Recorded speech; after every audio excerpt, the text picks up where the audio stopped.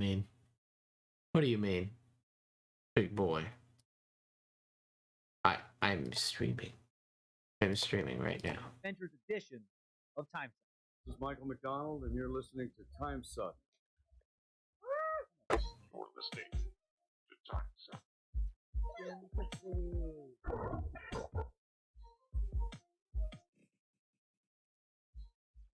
Happy Monday, Meat Sack. Dan Cummins, Master Sucker, Mother Sucker, the Suck Man, the Argonauts. Hail Nimrod. Again, order the Suck sign up to officially launch Monday, October 28th, noon Pacific time. Should be ready. Work somewhere that Suck. Make a gosh dang, oh my heck reminder. So you can register for your order of the Suck marketing sticker. Excited to see where this goes. Hail Nimrod. Got some silly teas also hitting the store today, and then we're off. We're off here in a second. We have too many silly things. Oh my heck. Wackadoodle? You even full, bro? Why this big deal? Well, we got 4 different phrase shirts to choose from, very different designs. Bella brand, 100% cotton. Also made out of 500% Greek god muskrat labia, right, for that Greek god company. All muskrats, all muskrat labia taken only from Mount Olympus, with the finest, strong. Link to the store in the time in the episode. And now it is Greek god time. Like, get ready for a lot of info, lots to suck onto. Greek mythology, it's a mouthful, hard to fit it all in. I feel like I might choke at times. For sure gagged a few times with some of these words. I kept on sucking. There's a lot of fun ear candy coming your way. Jason and the Argonauts, Heracles and his 12 tasks, Perseus and Medusa, so much more. Yeah. Let's get to it. So many fantastic stories from creatures and major and minor gods to go over today. So many words that it's gonna be hard for me to say. If I do fail on the pronunciation front, I just want you to know it's not for lack of effort. You can download the show notes from the Time Suck app if you want to see an insane amount of pronunciation notes. And I practiced them, I promise. The ancient Greeks didn't play any epic Dungeons and Dragons campaigns, but holy shit, that their gods embodied that glorious game. Greek gods were very present in stories of the lives of the ancient Greeks in ways you don't really hear about in major religions today. The gods would seduce, even impregnate humans. They'd rape them. On occasion, the gods actively fought in battles waged by the humans below. How intimidating would that be? Fight a god in battle. I mean, you can train all you want with a sword and shield, but I don't think you're going to stand a chance against someone with divine blood runs through their veins. Unless you're fighting the god of always losing. You got to pick a god to fight. That's when you want to go for. The god of crybabies might have a chance against that god. God of weak noodle arms, quickly tired shoulders, a hard time holding the sword for a length of time. That's a good god to fight. God of very low blood sugar, solid god to fight. That god who needs to sit down and constantly, keep from passing out all the time. Good god to battle. The Greek gods, not so good for me. No. How the Greeks worship their gods varied from town to town, city-state to city-state. There's no Greek god equivalent to a Christian or Hebrew Bible or Islamic Quran. No real equivalent to the Hindu Vedas, the books of Hindu knowledge that grew over 100 years. No equivalent to various texts of Buddhism. Luckily, a few ancient authors did put together some stories that catalog which gods existed, what their tales were. But those stories never spawned a religion similar to the major religions of today. It was a religion, is still a religion, which I'll mention later.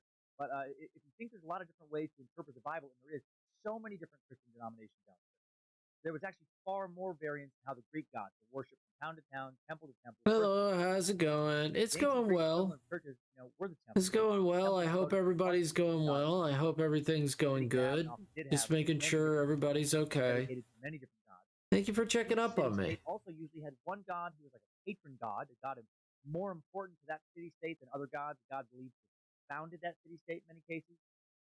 The god. I'm just working on somebody's 20-minute sketch. Lord of the sea is their patron. And Athens shows like Athena. If you wanted to gain favor from a god or goddess, you go to their temple, make sacrifice. Oftentimes sacrificing a creature. And the ritual of how to make that sacrifice, generally carried out by a priest or priestess dedicated to that specific temple. Or you made a sacrifice at home, at a little altar. Hope you're doing good. You didn't have that. Made the hello, Nix. How's the sweetest puppy in the world? Greece includes around. Oh no, look in a mirror. You're looking in a mirror right now, being. No, I said I don't know. Why don't you look in a mirror? I'm not a pup. Not the point. Not the point. Segmented geography. This ancient Not the religion point. is actually Not the having a small point. revival Oh today. my god. Real quick. Oh my god. Not a lot. Oh my god. Oh my god. Music. I was over the moon, except even though I sound like really tired, like it was an 8-hour stream, first and foremost. But I could not have been more thrilled with the way the stream turned out today. Yeah. I was all excited and shit. Nice. Yes. I saw that it went pretty well. Yeah. Seeing you working on these makes it hard to fight the urge to redeem one myself. I know. You gotta hold off, I know. I managed to get up to 31 followers, which of course Twitch isn't going to acknowledge that until like tomorrow afternoon.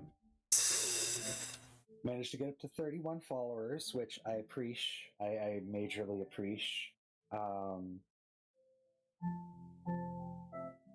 I don't know whether it's going to count today as my 7th day, so I'm going to try to stream again tomorrow or later tonight. Who knows? That's 10 new followers. That's pretty damn powerful. I know. Yes. That's what happens when you.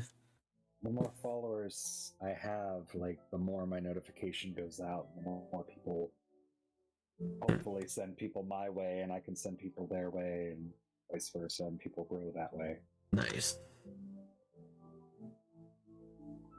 Which is why I didn't notice that you weren't streaming just yet, and then I sent them over to I sent them over to Kitsu. It's fine.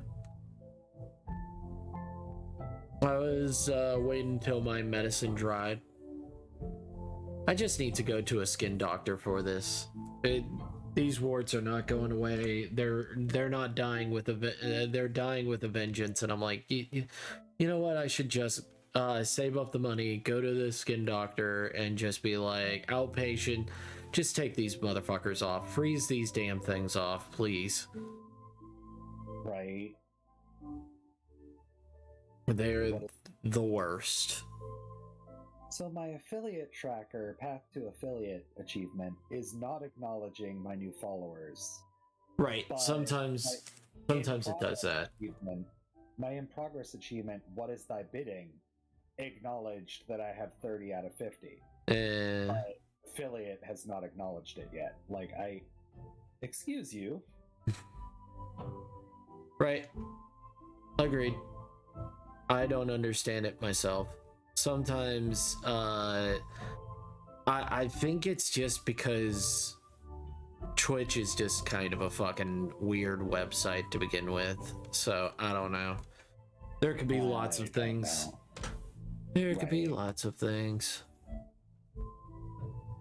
But you stream quite a bit. How do you feel? You feel a lot better?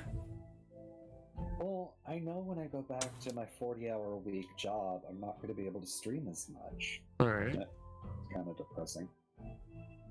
I mean, true. But I don't want people to get used to like 8-hour streams if that's not what I'm going to be able to do. Well, I mean, 4-hour streams are nice. That'll be fine. If you could do 4-hour streams, that would be just as fine. Because that's what I do, is mostly 4-hour streams.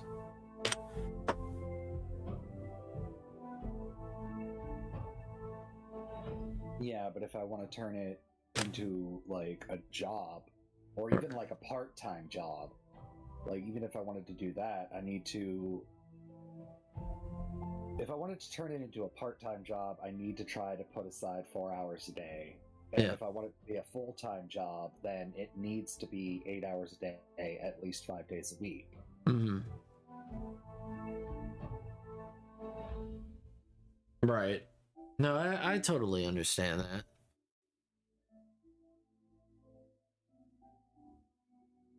No, I mean, why do you think that I put in so many hours? fuck. How much time do I have? Damn. Okay, I got 10 minutes. I'm good. I'll be fine. But like, I put in so much time into this because it's like, I understand that, you know, that there are a lot of people who are just like, I gotta have that go fix. And some people who are like, yeah, you know, it's nice that he's on when I'm headed to work or something like that. Right. Which I hope everybody's doing good. I hope everybody is enjoying themselves and enjoying the stream so far.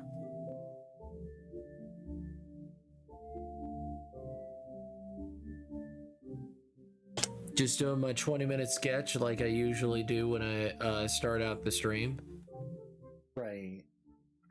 Instead of doing it during the middle of the stream. I think that's I'm not trying to be rude. I just think that when you do stuff like that, it does slow down the progress of art. When you're just like, stop, and then get. But maybe I'm wrong. Maybe it's like, no. It actually gets you in a mindset of like, you got to get it done quicker. I don't know. There might be a psychology to it. I have no earthly idea. The last 8-hour stream I did was approximately around the same time as well. It was around the 8 hours and 20-some minute mark. God damn. My goodness. Just about 8.5 hours. So I was thinking about doing a gift for it, but I'm just like, I'll get that done later. Stressing out and feeling anxious here, trying to focus on work, stress not related to work, but having a hard time doing that. No, steady, no. I hope you feel better. I hope that my stream can at least give some modicum of peace.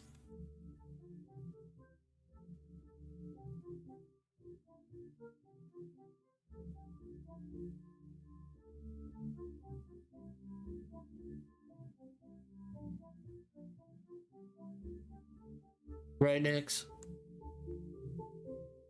Yeah. I am glad that you've been streaming. I'm very proud of you.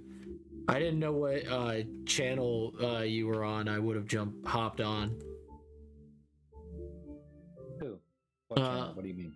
Channel. You know, the Discord channel.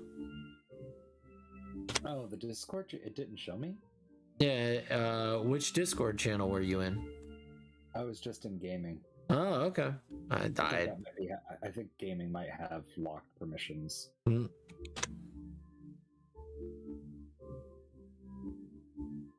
Possibly.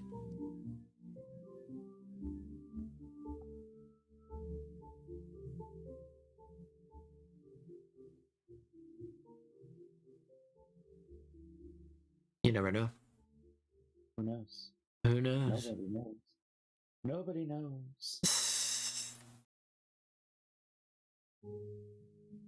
Oh, goodness. But other than that, today was okay. I thought I saw a thief that had stolen crab before, but it seems he bought crab, and I'm like, oh, thank goodness.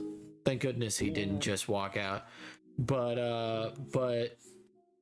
one of my friends from work, he's like, oh yeah, the police were in the front of the building, so I assume he wasn't going to make that.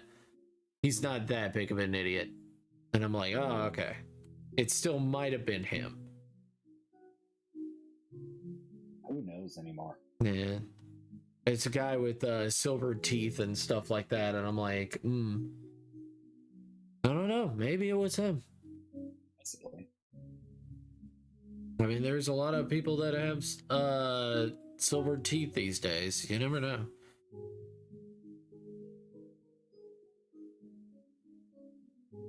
True, but you can't just like blame every silver-toothed fiend. Yeah. Yeah, I can't just be like, oh yeah, he has silver teeth and wears the same aviators that guy did. And also is wearing a stupid, silly hat like he did. I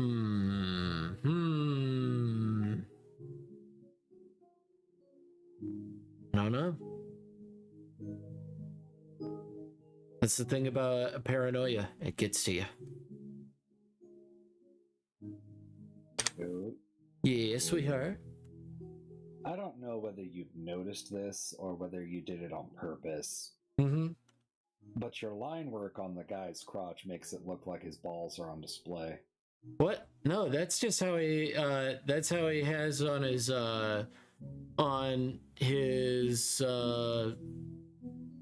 what is it? His reference. Oh, I know. Yeah. Just, you see how the line is in the middle of the crotch there? It kind Yep. of looks like his balls are on display. I mean, I could do this. Like, I don't want to interrupt your 20-minute sketch because you only got 20 minutes, but you know. I don't know what you're talking about. Don't do that. Don't do what? I know what you did. Stop it. Stop what? Stop it. Stop what? Stop what? Stop it. Stop what?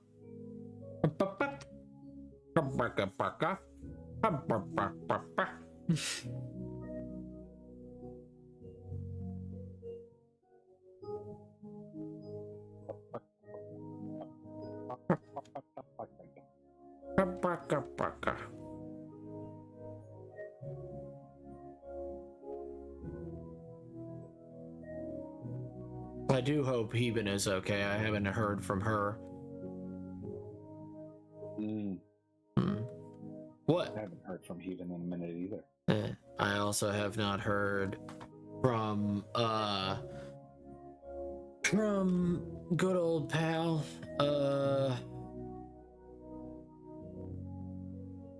what's his name? I don't know. You tell me. Abel. Have not heard from Abel. No, I haven't heard from Abel either. Yeah. I don't think any of us have. So I don't know. Maybe he's just, done with me for a while, which is totally fine.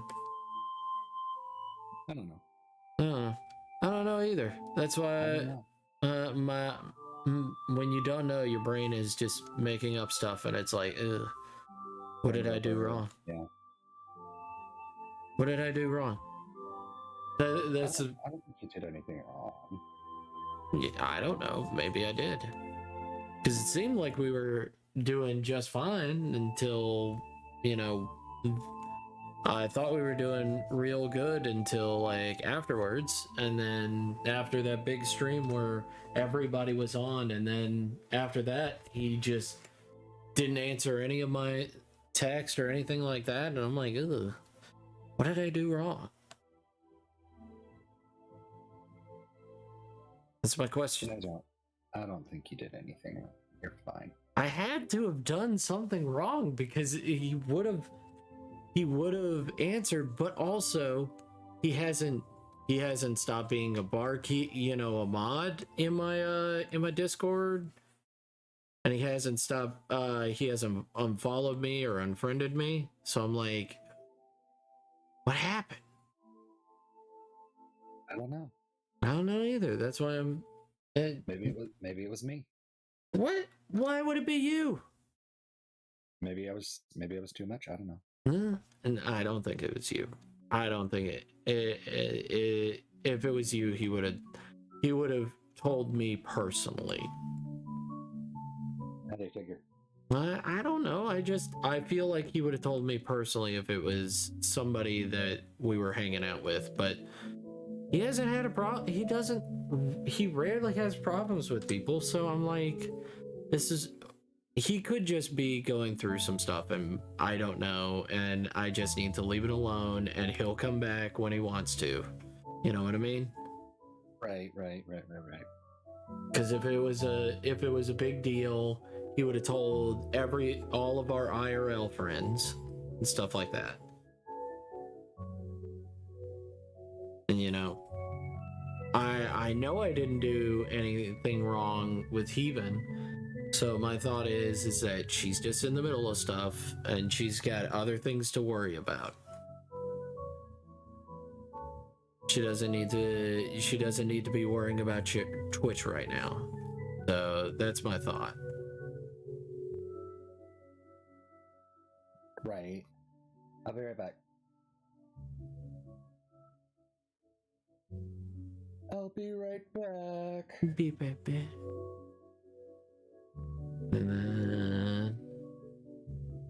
And stop. All right.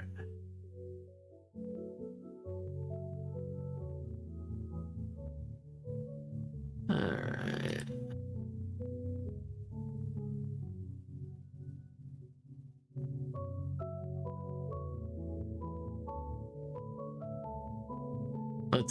right. Let's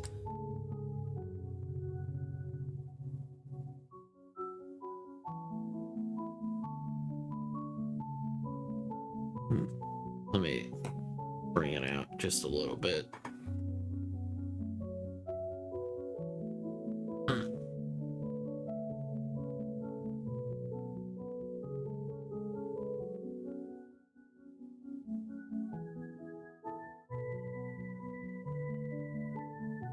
And there we go.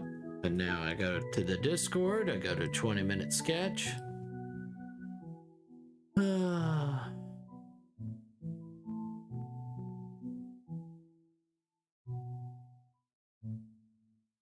And then I hit paste. There we go. There we go. Then I save.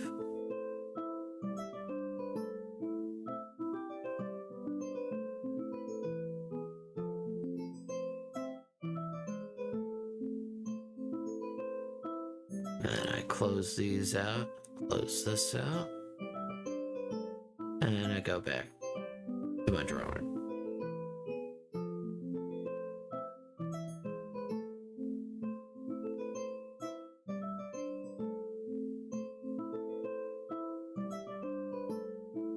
Thank you guys all for hanging out with me. I do appreciate it. Very nice of you, very sweet of you. Thank you so much.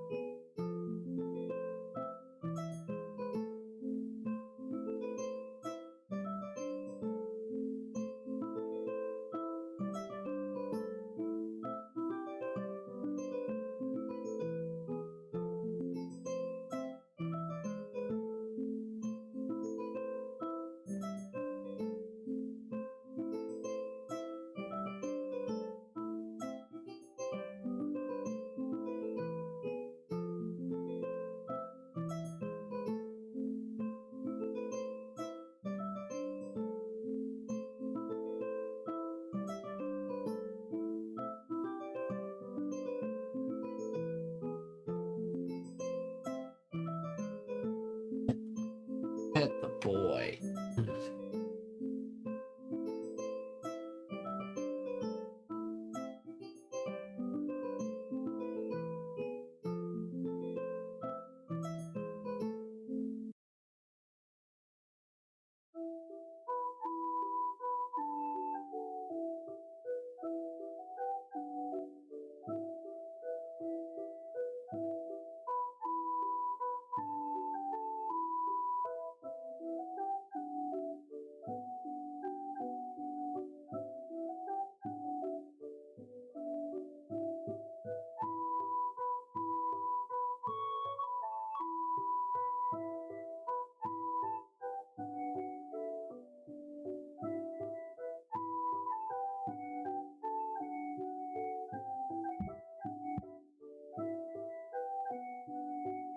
Blah.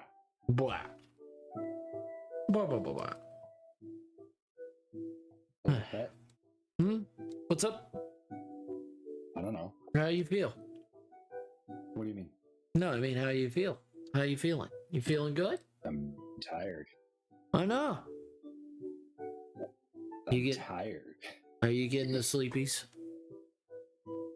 I don't know. Yeah, okay. All right.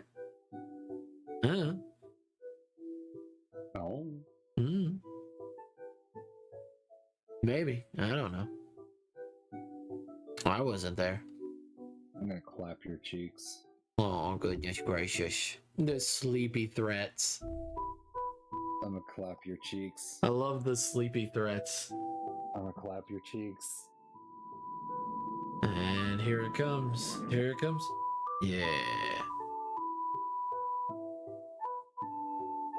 Yeah, like that. I can see that on your screen, but for some reason OBS is being a douche. Yeah. I'm gonna turn it up on my sound alerts because that was a bit quiet.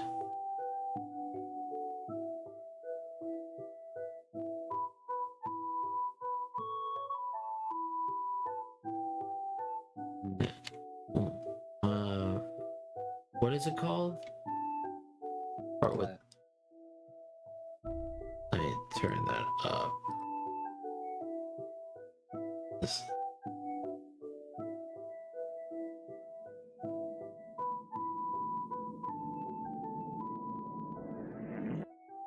Yeah.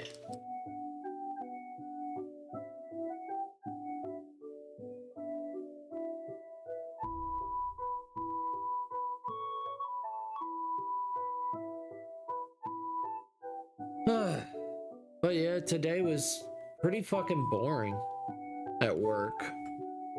Nothing really big happened. Yeah. Nothing really big. No. Nothing really big happened. Nothing too suspenseful. It was just another fucking boring day at work.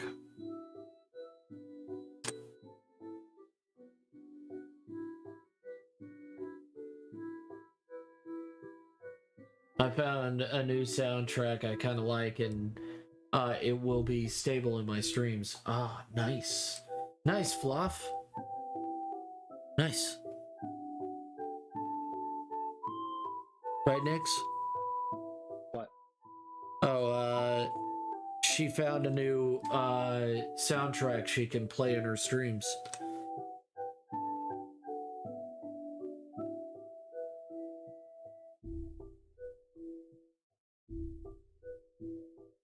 It doesn't get VOD muted. Yay!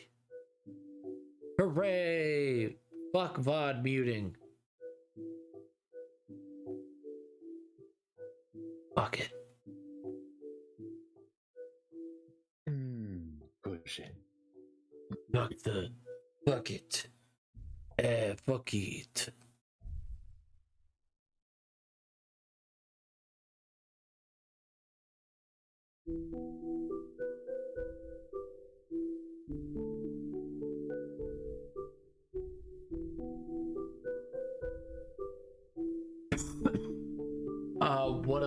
Wanna listen? Yeah, sure.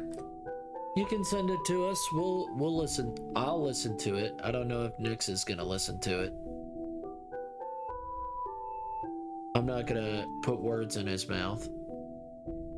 Oh, what? Oh, she wants to send the non-VOD mutable thing to us. Yeah. In the chat.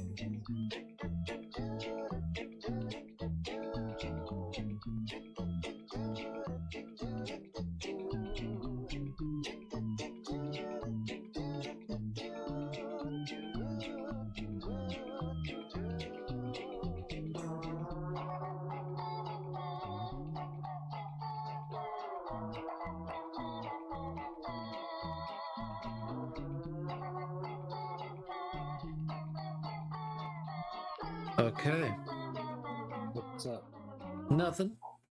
I'm just listening to this 10 hours. I'm doing good. I'm doing all right. Which reminds me, I might have to look up this. Hmm.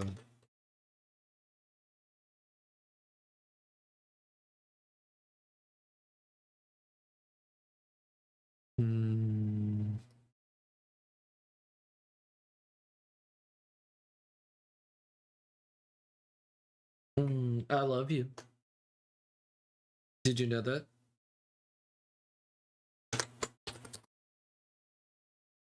Right. Right. Yes. Yeah, you did. Okay, cool. You're like,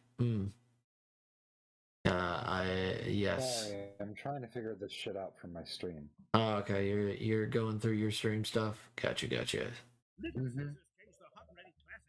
Like, I'm not trying to be a douche. I'm not. No, I'm not saying you are. I'm saying that I'm in the middle of something as well. I am in the middle of things as well.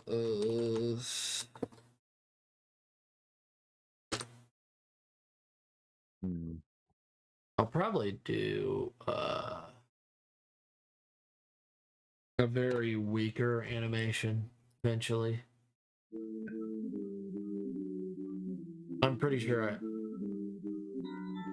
I think it's all right if you do it. All right.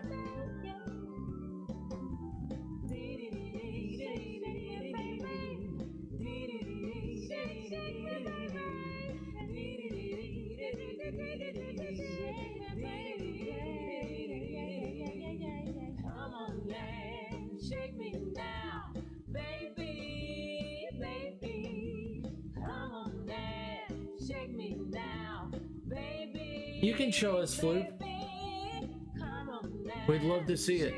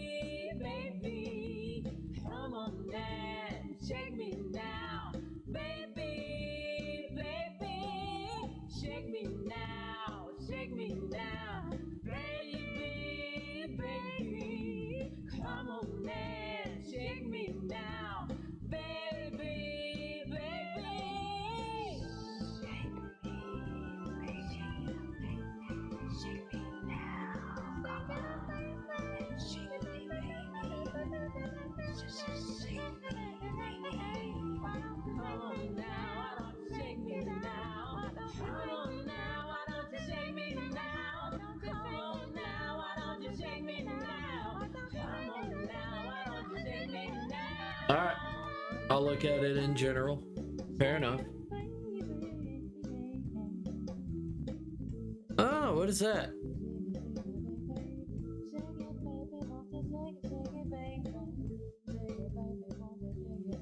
What is that? What's up? Oh, she put something in general and I don't know what it is.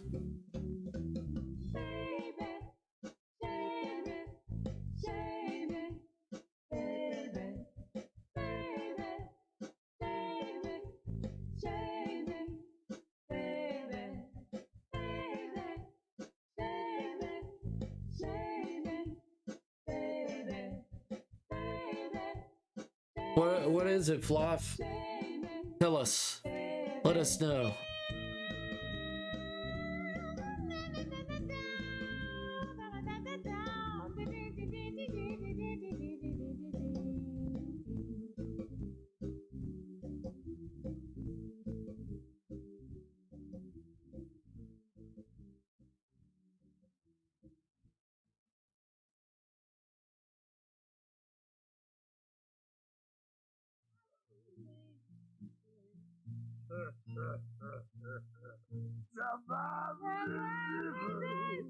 You made bread. Oh, okay. She made bread. She put it in general. Oh, cool.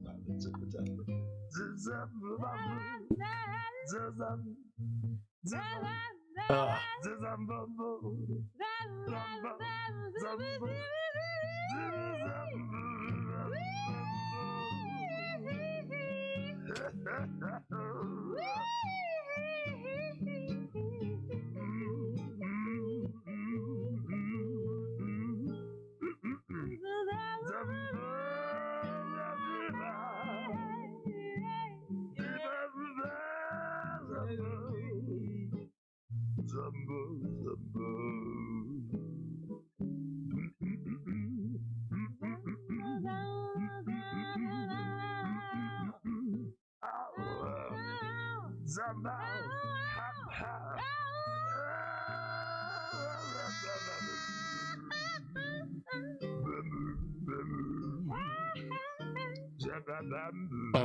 I'm listening to the soundtrack of Armed and Delirious.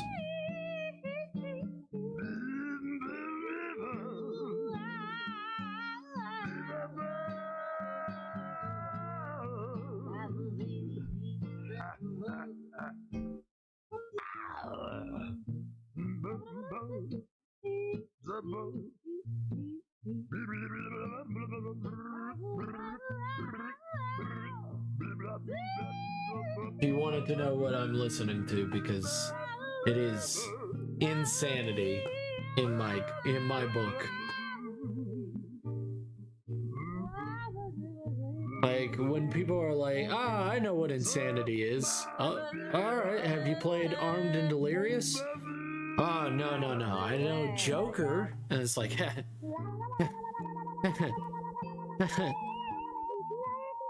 can't say, but you're both adorable. Thank you. Lurk, I've been awake since 3 p.m. Yeah, go to bed. Thank you for being awesome. And thank you, Hart, for being amazing as well.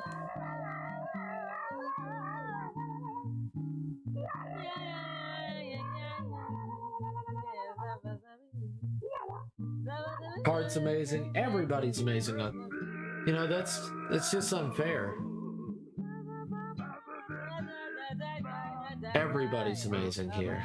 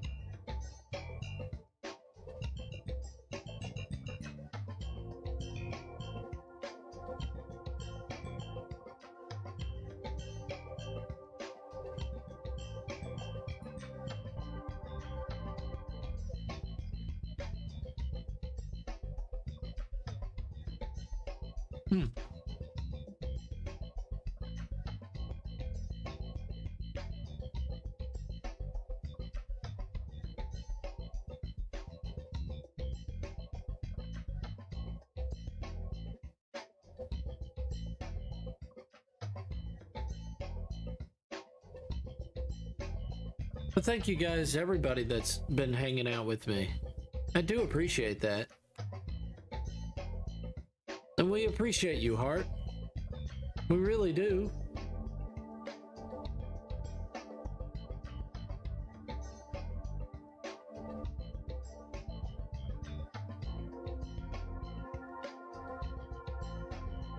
amazing. No, Flop. We all know the truth. You guys are amazing. I wouldn't be as incredible without all of you guys.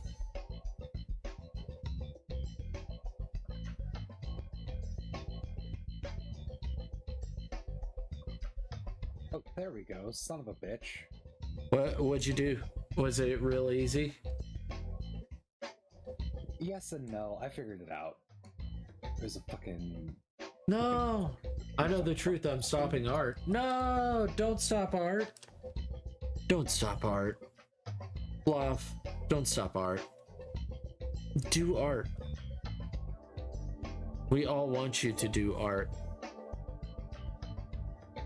I mean, I want you to do art. I don't know if everybody wants you to do art. I want you to do art. Because I believe in everybody doing art.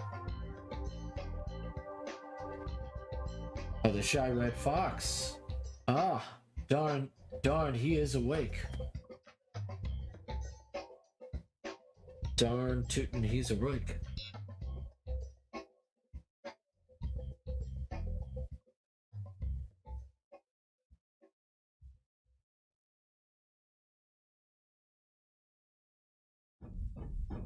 The Matrix changed my life. To get to be here again, it's really pretty incredible.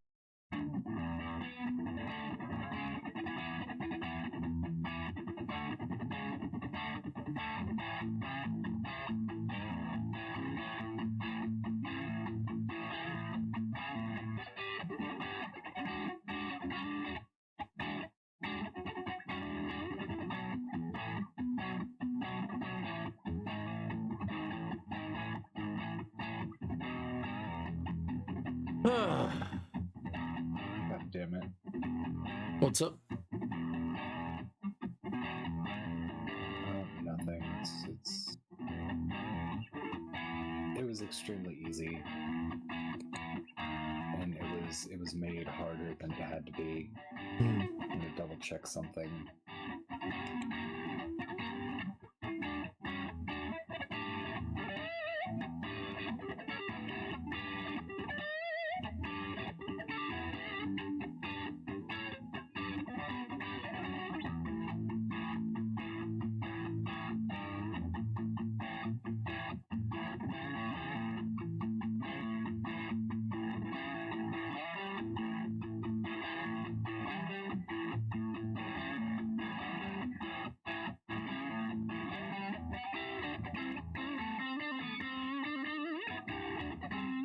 Now I'm gonna need people to ignore this for a second. Okay, I'm ignoring. What I have to check, because what I have to check, I have to like turn on a stream for. No, you don't. You can just turn on your OBS and go through your OBS completely. You don't have to turn on your stream. And then you can... But how do I test the chat is there on Easy. my game without being on the game? So, you can go into your chat. You'll have your chat on the right side of your screen, right? So you What? can go to your stream element. You're using stream elements, right? No, I'm using OBS. Okay, so you have your OBS. Yeah. You got your OBS and you got your chat to the side in a bar, right? Yeah. Okay, so you've got your chat right there. So what are you testing? I'm testing to see if my chat is going to... When I start a game, I want my chat to be actively there without having to use my cell phone. Okay. What I'm testing is while I'm streaming, will I be able to see chat in my game? So I don't have to keep looking at a second or third screen. Because what it's supposed to be doing is OBS is supposed to give me a little pop-up when chat pops up. Right. Chat tester. Gotta test that chat. Yep. I get you. I get you. All right. I might not have to. I mean, if you have to, you have to. I'm not gonna tell you how to live your life, baby. I use OBS. But you know, you can... I think you can pop your chat out of the screen.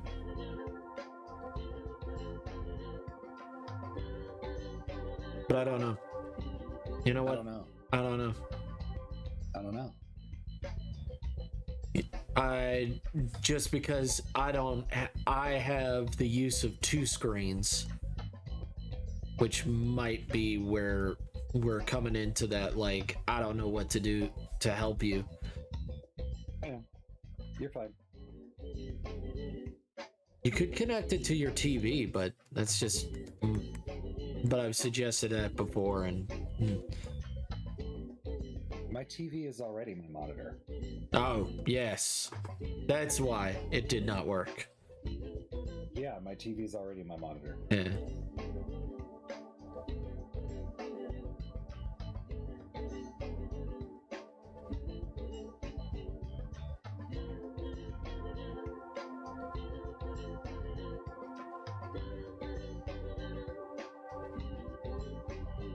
Now it says I started, and this is going to be a test stream, so I'll delete the VOD immediately after, which is fine. Yeah. But it hasn't acknowledged that I've started. Which is Sometimes it'll take a minute. It normally it takes 3 minutes for me, 3 or 4 minutes. Yeah, but the only way I'm going to be able to test this is if I go. Damn it. The only way I'm going to be able to test this is with my phone. And I need my phone to acknowledge my stream so I can test this. Well, just give it a minute. Also, even she texted me. What's up? She just said she's not in a good place right now. Yeah, it's not popping up in my. It's not popping up in my stream.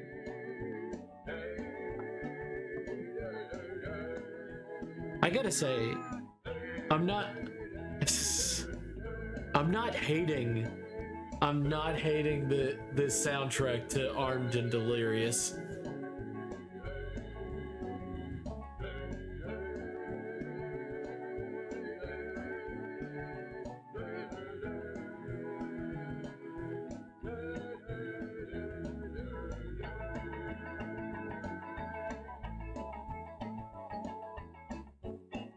See, it should provide an overlay on my game, but it's not. And that's what's frustrating me.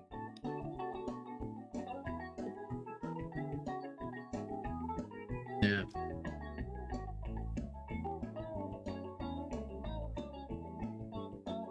Because technically OBS is showing that chat is there, but it's not showing up on my screen when I'm. Yeah. She is not in a good place mentally right now, and she doesn't want to bring that into the chat. Aw. So that is why.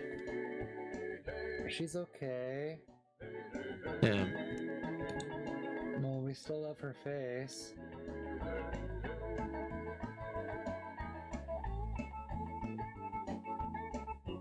I wonder if that's just not going to work with this game, or is it going to not work with all games?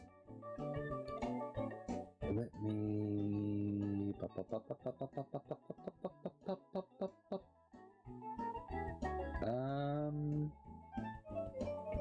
Yeah. I told her that she is always invited to the chat, even when she's not feeling good. Just because... It doesn't matter if you're feeling good or not. Hell, Floopy comes in here all the time and she's not always at her best, but we try to cheer her up. Yeah.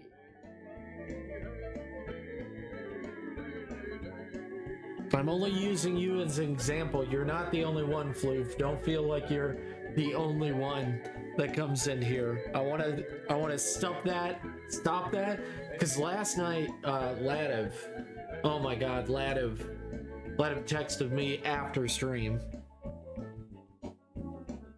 What happened? Well, it was a comment that you made.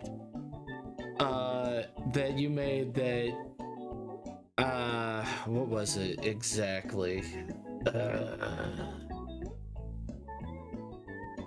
Comment I made? Yeah. There's a comment you made. What did he mean by there are some people here who we don't like talking to, but we still do? That's what you said. Oh, that. Yeah. Doesn't need to worry about that. Yeah, that's what I told him, but his brain wouldn't let him go to bed. That's not about. Yeah, no. I know it wasn't about him. And I was like, no, honey, no, you're fine. I'm just gonna stop that for right now. I'll continue working on it, but No. I can't. Yeah, My Mass, brain's not letting me. you were talking about him, and it's like, no, he wasn't talking about you. No, Jesus, no. Yeah, so don't worry, Floof. You're not the only one that comes into my streams that is depressed, okay? So don't feel like I'm targeting you. I'm using you as an example. There's a difference. Yeah, sorry about that. I don't control my typing sometimes. No, you're fine, Flop. No, stop that. No, slap. Stop it. Stop. Stop it. Stop it. See? She does it again. No, it's fine. I'm always depressed. No.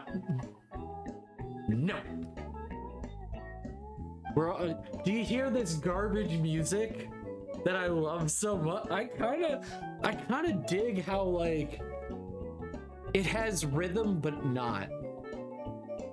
Oh, I'm not paying attention to the music. It's kind of like jazz. You know, where in jazz they'll have breaks that go nowhere?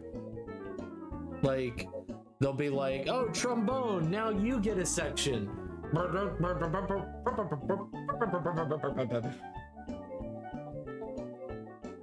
Okay, but no. Off. No. They were just acknowledging fucking your couch, which is very different. Fuck your couch. Not gonna lie, my brain misread that entirely, and I thought it said "fuck yo cooch." I mean, if Apo wants to fuck your cooch, that doesn't mean it hates you. It means it likes you a little bit too much. My brain completely misread the word couch. I thought it said "fuck yo cooch." Fuck your cooch, bitch. Nix, I read the same. Fuck. Your brains are bad. You got bad. You've got the bad brain. There's the dab. There's the perfect dab.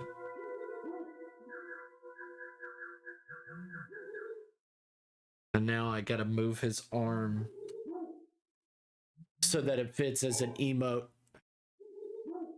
No, we just dyslexic as fuck.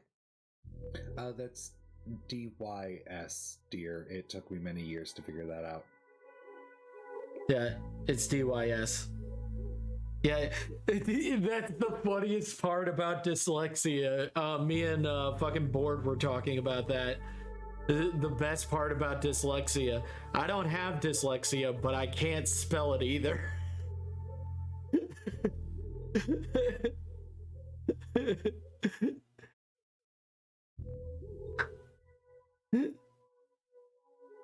I have had to spell dyslexia because I'm usually in chat rooms and I have to explain dyslexia. I have had to spell dyslexia so many times over the years that I finally, it finally just now clicks in my brain that it's spelled D-Y, not D-E or D-I. No, it's D-Y. No. Oh man, it's like trying to explain attention deficit disorder, and then it's like, man, you know what would have been better? Fluff, you're perfectly fine. You know what?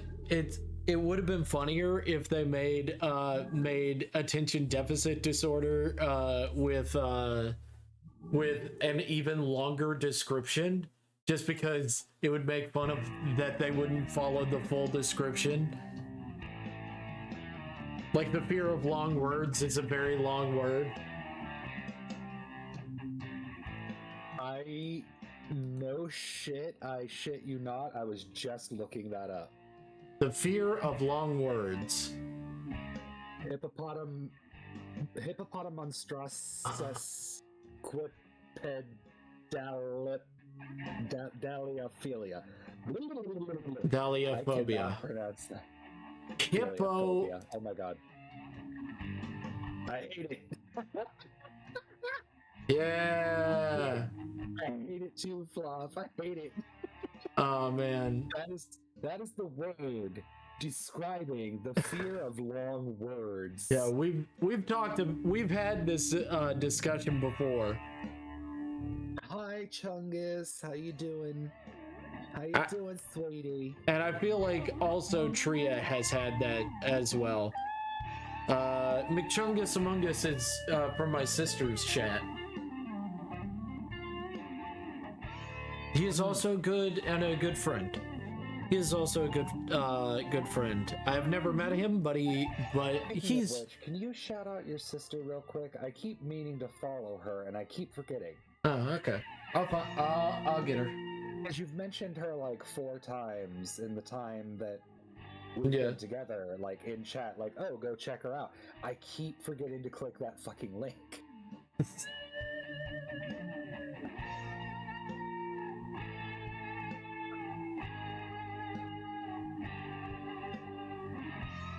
Oh, she's got 900 followers. That's so sweet. That's so sweet. Now let's. Well, I want to give her more because, you know, I can't expect to get followers if I don't follow people. God damn it. I have not told Jamie that I've started streaming, and when she finds out, she's going to think I've been hiding it from her, and she's going to be mad at me. She has a huge issue when it comes to lying and keeping secrets. I don't think you're keeping a secret.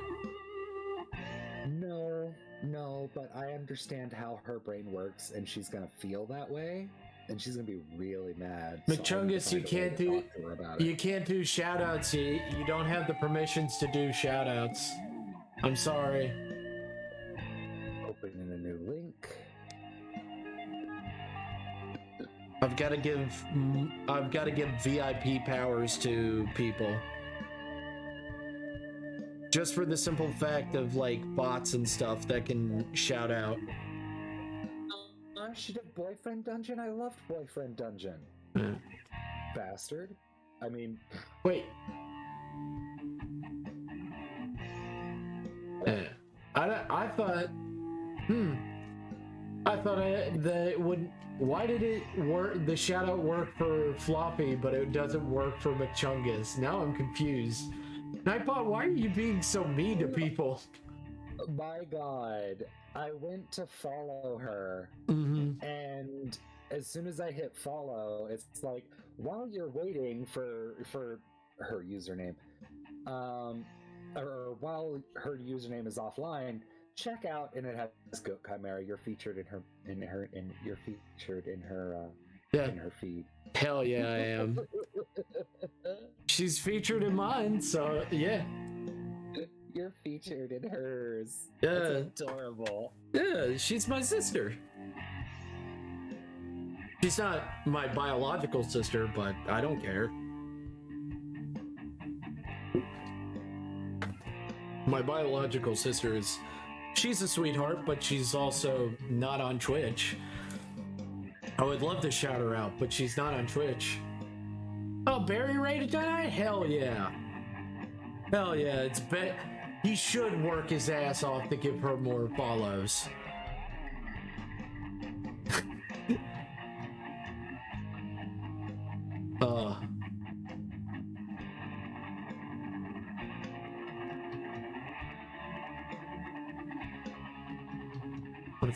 Let's go to Among Us. Let me turn that up because I can barely hear it.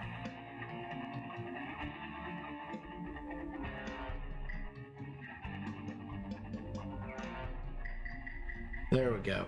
I got it. I fixed it. It needed to be a little bit louder. Okay. So I'm listening to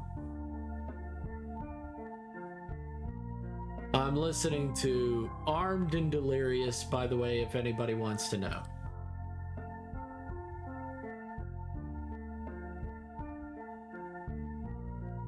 I don't know if anybody wanted to know.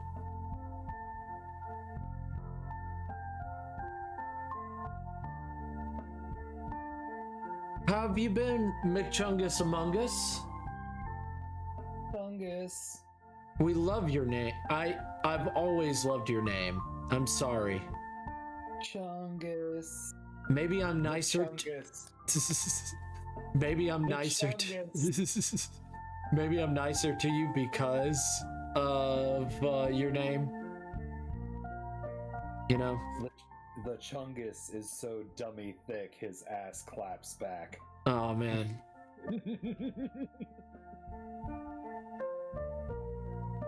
I have not drawn. It might be her ass claps back. I think it's a he. Mick doesn't tell us shit. Yeah.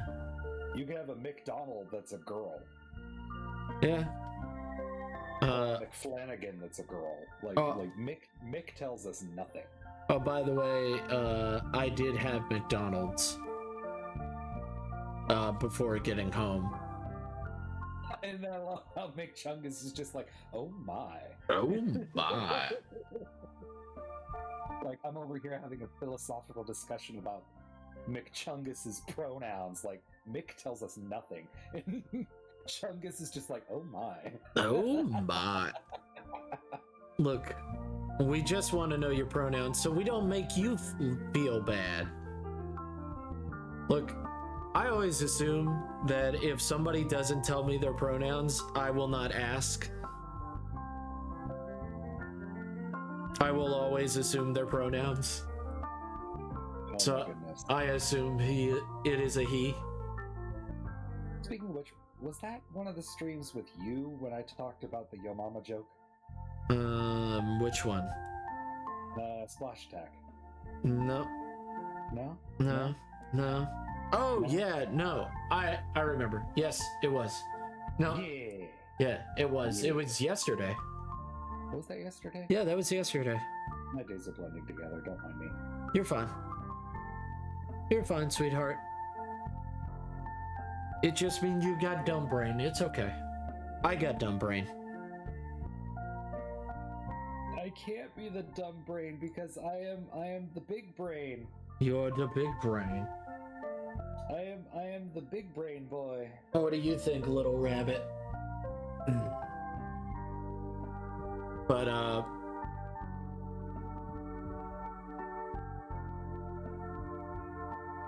No, you don't. I'm the dumb brain. Fluffy shoosh. shoosh, Fluff. Oh, Fluff. You are so silly. But also, Most people don't bother to ask, actually. yeah. We're weird like that. Yeah, we're the weird part of the internet. We're furries. We're weird. Well, I mean, you wouldn't ask a girl if she's pregnant, like... I mean, yes, I would. But that's because She I might just be fat. You want her to kick you in the nards? she might just be fat, you know. My job is to make college easier because students have a lot. No, I want to know. Like, can I feel the baby kick? I'm not pregnant. Oh. Can I feel the baby kick? You asking? Can I feel the baby kick? Wait, hold up.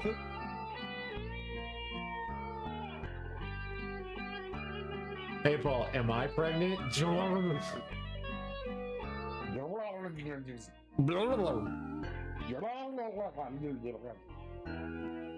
Hey Paul, am I pregnant? Answer the damn question, sir. I don't think it wants to answer. Yeah. It's not responding.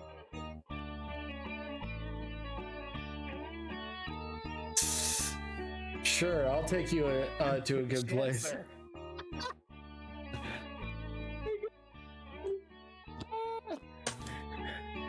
was just like, I mean, do you want to be? We can make it happen.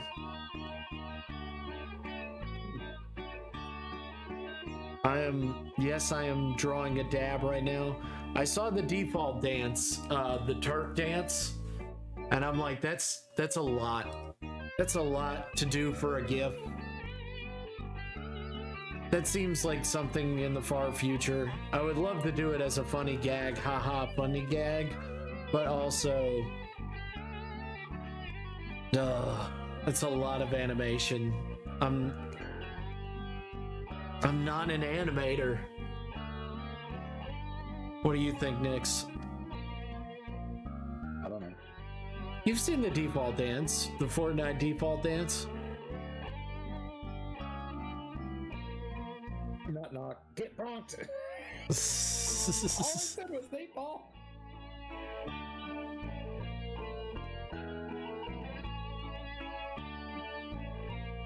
8-ball. Bonk. A bonk on the head. You get bonk, Nix.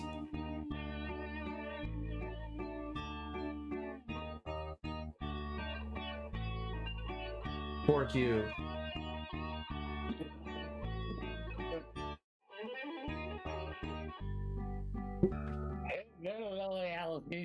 You kids just nurse Jesus for. So you made Board a mod to try to fix your to add 8-ball. No, I had bots. You didn't even know you had bots? I didn't even know I had bots. I had Board to my moderator list. The next thing I know, 500,000 people are being banned in my chat. I'm like, what the hell? Oh yeah, no, that's all bots. Yeah. Yeah, no, there's so many bots. I forgot to tell you, honey. The bot apocalypse happened. You're just a part of it. Oh my god. Yeah. I have so many bots in my chat and I didn't even know. Well, a lot of them, there's a lot of preemptive bots, and there's a lot of bots that are just there sitting there. Waiting. Just waiting.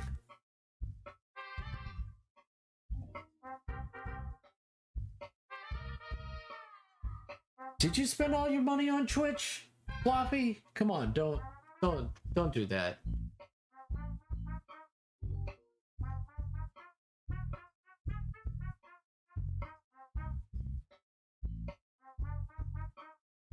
Yeah.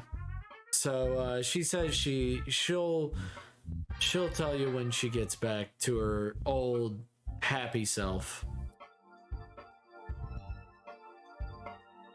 I hope Board got some sleep, because he's been, but also he has what is it called? Hard Insomnia, shut up. Insomnia? Insomnia. Oh. And I'm telling the 8-ball to shut up. Oh, okay. Prepare for unforeseen consequences. It's already done. I got a new emote though. So I asked 8-ball, will I get laid this year? And then 8-ball's like, prepared for unforeseen consequences. I'm like, what's that supposed to mean? I need to make something for so many channel points. But I've got to finish my overlay and everything. I got so much stuff to do. I don't need to add more to my fucking plate. Oh, Yes, sweetheart. I think you're underplaying what 8-ball just said. What did it say? I asked 8-ball if I was going to get laid this year, and it said prepare for unforeseen consequences. That's funny. That's funny. How is that funny? You're involved in that. That's very funny. That's very silly. How is that very funny? That's very silly. That could be anything from like your crotch catches fire to like you fall off my bed or some shit. Yeah. Unforeseen circumstance. We're not going to see it happen, so just let it happen. Oh my god, I hate you. I think what's going to most likely happen is Charlie Horse. Not gonna lie, I'm pretty sure. And unfortunately, some people might be accidentally identified as bot. I think I was assumed to be a bot on this channel at first when I joined here. Yeah, we did assume you were a bot for a little bit, and then because your name is also connected to another name that's very close to a bot's name. Well, when Board started deleting bots, I'm sitting here like the only other people that I know aren't bots in this chat are you, my here, and Runery popped in and was lurking. Yeah. I'm like, so other than those three people, like, unless they speak up, get the fuck rid of them. Yeah. Very sweet of him. I made an announcement to God in the world. It's like, if you're not a bot, speak now or be yeeted. And Board started deleting people. He delete no one us. said anything. Yeah, he delete us or yeet us. He yeet us, delete us. Yeah. Like, I gave them fair warning. Like, no one spoke up, so everyone got yeeted. Yeah. But yes, Steady Prism, we did think that you were a bot because your name was closely associated to a bot that literally was in over 2,000 channels. Oh, pardon me. Ooh, pardon me. You're fine. Should I stream again? Should I do League of Legends? I'm bored. Tonight? I mean, I thought you were going to bed. I mean, if you're bored, then do whatever you want, baby. Yeah, but I just got off of an 8-hour stream. I mean, then fucking stream. I'm not gonna tell you how to live your life, baby. I'm sorry that I bore you. I'm sorry that I bore you, sweetheart. Who said that you were the one boring me? Obviously, it is implied. How is that obviously implied? I'm being an asshole, that's why.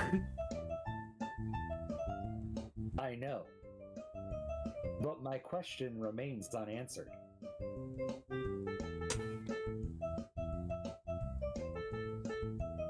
Answer the question, goat. Answer what question? How are you bored? You're avoiding the question, goat. Okay.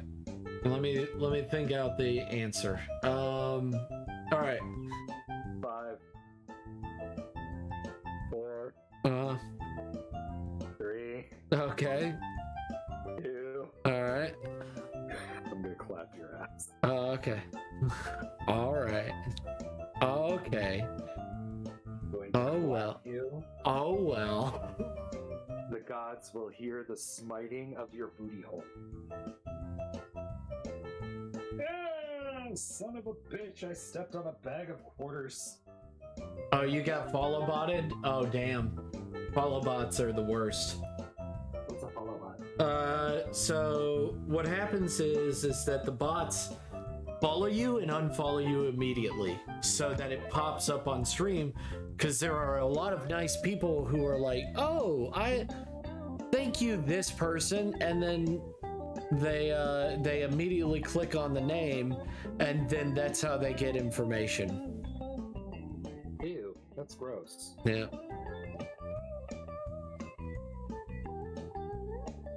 Oh. Oh. Ow. E. Ooh. Ow.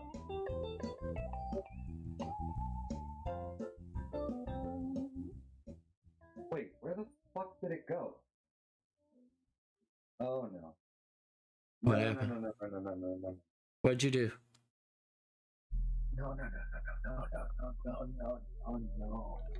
Oh no. No. Oh no. Oh, I found it. Yay. I lost my pen. Oh no. Are you gonna draw? I don't know. I don't know either. That's why I was asking. I don't know. Get off my back, woman. You sound a bit more muted. I'm right here. I know, you just sounded a bit more muted, and I was like, oh, okay, he's just a little bit further from his mic. I'm gonna doodle on your stream. Okay, all right, Fluff, if you wanna lurk, that's totally fine. I'm all over the place right now. I remember my second stream till today. I got followed. It was funny. Follow botted. Oh, you got follow botted. Yes. Oh no. Oh no. I don't think I got follow botted. Everyone that followed me seems to have a legitimate name and purpose. Yeah, seems.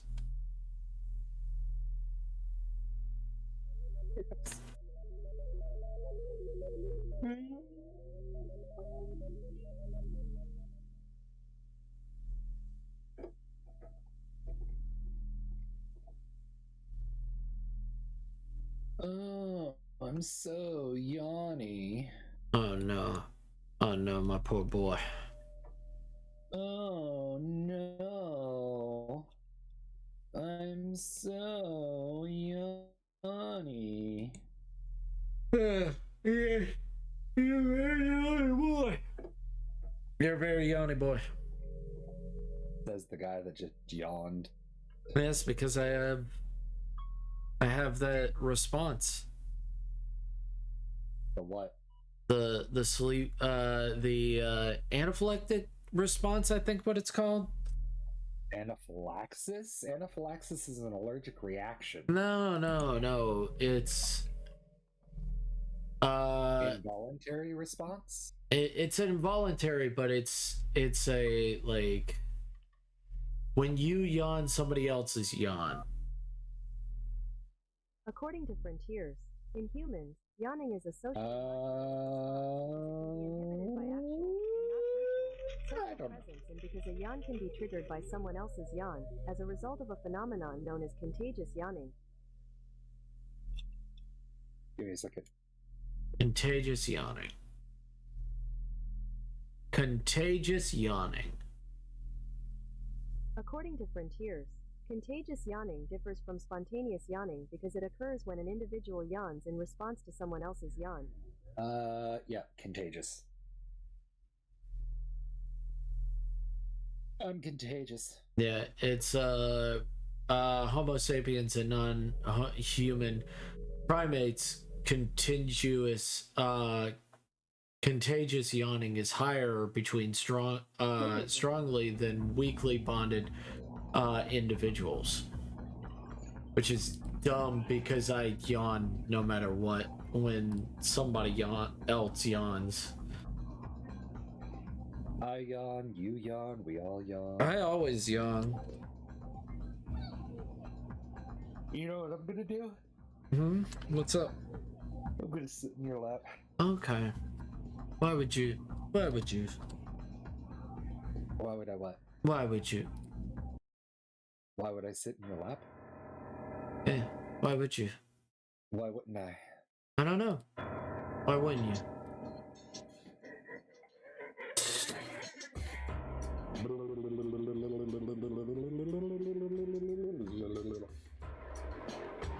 What is it, baby?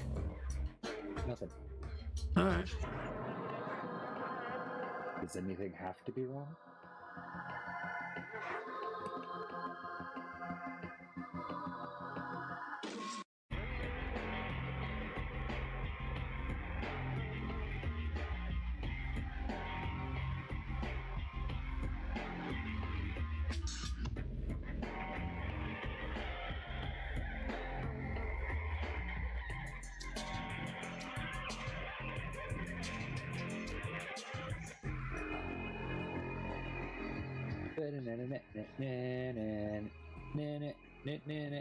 What you drawing, baby? Not a damn thing. You're like, I'm gonna draw now. Now I don't even know what I'm gonna draw.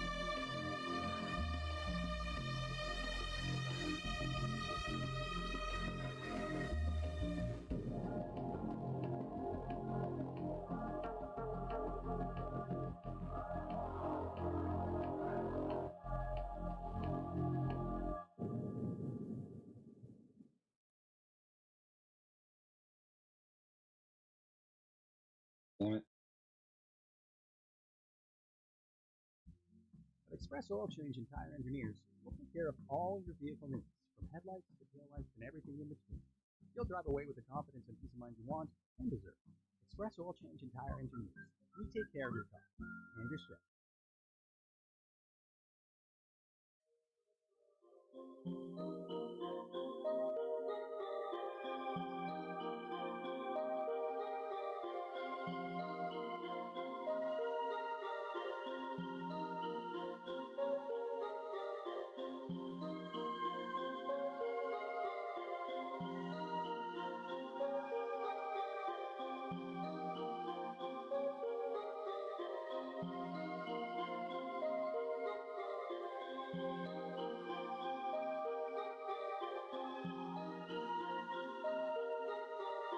Huh.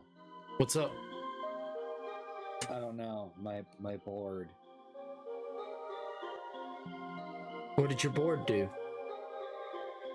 I don't know. It doesn't have the right settings that it used to. Did you disconnect it and reconnect it? My keybinds are different. Yes, I did. Then that might have happened. How do I fix my keybinds? For Clip Studio? No, for my board. You gotta just go to your taskbar and then go to type in the UGI or whatever the board's name, and then it'll bring up the actual board itself, and then you can change it from there. You should be able to change it from the software itself.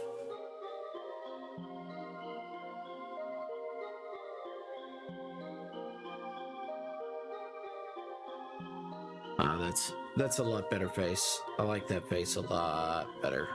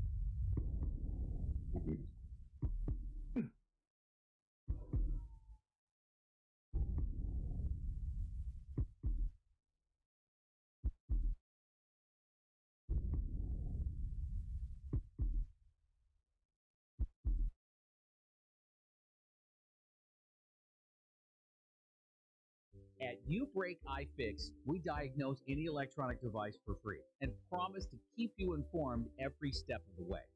Our trained technicians are equipped with the knowledge to get your device back up and running as soon as possible. And you get all this with our same 90-day warranty and excellent service that you know and love. Let the experts at your local You Break I Fix take a look at your broken device today.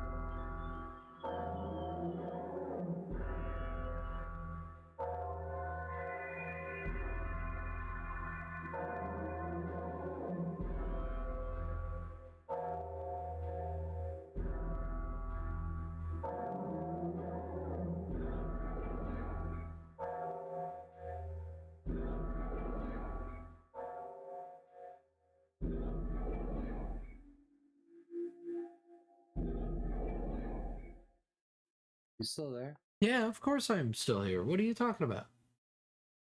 Oh, you just got very quiet as well. I have nothing to really say. I'm chilling with my boyfriend while drawing. I'm working with this wonderful chat that's chilling out with me. They're all, and I'm working with a lot of lurkers, and I'm enjoying every second of these people. And I'm enjoying my time with you while you're doing yours thing, which I thought you were drawing yourself.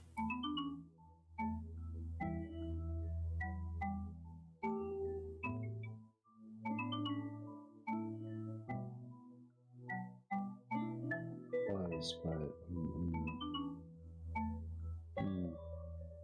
What's up? try to figure this out.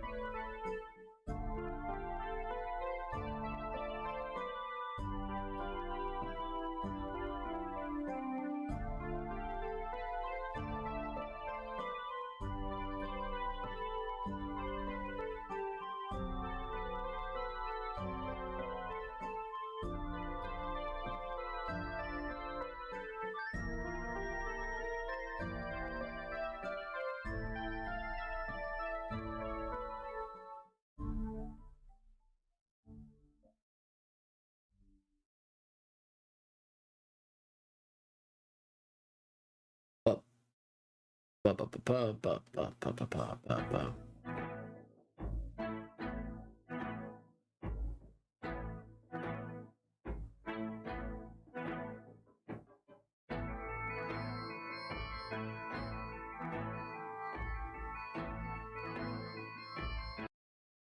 What's called Hellenism, which is worship of these ancient Greek gods. It was officially recognized by the Greek government as a living religion just a few years ago, back in 2017. And like I imagine many ancient Greeks felt, it seems that modern believers don't actually believe in a bunch of gods necessarily hanging out up there in Mount Olympus and quarreling and fighting. They believe that the gods symbolize various aspects of human nature. And they pay tributes to these gods to really kind of reconnect with their own nature and with the nature of the world around them. Also connecting with, past traditions, connects them to various aspects of themselves the gods represent. It's all very symbolic. Now let's talk about the man responsible for creating much of our modern fascination, speaking with the Greek gods. If it wasn't for this guy and a few other guys, there probably would be no revival now because there wouldn't be enough information to go on. Talking about Homer, a name that used to not be associated so strongly with American cartoon that now my mind automatically adds Simpsons to it. Right? I actually hear when I hear the word Homer. We're not talking about Homer Simpson. We're talking about Homer the Greek, who either wrote or is credited with having written, the epic stories, the Iliad, the Odyssey. Some think he wrote these stories. Others think these stories were already being told orally long before Homer, and he just put down on the page, tales ancient people have been telling for a long time. Telling with that good old game of multi-generational telephone, the pre-written history pastime where many of our myths and folklore and monsters and even, many of our religions of today were born. Who Homer was is a mystery. Some think he was a birthday clown, pretty good at juggling, but bad at riding a unicycle and worse at making balloon animals. The centaurs look like snakes. The griffins look like snakes, and basically everything looks like snakes. And by some people, I do, of course, only mean me. Serious historians, not addicted to making up weird lies for their own petty amusements, think he was born sometime between the 12th and 8th centuries BCE, possibly somewhere on the coast of Asia Minor. But really, we don't know shit about him. We don't even know if he's one guy. The works attributed by someone known as Homer may have actually been written by a group, collected and just assigned the name. That was Homer. a good one. Whoever this son of a bitch was, he wrote 2 episodes. The Iliad and the Odyssey, and these poems have survived for almost 3 millennia, and they provide important insights into the early dreams and daily lives of these early Europeans. They also show in many ways how timeless the human struggle and the human condition is. The old same as it ever was. We are in many ways the same as who we were back then. Homer's poems would go on to inspire many future people. Alexander the Great, that legendary Macedonian military conqueror born centuries later. And without Homer's stories to inspire Alexander, he may not have tried to conquer the entire damn world. It's the known world to him. Greeks like Alexander believed that the only life worth living, the only way to achieve immortality was to be bold, carve out a legend for yourself, be timeless and heroic like the gods of Homer's poem. Please the gods with your bravery and a life spectacularly led. You could live forever in the Elysian fields, the Isles of the Blessed. The ancient Greeks pioneered the concept of heaven, most similar to Christian heaven, actually. Other pagan groups at the time did not believe in life after death in the sense of one's ego continuing on in a world beyond this one. The gods of Norse mythology, their Valhalla afterlife, which we covered back in Suck 77, similar in many ways to Greek mythology. They wouldn't show up, for centuries. The Olympian gods mirrored Greek culture, helped shape it. The Greeks were quarrelsome. They enjoyed warring, banqueting, fornicating, revered strength, sexy beach bods, intelligence. Their gods enjoyed all of this as well. The godly guys and gals were very human, way more than most modern gods. They watched, interact with humanity. Sometimes they even come down from Mount Olympus, bang a human or two, kill a fool, help somebody out. They were super hot, little different than today's gods. No one outside of the mentally ill are praying that Jesus might come down and sex them up, thinking that there's a real chance of that happening based on some kind of historical precedent. But that is what the Greeks would think. The Greek gods, as you'll soon find out, they fuck people all the time. They're pretty horny guys. Mortal heroes also showed up in the tales of the gods. These heroes, some of them descended from the gods themselves, some of them half gods. Also important to the Greek myths. Achilles was a half god hero. He did not live in Olympus. He was very much born on Earth, lived on Earth. His father was a king, and his mother was a sea nymph or minor god. He was a bad motherfucker, man. Brad Pitt did such a good job playing Achilles in that movie, Troy. I don't know if you've seen that, but I was getting pumped up thinking about that movie this week. I will love Brad Pitt forever based on that role alone. no matter what he does from here on out. Like he could go to jail tomorrow for trying to kick field goals with human babies instead of footballs. And I would think that was super fucked up, but I would still think he's a badass. I'm like, yeah, no, he shouldn't have kicked those babies. Obviously not. But I mean, did you see that scene in Troy where he fought Hector? Eric Bana. Come on, that showdown was epic. Hunter every time I think about it, like the 300. Anyways, heroes tended to be adventurers and warriors, characterized as bold, experienced, intelligent, fierce. Perfect Greek warrior and leader.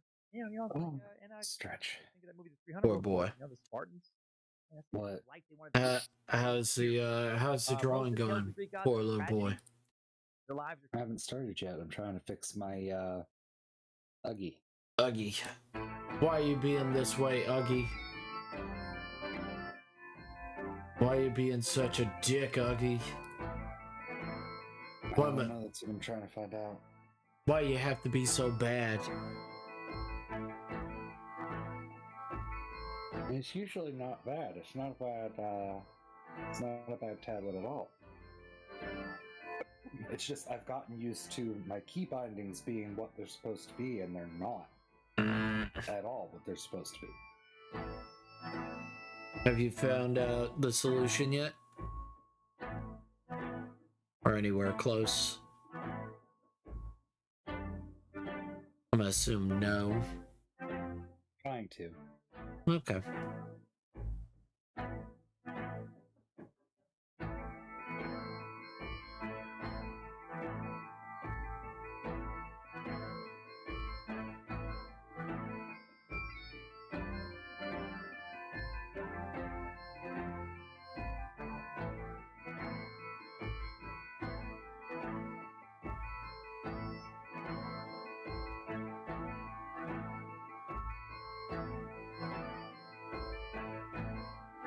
You'll get it. I believe in you. 2, 3, 4. 5 is undo. Zoom out. Erase. Zoom in. Wait. 1. That's erase.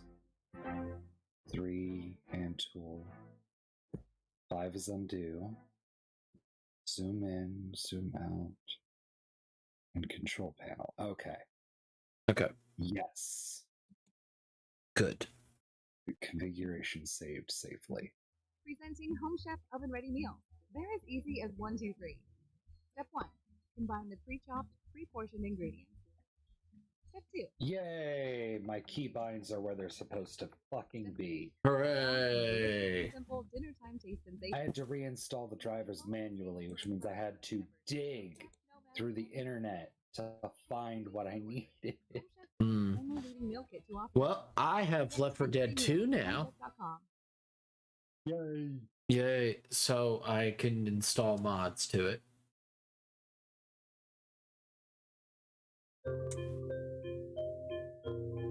I just need to figure out what mods I want on my Left 4 Dead 2. Just like I need to figure out what mods I want on my Fallout 4. And actually play it. I want to play that multiplayer mod, see if that's a thing. I don't know. I don't know. Yeah, I don't know either. That's why I'm like, maybe that's a thing, and we could play together. That'd be fun. Fallout? Yeah. I don't know, maybe. Yeah. Maybe.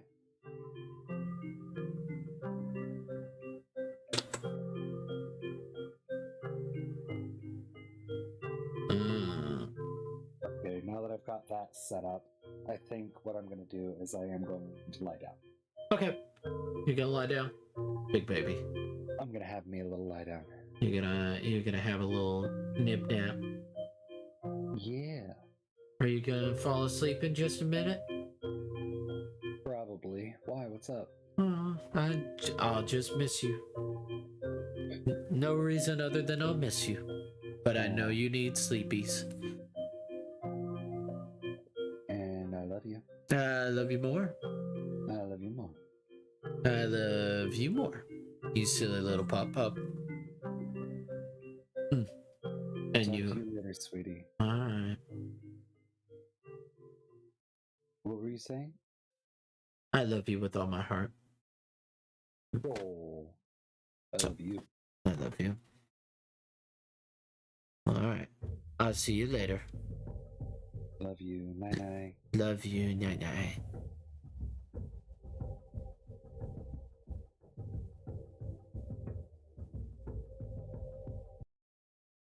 Reflect the often tragic lives of the ancient Greeks. Now they live in a time of near constant warfare between all these various city-states, other cultures, rampant communicable diseases, constant treachery, as various noble families clamored and killed to increase their riches and social standings and try to carve out their own legends. It was a very bloody time.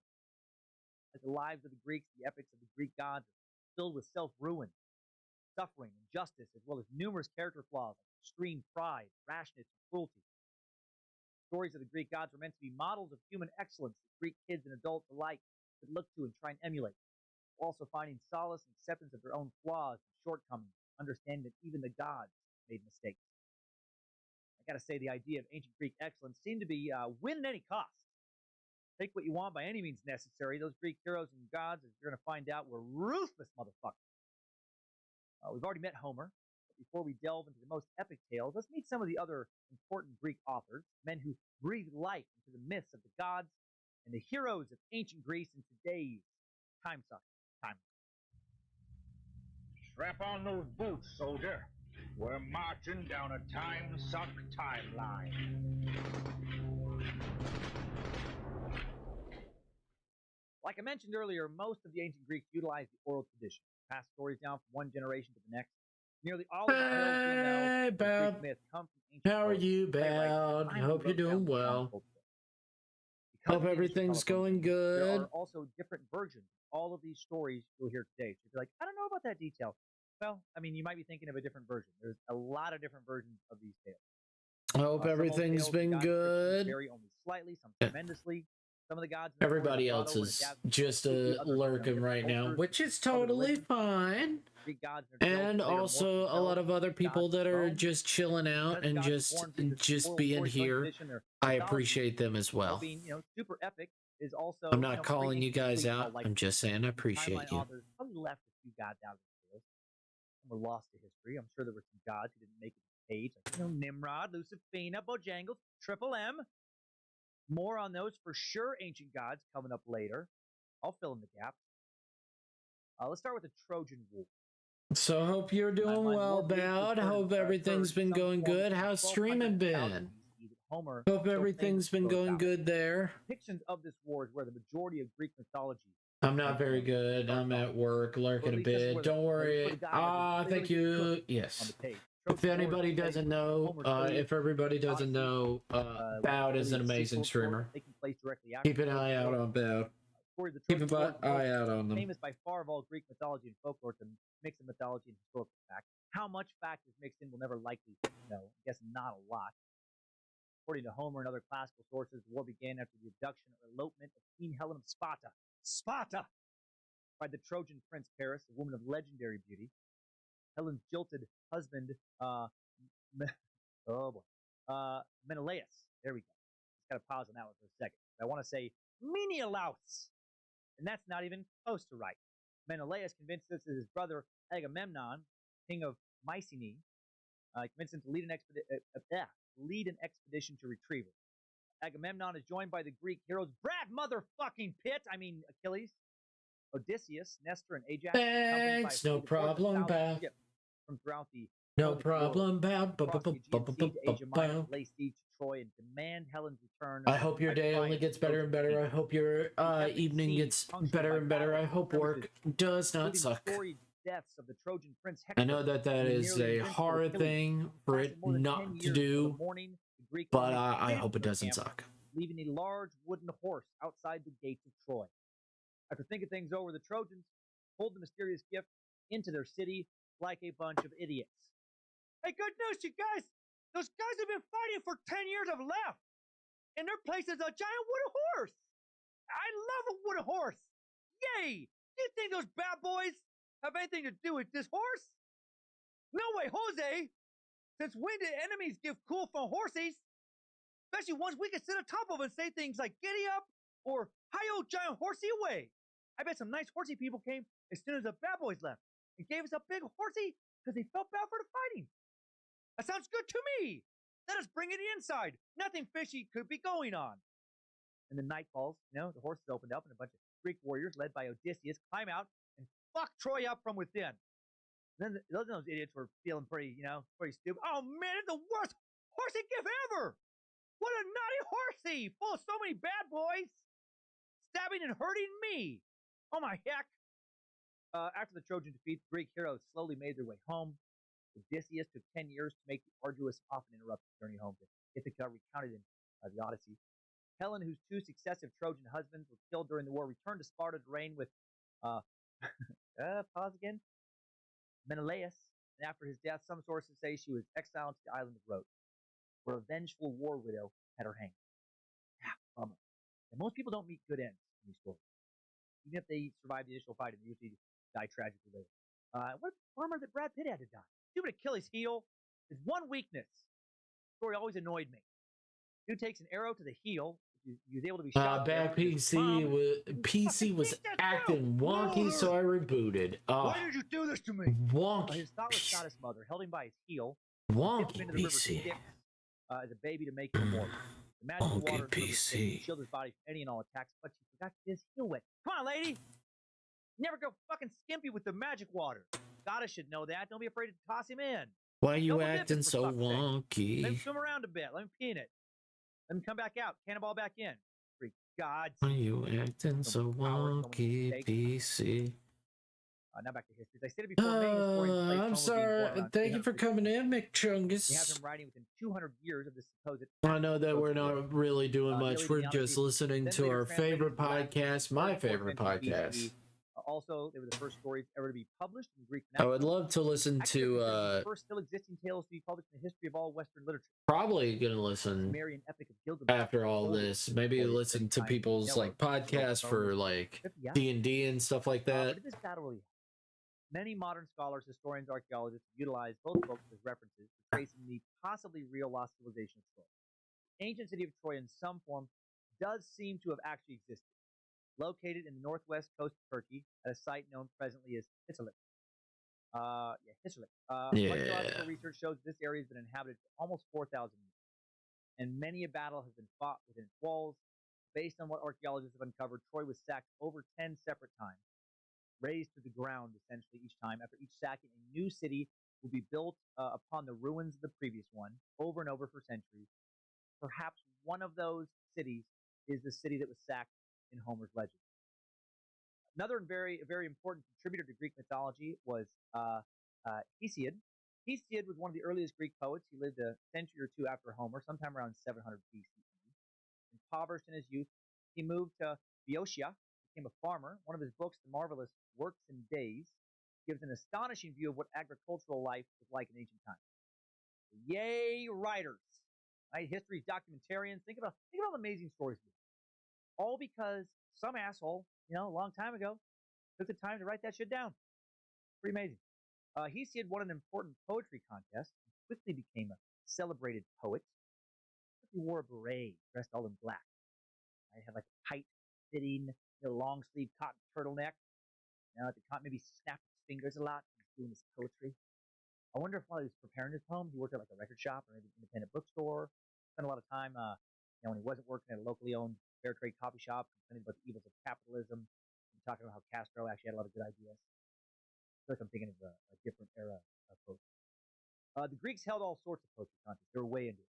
There you are. Big part There of you are. I see you. Greece. Most of the writers in this timeline were poetry contest winners. Talent shows, man. They've been around since way before Last Comic Standing, The Voice, American Idol, or America's Got Talent. Hesiod would also write the fullest and most important source of myths about the origin of the gods. The Theogony, a poem describing the origins and genealogies of the Greek gods. It's kind of like an ancient Greek god encyclopedia. Or maybe even a better description, it's like the equivalent of a monster manual for you AD&D nerds. One day I'll have a time to play that beautiful game again. Of course, my kids. Poor Hesiod did so much for the Greek gods, but in the end, the gods didn't seem to do much for him. Again, more tragedy. The Greek and Roman historian Plutarch, born in the 1st century But CE, wrote yes, that just listening about Greek gods. the brothers of a woman he was claimed to have seduced brutally murdered him, beat him to death. Not even the gods can protect you when you stick your dick in a hornet's nest. Another famous contributor to the fanciful history of Greece is Aesop and his fables. Like a lot of these old Greeks, very little is known about Aesop. We're going to make assumptions based on modern Greek stereotypes. He's probably pretty loud, yelled a lot with his family, was super hairy, especially on his back and shoulders, make a mean euro, knew how to stuff some grape leaves with some tasty meats and spices, and could do pretty cool shit with goat cheese. Aesop is thought to have been born a slave around the 6th century BCE, somehow won his freedom. After writing a number of stories, none of which have survived to this day, he's thought to have been executed. There you go again, all these things. For some trumped-up charges when he ran his mouth too freely against the people running the city of Delphi, the spiritual center of the ancient Greek world. They literally threw him off a cliff as punishment. Man, ancient Greeks, not afraid to use extreme violence. Fans of drama and fans of tragedy. Tossing somebody off a cliff, that's a very tragic, dramatic form of execution. Really making a statement with that, right? Putting in a lot of extra work to make that statement. Could have just killed him in a public square, could have beheaded him, hanged him, poisoned him. No. Now we got to make a big show out of it. Got to march into the top of some hill and fucking throw him off the cliff. I don't know what your last thought is. I've always wondered that. Like, people like fall off top of a very tall building or like a cliff. You have some crazy last thought. Maybe if I can just push my arm down and flex really hard, I can cushion my splat. No, one kind of last self-preservation thought. I hope I never know. A couple hundred years later, the famous Greek philosophers Plato and Socrates gathered stories accredited to Aesop and wrote them into books that have survived to the present. He's considered the master of the Greek fable. I'm sure most of you are familiar with versions of his stories today. You know, the hare and the tortoise, the wolf in sheep's clothing, the shepherd boy, also known as the boy who cried wolf, the goose with the golden eggs. All those originate back in ancient Greece. Some historians think that Aesop may have not been a real person. You know, damn it. So hard to tell where the truth blends with myth in these old tales. What is real? His biography is infused with Greek mythology. He supposedly was given his gift of storytelling from the goddess Isis, mother of the earth. Isis, an interesting goddess in that she originated in Egypt, and then many of the Greeks began to adopt her. There was a fair amount of that, a fair amount of cross-pollination with local cultures, where they kind of borrowed gods, gave them different names. Another one of the ancient Greeks that's what humans still do today. Prolific playwriters, a dude who wrote a lot of god tales, was a man named Aeschylus.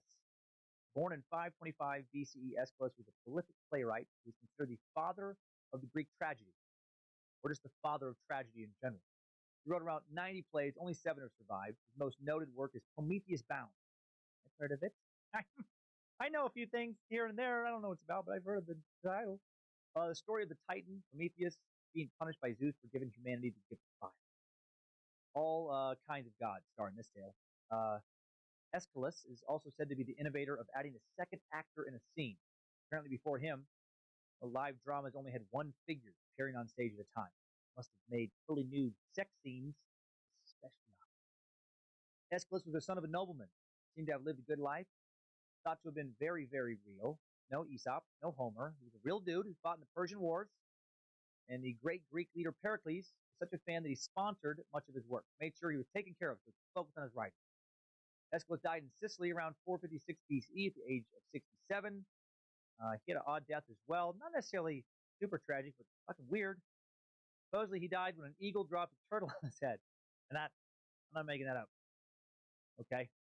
So, maybe a little bit of legend added to the story of his life. I doubt that really happened. You don't hear about too many people getting killed by turtles getting dropped on them by eagles. I've never even heard about a guy getting hurt that way. Although it is technically possible, the weird shit you find out when researching these things and digging a little deeper, there are these vultures, the Eurasian bearded vulture, aka the lammergeier, that do actually drop tortoises onto rocks to break their shells so that they can eat them. So I guess it is remotely possible that they can mistake the top of your bald head for a rock and drop it on you, which I guess wouldn't be a bad way to go out. I mean, you're outside, you're enjoying nature, then worst case, you look up, and just for a split second you think, a fucking turtle is or did a bird just throw a turtle? And then, ow! And then dead. Next on the list of authors who added to the tales of the Greek gods is a friend and contemporary of Aeschylus named Pretty sure I caused some kind of JavaScript errors since Minecraft wouldn't load before. Pinder was a lyrical poet born around 580. Isn't it always like that? Isn't it always like that? Athens, while while still young. You want to load the Finder's work Minecraft was and varied then and spectacular. It brought him immediate can fame. no can do, por favor. He was just 20 years old. Pinder died Oh, around goddamn it. 438 BCE in Argos. He lived until the ripe old age of around 80 and then died peacefully. Oh, that's going to be a rare occurrence in today's tale. Pinder's No poems can featured do, gods, por Greek favor. heroes, regular old humans interacting in a variety of And you're adventures. like, what? Because he was Greek and the Greeks loved But their legends why of death, though, Oedipus, Greek god Jabba? Oh, mythology. damn. The I legend fucked is you that up. 10 That's days why. before he Oh, died, no. the goddess Oh, Persephone, no. daughter of Scripting Zeus, error. goddess Oh, of the no. underworld, springtime, flowers, God and days, damn it. appeared before him and asked why he hadn't written any poems about her. And he told her to go fuck herself. He said, "You didn't write any poems, you No. silly, insecure bitches." Right? And then he kicked her in the ass and he knocked her out the front door. And he's like, "Ha, that's that." And, and then he just walked over and he high-fived, Apollo, and they all laughed about it for a long time. No. Persephone said that, she would come to him, come to him soon. Or no, I'm sorry. Persephone said that he would come to her soon, and compose a poem for her. And he died a few days later, and one of Pinder's female relatives claims that he dictated some verses to her in honor of Persephone after he had been dead for several days. The dude really liked to write poetry. Dead, totally dead for several days. And then, gotta get back up. Got some fucking poems, right? Next up, another builder of Greek legend and myth, the great Sophocles. They rebelled. Minecraft got fed up with me breaking the frame rate. No! A member of a rather wealthy family. It was like, I'm done with your shit. 28.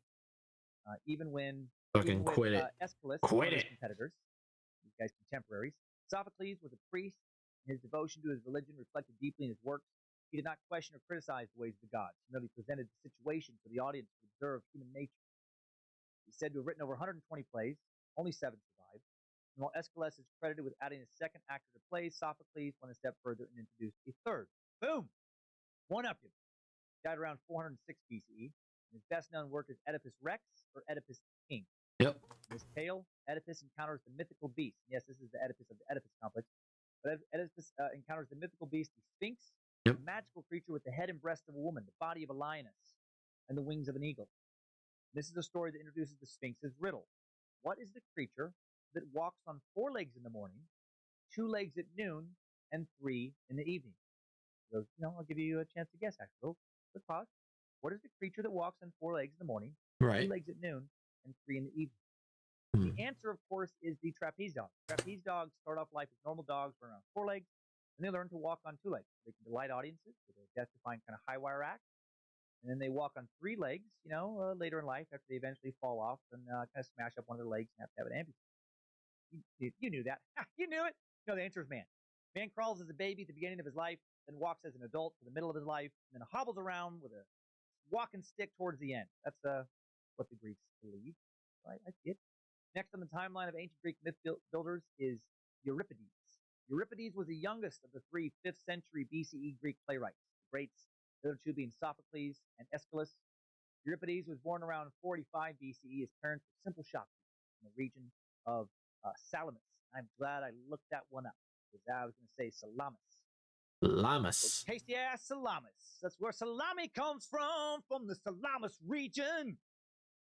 Despite humble origin, he earned the admiration of his contemporaries, including the great Socrates himself, who wrote award-winning tragedies, political drama. I mean, if it rebelled, I don't know how to fix it, my friend. I'm sorry.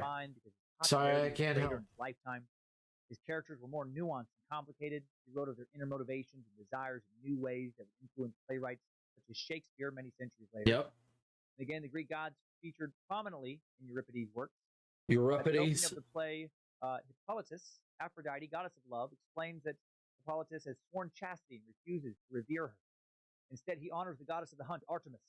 This leads her to initiate a plan of vengeance on Hippolytus. Yeah, these guys, they don't handle rejection very well. Yeah, they hate it. Reject them for good reasons. They're like, oh, all right. Well, good luck in the next coming weeks because bad shit's going to happen to you. And eventually, this all leads to Hippolytus being exiled and killed by his own father with the help of Poseidon because it's the Greek god treachery. 2 more authors. We'll get into more details of some of these stories later. Not all of the ancient Greek playwrights and poets wrote only tragedies about people who died, usually at the hands of those who loved them. Some wrote comedies, such as Aristophanes. Aristophanes, 5th century BCE comedic poet known as the father of comedy. He was born around 446 BCE in Athens, spent much of his life his early life on the island of Aegina. He was famous by the age of only 24 after writing his first play. He was like an ancient Greek Ben Affleck, right? Winning that Good Will Hunting screenplay Oscar with Matt Damon when he was only 25.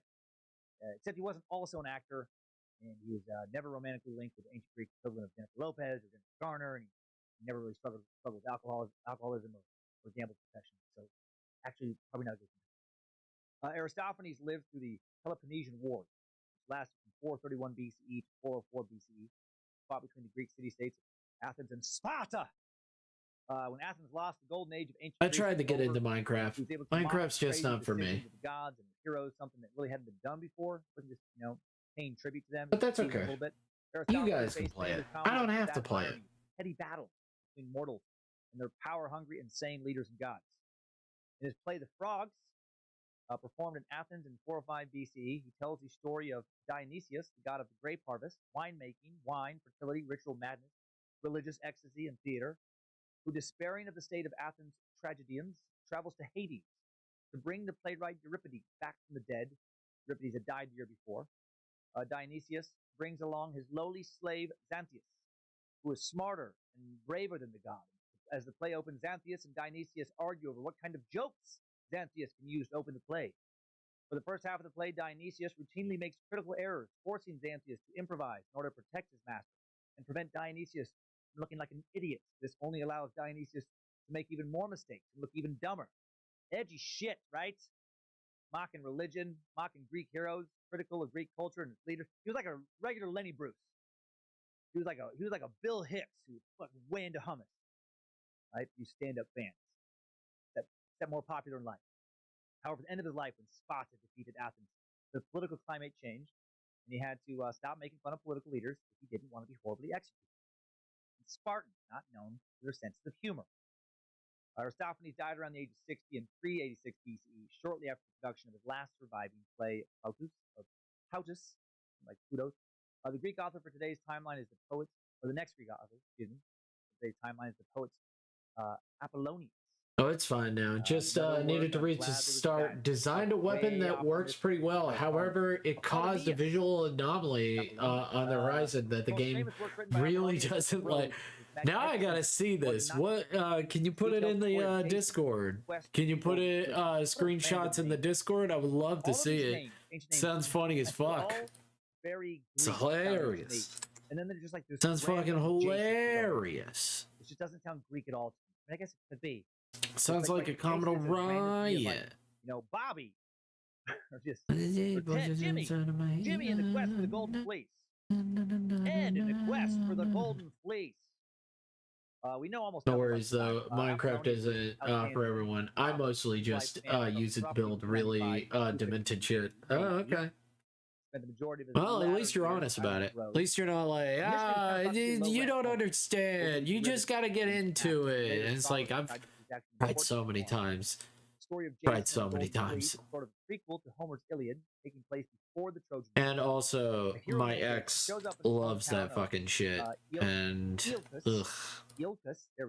Somebody's words. I don't want it to put a bad taste in my mouth, but it has put a bad taste in my mouth. C-U-S. No, thanks. Eolpus. With the game plan. So he shows up here with this game plan. To gain the throne stolen from his father by his uncle Pelias, King Pelias tells Jason he's happy to vacate his throne in exchange for Jason bringing him the Golden Fleece. Yep. It was the fleece, or shorn wool of the magical golden-wooled winged ram, Chrysomalos. No big whoop, right? Just find the wool of a winged magical golden-wooled ram. Did I mention this wool was guarded at all times by a ferocious dragon? The wool was kept in the faraway land of Caucasus, so it was going to take a bit to knock this errand out. Jason takes off, assembles the most star-studded team of heroes Greece had ever seen to accompany him aboard his magical ship, the Argo, a ship protected by the goddess Hera, the goddess of women, marriage, family, and childbirth, sister wife of Zeus. Yes, sister wives. Not the FLDS kind. Nope. A sister and a wife. Incest. So much incest in history. A lot of it in today's tale. Aboard the Argo, Jason and his crew, the Argonauts, have all kinds of sweet adventures, battling harpies, giants, maybe even lizard people. Don't quote me on the lizard people, but I wouldn't be surprised if they did fight at least one reptilian, a Nuniki. If only they could have killed them. Right? Damn you lizards. When Jason and the Argonauts finally arrived in Colchis, King Aeetes tells Jason he can have the fleece. Right after, Jason jerks him off for at least 10 minutes, but not more than 15 minutes. He has to do it in front of the Argonauts for the deal to be real. Jason doesn't love this proposal because he's not gay. He doesn't have a problem with it, but he's just personally not gay. And then King Aeetes explains that it's not about sexuality, right? It's just it's not at all. A public hand job is just a local tradition, a sign of allegiance to the king, respect for the customs of his land. He tells him it's not like they have to make eye contact or anything. You won't even get that hard. He doesn't see what the big deal is. Jason accepts. He's traveled a long way. He and his men are weary. He takes the king's personal royal scepter of sorts, gets to work. After a few minutes, starts thinking about how it's really not that big of a deal. I mean, he just, he wishes his men were staring at him. It kind of feels like they're judging him. But it's not like he and King Aeetes, are even looking at each other. And he's pretending he's just smoothing out a summer sausage, which is something that straight guys do a lot, Then after about 5 minutes, King Aeetes pretends to slip and starts to fall down and grab Jason's head for, like grabbing for balance. And that's when he kind of slips his erect penis right into Jason's mouth. Jason, he doesn't care for it, but he doesn't want to let go because what if the clock resets? They didn't really go over that part. He has to start over from the beginning. And then before Jason can verbally protest, King Aeetes says, "If you can get me to finish in less than 5, more minutes, you can just be done. Like you don't have to go to the contractually obligated time if you can get me to finish like right away." And then Jason thinks, I mean, that's probably somehow a little bit less gay than just continuing to jerk him off for God knows how many more minutes. And Jason doesn't like it, but he goes ahead and he gives the guy a blowjob. And King Aeetes says it would help kind of speed things up for practical purposes. He could also put Jason's penis in his mouth. So in front of the Argonauts, none of that happened. God, I hope at least one new listener thought just what I said just might have been true. This might have been true. I know that went on for way too long. That's what makes it funny. I picture at least one poor listener at first being like, "What the fuck?" And then it goes on for a while. It's like, "No." And then it keeps going on. It's like, "Really?" I mean, I guess this is a different time. No, here's what really happened. King Aeetes asked Jason to complete 3 nearly impossible tasks. With the help of Medea, the daughter of Aeetes, Jason completes the task, grabs the fleece, and Medea sails back to Greece. Woohoo! Everybody wins. Hail Numa. And then a few adventures later, Jason and his pals are marching into Iolcus with the golden fleece. Yeah, got it. Hail Hell Zeus. yeah. Hail Lucifer, I think. So that's a little sampling of the most noted authors of ancient Greek mythology, some of their most famous books. Sorry, not sorry for ruining Jason the Argonauts for you. Or maybe, if that lined up with a fantasy of yours, maybe I just made it the best story you've ever heard. You're welcome. And shout out again to Jason for having such a fun name. Now let's hop out of this time suck timeline and really dig in to these Greek gods. Good job, soldier. You made it back. Barely.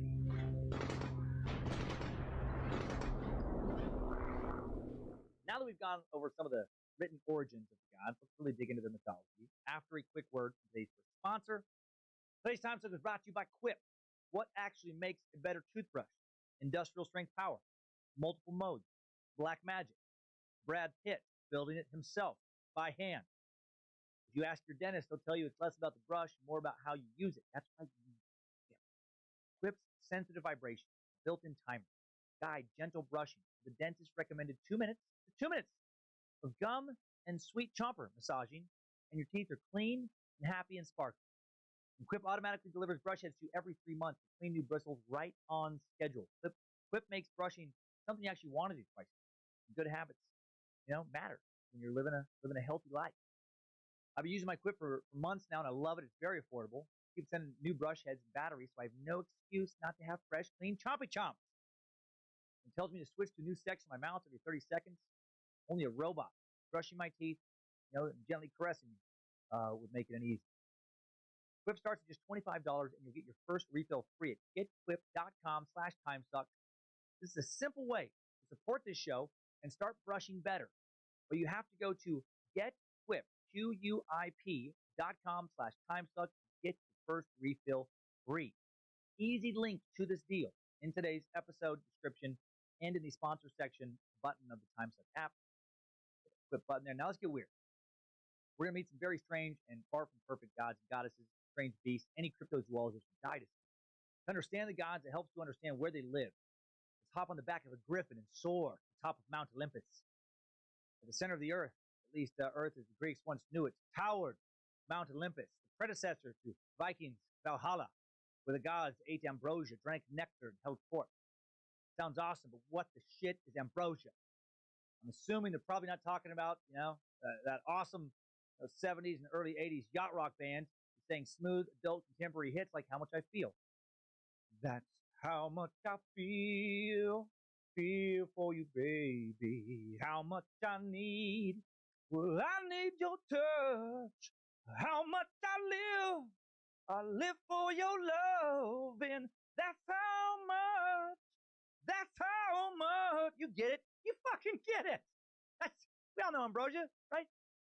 Ambrosia in the sense of Greek god. Dining in Olympus was a magical source of nourishment that bestowed longevity, even immortality upon whoever consumed it. Wish ham and cheese hot pockets did that. I'm pretty sure they reduce your odds of achieving immortality pretty greatly. As do, sadly, maple bars and zingers and Reese's Pieces and movie theater popcorn. And basically everything except for wild salmon, kale, and acai berries. Ambrosia was brought to Olympus by doves. It must not have been super dense and heavy like meatloaf, potato salad. Bummer. No one really knows what it's supposed to look like or taste like. Some historians think it was based on honey. Supposed to be honey or some form of god form of honey. I don't think maybe they just thought it actually was honey. But I guess that's what you're supposed to eat to live forever. Shit ton of honey. Sounds terrible actually. Doesn't sound filling or satisfying. I'm pretty sure, not kidding, I would be better off eating only hot pockets as opposed to eating only honey. You know that honey has 17 grams of sugar and around 65 calories in every tablespoon. That's the kind of weird shit I end up finding out when I do these episodes. So if you had 1 cup of honey, you get 272 grams of sugar, which is more than the American Heart Association says you're supposed to have in a week. Maybe the rules are different. The Greek god heart. I don't know. I'm not a Greek god heart doctor. Ham and cheese hot pockets have around 10 grams of sugar each. So you'd have to eat 27 hot pockets to get that much sugar. I've been talking for a long time about hot pockets. I shouldn't. I don't think they're that great. Enough about ambrosia. Next, talk more about where Olympus is supposed to be. Sometimes Olympus was thought of as being located at the top of the real Mountain Olympus in Greece, tallest mountain in the country, at just over 9,500 feet. Located in the Olympus range of mountains in northern Greece, roughly 275 miles north of Athens, on the border of the Greek administrative districts of Macedonia and Thessaly. In other eras and by other Greeks, Mount Olympus was not thought of as being accessible by mortals going on a hike. It was like some mountain that you couldn't see. It was a lofty region, up out of reach, up in the heavens, almost completely unable to be traveled to by humans unless you were a hero. You'd sneak up there or aided by one of the gods somehow or some mythical creature. A little more magical Greek geography below Olympus, around the earth, ran a limitless river called Ocean. On the northern shores of the river Ocean lived the Hyperbians, a fortunate race of giants who never knew care, toil, illness, or old age. The community was isolated from the rest of the world, being unapproachable by land or sea. It enjoyed perpetual light and warmth. Nice. Rent me a retirement condo there. Live amongst the Hyperbians, or Hyperboreans. There we go, Hyperboreans. To the west of this river lay Hesperia, the land of the evening star, where the golden apples of Hera were guarded by the dragon Ladon and by the 7 immortal maidens. Damn. Hesperides. Can you imagine how good a pie would taste made out of those apples? Dutch apple pie with maybe some brown sugar on top. Maybe a little ambrosia drizzled upon it. And the dragons are guarding them. They're not going to, guard shitty apples. They're all rotten. Tastes like vinegar cider. The western lands and seas were populated with monstrous beings like the Cyclopses, race of rural one-eyed giants. There were the cannibalistic Lestridonians, who were some other kind of giants thought to be from Sicily. There were the Sirens, sexy naked bird women who like to play lyres and harps and lure sailors to their death, sending them crashing into the rocks. There were the Scylla and Charybdis. Scylla was a 6-headed monster who, when the ship passed, swallowed 1 sailor for each head. All right. While Charybdis was an enormous whirlpool that threatened to swallow entire ship's hull. You're trying to avoid the whirlpool, and then you get, your fucking head eaten off by one of those 6-headed monster thingies. Sounds like a terrible way to travel. The Titan Atlas also resided in the west. Farther west lay those Elysian fields, the Isles of the Blessed we spoke of earlier. That's where certain favored mortals would go when they died. Kind of like basically like Greek god heaven for mortals. In the far south were the Ethiopians, a lucky, virtuous people with whom the gods frequently banqueted. Thought that these Ethiopians may have been the Egyptians, who for a time also worshipped Greek gods, especially Zeus. In the east were the barbarians, all the non-Greek speaking races to whom the Greeks felt the blessings of civilization were unknown. Ancient China, Korea, other Asian kingdoms would strongly disagree with that. But to be fair to the ancient Greeks, they had no idea that those people existed. Beneath the flat-ish disk of the ancient Greek earth was Tartarus, where the Titans were confined. Tartarus was a vast nebulous realm of darkness. Tartarus is similar to the Christian version of hell, or for fans of time-suck mythology, it's Nimrod's butthole, as we learned way back in the Kurt Cobain stuff. Only suffering and torment awaits in Nimrod's butthole. It's like Tartarus. Nimrod's butthole, you're so close to his heavenly ball sack. Between Earth and Tartarus was the underworld kingdom of Hades, land of the dead. Hades, the ruler of the dead. The entrance to this realm was guarded by Cerberus. Cerberus, there we go. Cerberus. Three-headed dog, probable ancestor of demigod Bojangles. More on Bojangles later. And once the departed spirits passed on, they had to be ferried across the river Styx by Charon, foul-tempered boatman with the name of a middle-aged office manager. Several pronunciation guides, spelled Sharon. They say it's pronounced Charon. All right, Charon. Easy, Karen. Easy on the fucking dead hell talk. The place was thought of as a cavernous and dim and joyless abode, in which the dead gradually faded into nothingness. At least it wasn't bad as Tartarus. Some guy probably sold that T-shirt in Hades. This ain't no Elysian field, at least I'm not in Tartarus. That's the basic lay of the mythical land. And it changes again from story to story. You know, sometimes Tartarus, for example, is a god, sometimes it's a place, sometimes both. They wrote a lot of stories. Now let's find out where these gods came from, where their reign began. The Greek pantheon of immortals had 8 different classes. The original generation of gods. First class known as the primordial gods. Cronus, the old god of time. Gia, the old god of the earth. Just a few examples. Hail Nimrod. Nimrod belongs to this class. Second class of gods, the nature spirits. Examples were the freshwater, Naiades, various female water nymphs, watched over fountains, wells, springs, streams, brooks, other bodies of fresh water. There were the forest dryads, which were young women forest nymphs protecting trees and shrubs and shit. The beast-loving Greek satyrs, male nature spirits, the ears and tails of a horse, as well as permanent, exaggerated boners. Not kidding. This isn't one of my nonsensical dick jokes. Greek satyrs had enormous hard dicks. Early representations, like little sculptures of them, show them having like horse legs, probably where the horse god comes from. Later depictions show them with human legs, beginning in the 6th century BCE. Most depictions show them with big old bones, big old wings. Later, the goat horns would be added to their heads. They would become associated with Dionysius, the god of wine, fertility, revelry, and more the party god. Satyrs like to drink wine, party, get down, frolic, sexually chase after both nymphs and human women. These satyrs had mane-like hair, bestial faces, snub noses, always shown naked. In early Greek mythology, they were pretty rapey. Not kidding. Ladies had to really watch themselves in the forests of Greece. Holy shit, there was a lot of rapey stuff out there. These creepy critters didn't just have, the big old horse dicks for show. If you were able to escape, the satyr would just find some poor animal to take their sexual urges out on. Or they just jerk off the horse. Not kidding. I guess there's a lot of, stories about jerking off in the woods. Pulling a Chikatilo. What is big deal? I jerk like satyr. I basically just modern satyr. People not understand, and that's why I make angry wrestling moves for me to find peace. For being judged, for being satyr. There were other creatures like the marine tritons, the merman soldiers of Poseidon, god of the sea. Third class was the spirits that affected the mind. The fourth class of immortals consisted of the gods who controlled the forces of nature. The fifth He class must was the be Olympian petted. gods, Zeus, governed over Pet the the universe. The rabbit. sixth class were the spirits of the constellations, circled the heavenly night sky. The seventh class, semi-divine creatures like giants, dragons, centaurs, sirens. And then the final class, the heroes, who are also sometimes worshipped. We'll dig into more examples of gods from these various classes soon enough. How did these gods get? Let's look at some Greek creation myths. Let's get real fucking weird. There are several different versions of how the universe came to be according to the Greeks. This is my favorite, based on the writings of Hesiod. In the beginning, there was only chaos, which was an empty void. But then a cosmic egg formed out of nothing. How? Don't worry about it. What's a cosmic egg, you ask? You're asking too many questions. What matters is not how this egg got there, but what first hatched out of it. This enormous egg laid by chaos, or perhaps it was the womb of chaos, or this kind of space, kind of vague. Chaos was assigned feminine characteristic cells. This chaos first gave birth to Gia, the earth, then to Tartarus, the great region beneath the earth, then to Eros, the shining god of love and sexy time. Chaos also birthed Euripides, the darkness of the netherworld, and Nyx, the goddess of night, darkness over the earth. Then Erebus slept with Nyx and gave birth to Ether, the heavenly light, and to Day, the earthly light. Later Nyx all alone produced such beings as Doom, Fate, Death, Sleep, Dreams, Nemesis, and a long list of other atrocities that terrorize humans.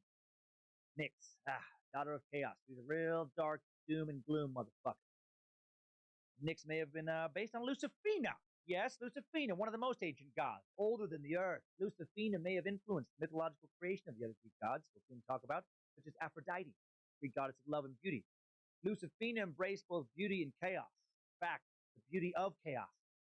Lucifina could be dark and vengeful. She could distract and harm, but also help. Mostly, she represented the darkness that exists within us all. Nihilism, wrapped in hedonism. A darkness that isn't always bad and used for good. Lucifina reminds you to live for the now. Enjoy the now. There's merit in that. Live for the present. No thought of the hang of the past, the consequences of the future. Hail Lucifina. Hail the wisdom of her joyous hedonism. Hail her passionate embrace of life. Lucifina's presence also felt in Dionysius, Greek god of revelry and wine, sexuality. Some sources Lucifina say that Lucifina rivaled Zeus in her power. May have been more powerful, but then male writers erased her from the history books, afraid of both her powerful sexuality and independence. You know, besting male gods in both physical battles and battles of sexual conquest. So they had to replace it with, helpless virgin archetypes. By some sources, I mean only me. Maybe the ancient spirit of, Lucifina is very real. Maybe just channels me to bring her to the present. Anywho, back to the ancient before I go full on fully. Soon Gia, with help from no man, gives birth to Uranus. Now, this is sometimes pronounced as Uranus. I don't like it. The starry sky to Aurea, mountains, also to Pontus, sea. How? Well, she used some god magic egg spells or something. Don't ask me questions. Go. Uranus then invented the Oedipus complex by becoming Gia's husband and equal, as he did cover her on all sides. More incest. The world was created incestuously, just like Adam and Eve. Every good creation story starts with some close family fucking. This primordial couple, the sky and the earth, produced the 12 titans, the 3 towering, wheel-eyed cyclops, and the 3 terrible hecatoncheires, with 50 heads and 100 arms apiece. This particular monster shows up from time to time. It didn't seem to become super popular in the stories. Not a lot of murals this bad boy painted on them, No sculptures ever been found of these bastards, because they don't have a fucking clue how you're supposed to fit that many heads and that many arms in some kind of humanoid body, which is how they're depicted in, modern illustrations. Hecatoncheires just doesn't feel like a really well thought out beast, to be totally honest. Just like some ancient storyteller getting caught up in a passion, storytelling moments. And the monster had many heads. How many heads did it have, great oracle? Well, why, it had 50. Yes, 50 heads on one body. Ooh, how many arms did it have, wise oracle? Oh, arms, well, 100. Had 100 arms. Yeah, arms in every direction. Had arms sprouting out from its, chest and then back and stomach, and a couple arms on its neck and legs. Had a couple leg arms. Yeah, had arms. Had arms coming out of its arms, and arms sprouting out from its groin and buttocks, and head arms like a unicorn kind of horn coming out of it. Anyway, let's move on to the next monster. The Cyclopses were described as wheel-eyed because their single eye was the size of a large wagon wheel. The word Cyclops even comes from words relating to wagon wheels. There's trivia there too. Not sure why those guys didn't get 2 eyes. I guess, maybe one big eye is bigger than 2 or something. Uranus was also a massive asshole. Pun not intended, actually. He was a harsh husband and a shitty father. Pun still not intended. Kind of intended. Each of Hecatoncheires, they hated him. He hated them in return. And in his anger, Uranus did what all angry fathers do and pushed these sons of bitches back into his wife's womb. He kept them there, which sounds painful and gross. I hope no human maniac has ever tried that. What's up, right? Cass? I told you I didn't want the baby! You push Hope him you're back in there! doing good. Push him back there and I'll push him back in myself. Gia writhed in pain at this, as I imagine one would. Then plotted revenge upon her husband's son. She made herself a flint sickle, called upon her other children to avenge her. The one she wasn't fucking. Good kid. The Titans and the Cyclopses recoiled in fear of their father. Only the last-born Titan, Cronus, god of time, daring enough to attack his father. And that night, when Uranus came to lie with Gia, the crafty Cronus was hiding in waiting to watch his parents get ready to make love like a good son does. And then before Pop could do the deed, he sneaks out of his hiding spot, grabs his father by his dick, and severs his ball sack. Good, I was lurking. I am still though. Oh, okay, you are still though? Okay. And I guess fair payback for the vagina stuffing he had already endured. As the blood fell from his sack to the earth, the Furies were created. 3 ancient Greek goddesses of vengeance and retribution, punishment for crimes against the natural order. The ash tree nymphs also created, the wives of the silver race of men, and mothers of the bronze, the 3rd generation of mankind, the ones who nursed their sons on the honey sap of the ash and armed them with spears crafted from the wood of their trees. A new tribe of 100 giants also created. Who knew so many creatures were hiding in Dad's sack? Cronus, after slicing his father's balls, then cut off his dad's penis. Took that clean wing and heaved it into the sea. And from the foam rose Aphrodite, beautiful goddess of love, created by dong foam. And she floated along and stepped ashore at Cyprus. So that's how babies are made, you know? You are still though. I had it all mixed up in my head. You got cut off your dad's dick, you got tossed into the sea, and get some babies. Mutilated Uranus either then withdrew forever from the earth. Didn't either. Mutilated Uranus withdrew from the earth, but not before promising that Cronus and the other Titans would be punished. I'd like to think that I would at least depart with some threats if I just had my genitals cut off. Cronus then established his reign by confining the Cyclopses and the Hecatoncheires, those 50-headed, 100-armed abominations, Tartarus. And then, like any good ruler, he married his sister and got to fuck. Under his lordship, Cronus and his sister Rhea produced many offspring. However, Cronus could not allow his own children to survive, for both Gaia and Uranus had prophesied that Cronus would be supplanted by his son. Got to mention that. The old ball slicer done got cursed. A lot of cursing in the Greek legends. So when Rhea gives birth to the gods and goddesses, Cronus just fucking eats them. Take that, curse. You didn't see that coming, did you? Ha! Go ahead and curse me. I'll just eat my own babies. Ha! Smarter than that. Now pass the salt. Need to season up these little loopholes. Cronus then swallows Hestia, Demeter, Hera, Hades, Poseidon, shortly after each is born. He eats his baby. So, and Rhea, as you can hope you like it real, Kaz. Doesn't appreciate her hope you brother like a real Kaz. Niece and nephew baby. She seeks to have her 6th child Zeus hidden from his deicital father. So she bears Zeus in secret and then gives Cronus a stone wrapped in swaddling bands to swallow in his place. And it worked because apparently these old Greek gods were super fucking dumb.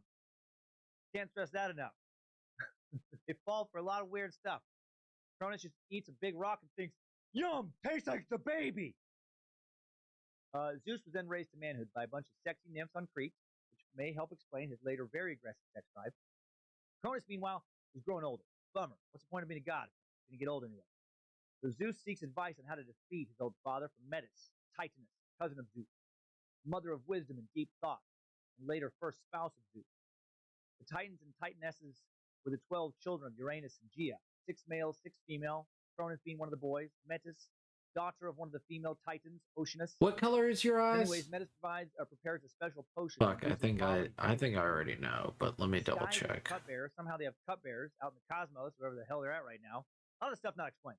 Characters just show up and like, oh, okay, I guess they're here now. Anyway, Zeus gives his potion. Where is it? He vomits up Zeus's brothers and sisters, as well as the stone Rhea had fed him. The vomit-covered gods were, of course, alive and totally unhurt. Apparently, Cronus' digestive system didn't really work that well. Together with Zeus, they battle with Cronus to feed him and then bind him in Tartarus. Zeus' triumph, however, is far from secure. The other Titans, with the exception of Prometheus and Oceanus, rebel against this new wannabe ruler of the gods.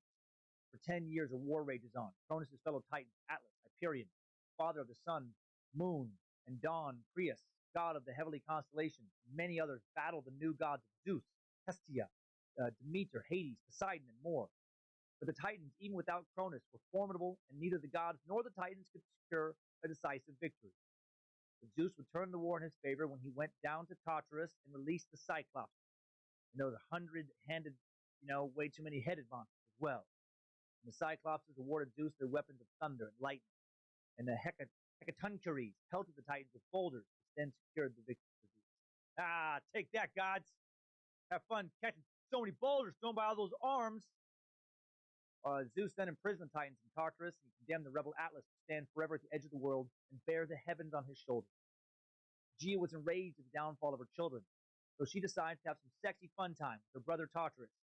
Gives birth to one last monster, Typhoeus, a dragon with 100 heads that never rests. A lot of even heads and arm situations in these old Greek gods. How many heads? Was it 93? No, it was 100. You have to have 100. Tartarus, using person, place, thing. Terrified by this dragon, most of the gods flee, which is interesting. Even gods are afraid of dragons. I guess one with 100 heads is probably extra scary. And this Typhoeus, considered the deadliest creature in Greek mythology. Of course, its attributes change based on whoever's writing about the dragon. Sometimes 100 heads, sometimes 30. Sometimes the heads spit fire. Sometimes the heads are a variety of monster heads. Sometimes they're lions, bulls, wolves, bears, leopards. Part of why he's so scary, you never know which head you're going to get with him. Zeus refuses to flee from the monster. He's captured and confined by the Titans. Will our hero meet his demise? Of course not. Zeus is released by his son Hermes, god of trade, commerce, thieves, athletes, and more. Zeus finally destroys the divine dragon with a barrage of lightning bolts, then buries it under Mount Etna in Sicily. So don't go digging around Mount Etna, for fuck's sake. I want to risk unearthing some crazy many-headed dragon leopard monster thing. As soon as Zeus and his fellow Olympians take power, and they're basing themselves in Mount Olympus now, others try and kick them off the throne. Real bummer about thrones. As soon as you get on it, someone's trying to take it from you. The giants who had sprouted from Uranus' blood, recall. It's so weird. They weren't Zeus fans. They didn't like his name or something. Maybe that dragon thing was their friend. They lay siege to Olympus by piling mountain upon mountain in an attempt to scale it, which is a pretty cool giant trick. Right? That's when you know you're super strong. You can turn mountains into stairs. The giants were tough. They required all the prowess of the Olympians and the assistance of the half-mortal Heracles to subdue and kill the giants. Having vanquished the Titans, the dragon Typhoeus, and the giants, the rule of the Olympians is now undisputed. Yes, humans are already showing up. The gods are fucking them. Heracles was the son of Zeus, an immortal woman. He was a hero and a god. He became the gatekeeper of Olympus, god of strength, heroes, sports, oracles, divine protector of mankind after he died. There you go. That's one version of how the Greek gods came to be. That version of the creation was taken largely from Hesiod, that Greek poet we spoke of earlier, who really did more than anyone else to catalog and find the gods Homer had written about previously. Now let's back up a bit and see what the legends say about the origins of mankind. How did Heracles' human ancestors show up? Well, the clever Titan Prometheus, god of foresight, and his brother Epimetheus, god of hindsight, were spared imprisonment in Tartarus, Tartarus because they had kept their neutrality in the war between the Olympians and the Titans.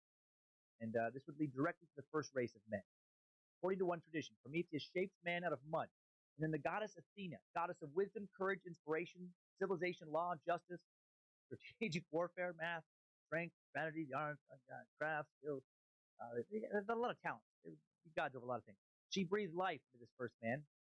Once man was created, Prometheus allows his dim-witted brother Epimetheus to dispense various qualities to the animals and man. Epimetheus begins by giving the best traits to the animals. Swiftness, courage, cunning, stealth, all that stuff. Gives a variety of, like leopards and bears and stuff. He winds up with nothing good left to give to man. Fucking Epimetheus! I can be as fast as a cheetah! You stupid shitface!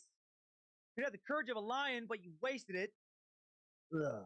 Prometheus took over and at least gave man an upright posture like the gods, and that gift enabled man to survive. Thanks, Prometheus.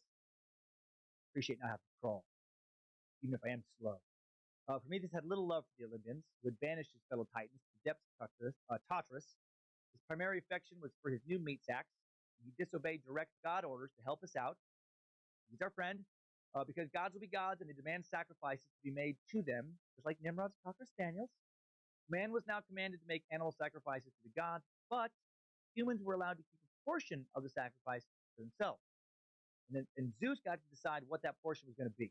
So Prometheus tricked Zeus, made two piles. In one pile, he wrapped bones and juicy fat, and he hid the good meat under a pile of ugly hide. When it was time to choose, Zeus chose the bones wrapped in the fat, which really pissed him off when he found out what happened. And so in retaliation, Zeus deprived mankind of fire. So Prometheus loved us little meat sacks, and he knew he needed some fire to cook meat. Not everyone can live on extremely rare meat all the time. So he lit his torch with the sun, carried it to the earth, and gave it to man against Zeus's orders. Zeus was livid when he found out. Prometheus was really chapping his ass. Poor little Snuggle Britches. He's so cute. He didn't zap a dragon monster with a bunch of thunderbolts. He disrespected. So he created a devious plan. He ordered that his son, Hephaestus. I may say his name differently later. I missed this one's spire. But anyway, this god of fire, metalworking, stonemasonry, forges, an art of sculpture.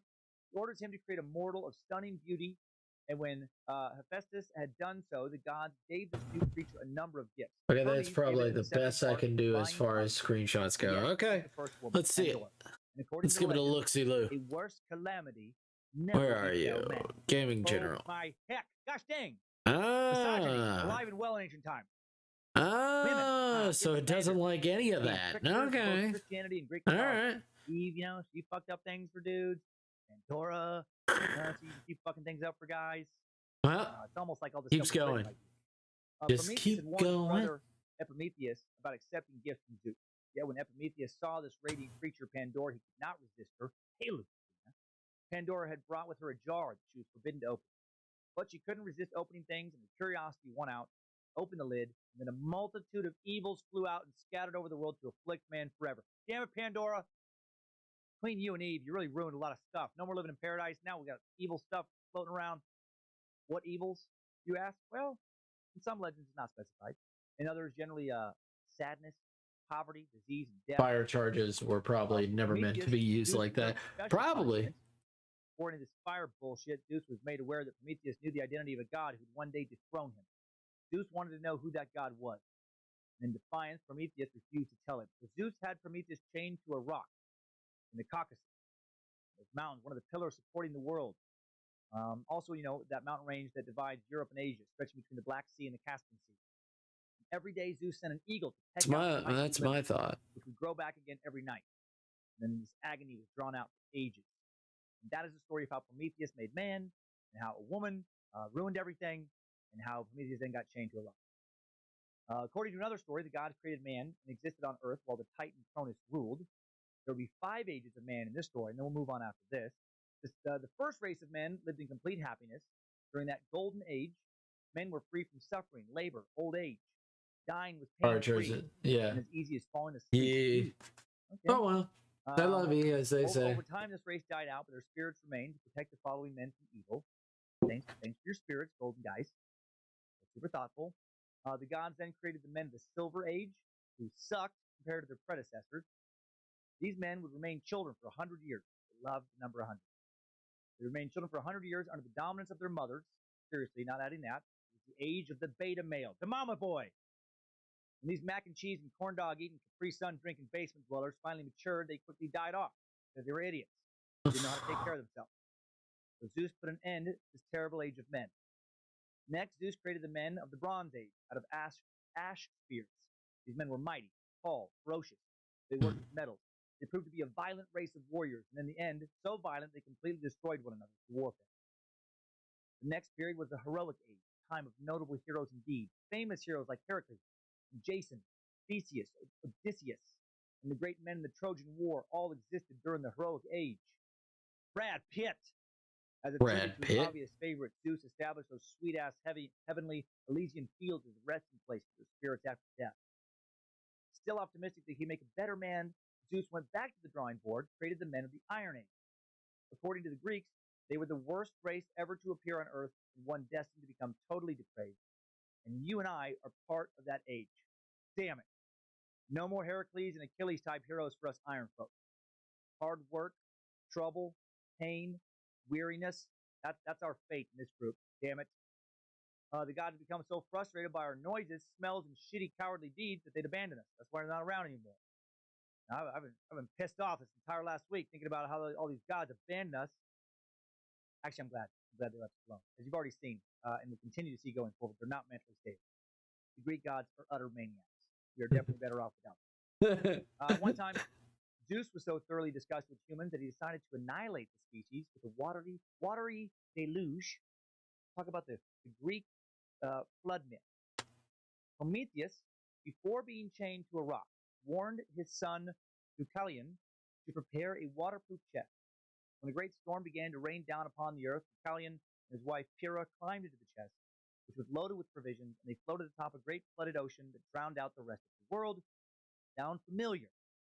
Most ancient religions have some type of flood tale. After 10 days, the floods subside. The chest comes to rest on Mount Parsinus. When they emerge, Deucalion and Pyrrha offer a sacrifice to Zeus, ask him to restore the human race. The couple also go to Delphi and pray to the Titaness of justice, who told them to cast the bones of their mother behind them. At first, this command confused them. It's like a weird thing to ask someone to do. But Deucalion had an inspiration.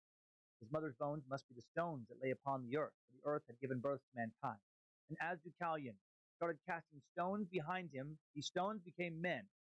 And as Pyrrha cast stones behind her, they became women. In this matter, the human race was reborn. So I'm sure that 100% totally happened literally.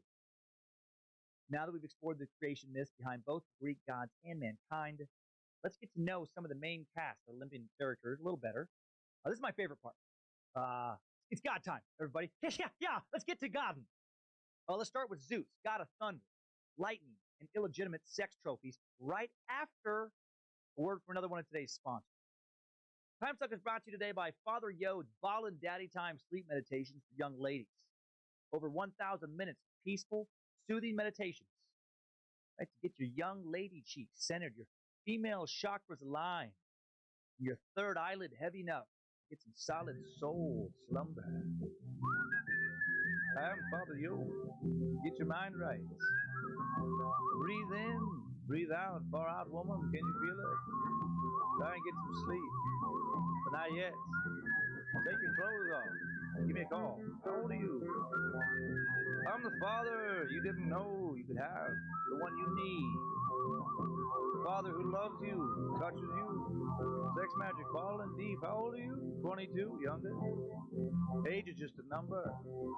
And I like rolling 18. You know what I mean? Is your birth daddy around? Go to sleep. Take your panties off. Call me. I'll come over. Call you to bed. Pleasure's the only game worth playing. Boys, come to Hawaii. I'm still alive. Take a dance. Avoid the IRS. Come on, Aquarian. You're a moonbeam. I'm God. You're my heaven. Let us create. Populate. So call 1-800-HANG-GLIDER. Get 100% off this complete nonsense. It makes no sense at all if you didn't hear last week's episode. Hare Krishna, Hare Krishna, Hare Krishna, Hare Krishna, Hare Krishna, Hare Krishna. You get it. All right. Real sponsor time for 7 people still listening. Time Suck is brought to you today by Movement. Whether you're at the office scrolling through your phone or unwinding from a long day, Movement's Everscroll blue light filtering glasses have you covered. They're built to protect your eyes from blue light that's known to cause eye strain, discomfort, poor sleeping patterns, and Everscroll, blue light filtering glasses start at just $65. And if you're watching on YouTube, I'm wearing them right now. Rocking some Black Revelers. Short recording week this week for me with my stand-up travel. I had to stay up late last night. I've been getting pretty good sleep actually the last couple weeks. Last night I got 3 hours. I had to get out of town early, take the family to Detroit for the special taping. So easily put in 16 hours yesterday on the computer. Not a lot of sleep, and I'm tired. I'll crash early tonight, but my eyes are not fried, and it's thanks to these glasses. I wear them all the time now. So get 15% off today, free shipping, free returns by going to movement.com/timesuck. Shop Movement Everscroll blue light filtering glasses. Protect your eyes. Look great doing it. Go to movement.com/timesuck. That's MVMT. Join the movement. Link in the episode description. Now let's talk some more about Zeus. This weirdo. After disposing Cronus, Zeus and his 2 brothers, Hades and Poseidon, drew lots to see which portion of the world would be ruled by each. Zeus received mastery of the sky, Poseidon got the sea, and Hades nice art. of the Thank underworld. you. Also decreed that Earth and Olympus in particular would belong to all 3. In addition to being I'm just working on this. Another advantage in this position as the Just working on this right now. Since it allowed him free access to Just check out working on full advantage of this ability. the real Kazu Gaming. I've ever read about. The real Kazu Gaming. Earth as a seed, mimicking how seeds are spread by the wind. Almost no goddess, nymph, nor mortal woman was able to resist his godly sex charms, and those who didn't want anything to do with him, well, he found That's other the ways guy. to get what he Hope wanted. you've been doing Zeus is well. mostly known to How be was your married to Hera, stream? Hope goddess it of went marriage and well. birth. If you're Zeus had still several streaming, wives let's see if before you her. are. First wife was Metis, the goddess of wisdom, we met Oh. earlier. Zeus decided to Oh, swallow hey, her Mass. just before Oh, she gave hi, birth Mass. to their daughter Oh, Athena, because hello. she knew that her second child would one day dethrone him.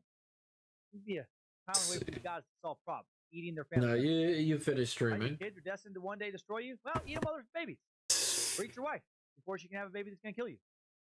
In some sources, to allow Athena to live, Zeus and Hephaestus take an axe and cleave his forehead open. From Zeus's head sprang Athena, fully formed. By swallowing Metis, Zeus had gained wisdom as part of his intrinsic nature, and also somehow avoided the dethroning death. Hope you're doing If you're well. confused, because Sid's I fucking am Zeus doing is this Zeus is for It's like they were him just on because he is a powerful great hallucination guy constantly who coming up with was here a Zeus's long second wife time. was Themis, the goddess of divine justice. And if She gave you're birth here to four long people, enough, supporting me wise laws, long enough, justice, peace, I'll draw you faith, things for your birthday. group of I three drew mythological something goddesses. nice for Throughout the history of Heathen's weavers of birthday. tapestry on a loom with the tapestry I've dictating drawn the stuff, destinies of men. nice stuff Zeus's third wife for was Mass. your enemy, Drawing a stuff. hot-ass ocean nymph. Now I'm She drawing bore nice three stuff for graces. Kaz. Uh, So if you just Athea, stick Athea, around, hang righteous, out, Euphrosyne, joyfulness, and you Philea, also could get fluidity. nice stuff Okay? for She completely wasn't free. enough for Zeus's I insatiable sex don't drive. just tell this to He set his people. sexual sights on his sister, Demeter, I do the this rare woman who for resisted people him. that genuinely want to created a be sister, around me and she gives and hang birth out to with me. Persephone, the future queen of the underworld. Yikes! Yo, my heck! In various old Greek legends, Zeus rapes all kinds of women. Like I said, Hope you're very doing rapey well, god. Mass. Hope Obviously everything's troubling. going well. One can only imagine how much actual raping was going on in ancient Greece if the gods were setting that kind of tone and example. Zeus's next wife was the Titaness Mnemosyne, the goddess of memory, who happens to have a very difficult name to remember.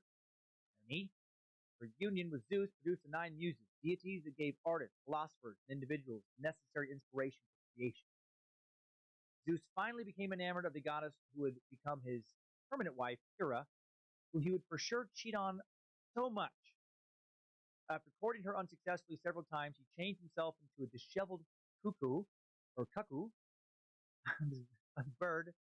I think it's when Hera took pity on the bird and held it to her breast, Zeus resumed his true form, and you guessed it, he kind of raped her. He tricked her, which is definitely rape. Hera then decided to marry Zeus to cover her shame. The two had an extravagant wedding worthy of the gods. Again, terrible example to set for the humans below. Some woman's not into you, just pull Zeus.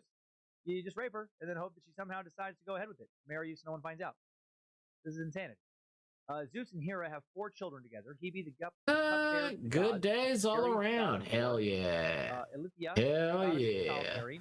Finished And the piece I was Hephaestus- working on. Hephaestus- Finally got some Hephaestus, there we go, the confidence with craftsman using god. color. Well, So let's Hera see claimed it. that Hephaestus was Let's give it a virtuous. look-see-loo. Zeus Yeah, was let's too have a busy, little raping gods look-see. and people and animals to be a Oh. good dad, so he never cared much for his 2 legitimate Oh, sons, woo. Ares and Hephaestus. His 2 Ah, legitimate daughters were almost non-interested in him as well. yes. Hephaestus Love it. was described as extremely Love it. unattractive in the text. You get a particularly Love rough, it. I guess.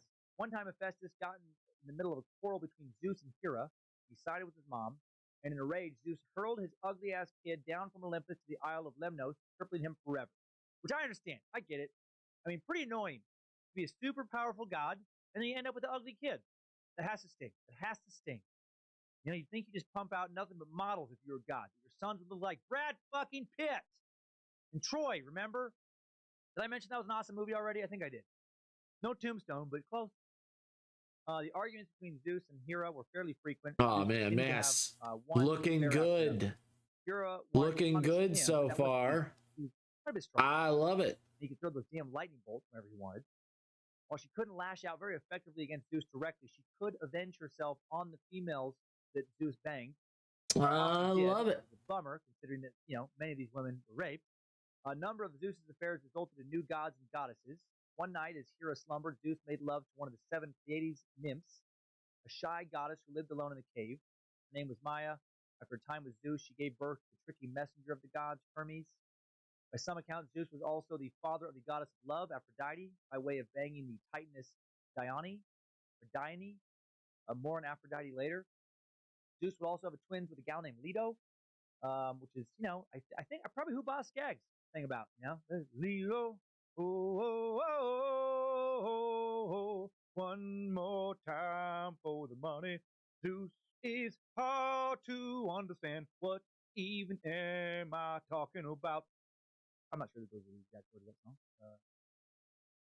So when he took Leto, the goddess of modesty, and womanly demure as his consorts, Hero was Thank pissed. you. Hero No cursed Leto by condemning her to problem. bear her children in a land of complete And darkness. also, I wanted to Leto gave say, birth painlessly thank to you for Artemis, showing the us virgin your huntress stuff, on the island. Zara. Second sub Thank you island has so much for unique showing us your content. stuff, Zara. 9 We days do later, she gave birth appreciate to it. Apollo, the god We of light always and love inspiration, on the seeing island of people's Delos. new art, and we always love Another seeing notable new god had people. Zeus as a father and a mortal woman as a mother. This was Dionysius. Mentioned Dionysius several times already. The god of wine and revelry. Because of his mortal mother, he was never granted full Olympian status. His mother was the Theban princess Semele. Zeus visited her with his electrified god dick one night in the darkness. She Welcome. knew a Thank divine being you. was present. Of Turned out Semele was pregnant. course. She boasted that Zeus was the father. Hera found out and came to Semele disguised as her nurse. Hera asked how she knew the father was Zeus, when they had no proof.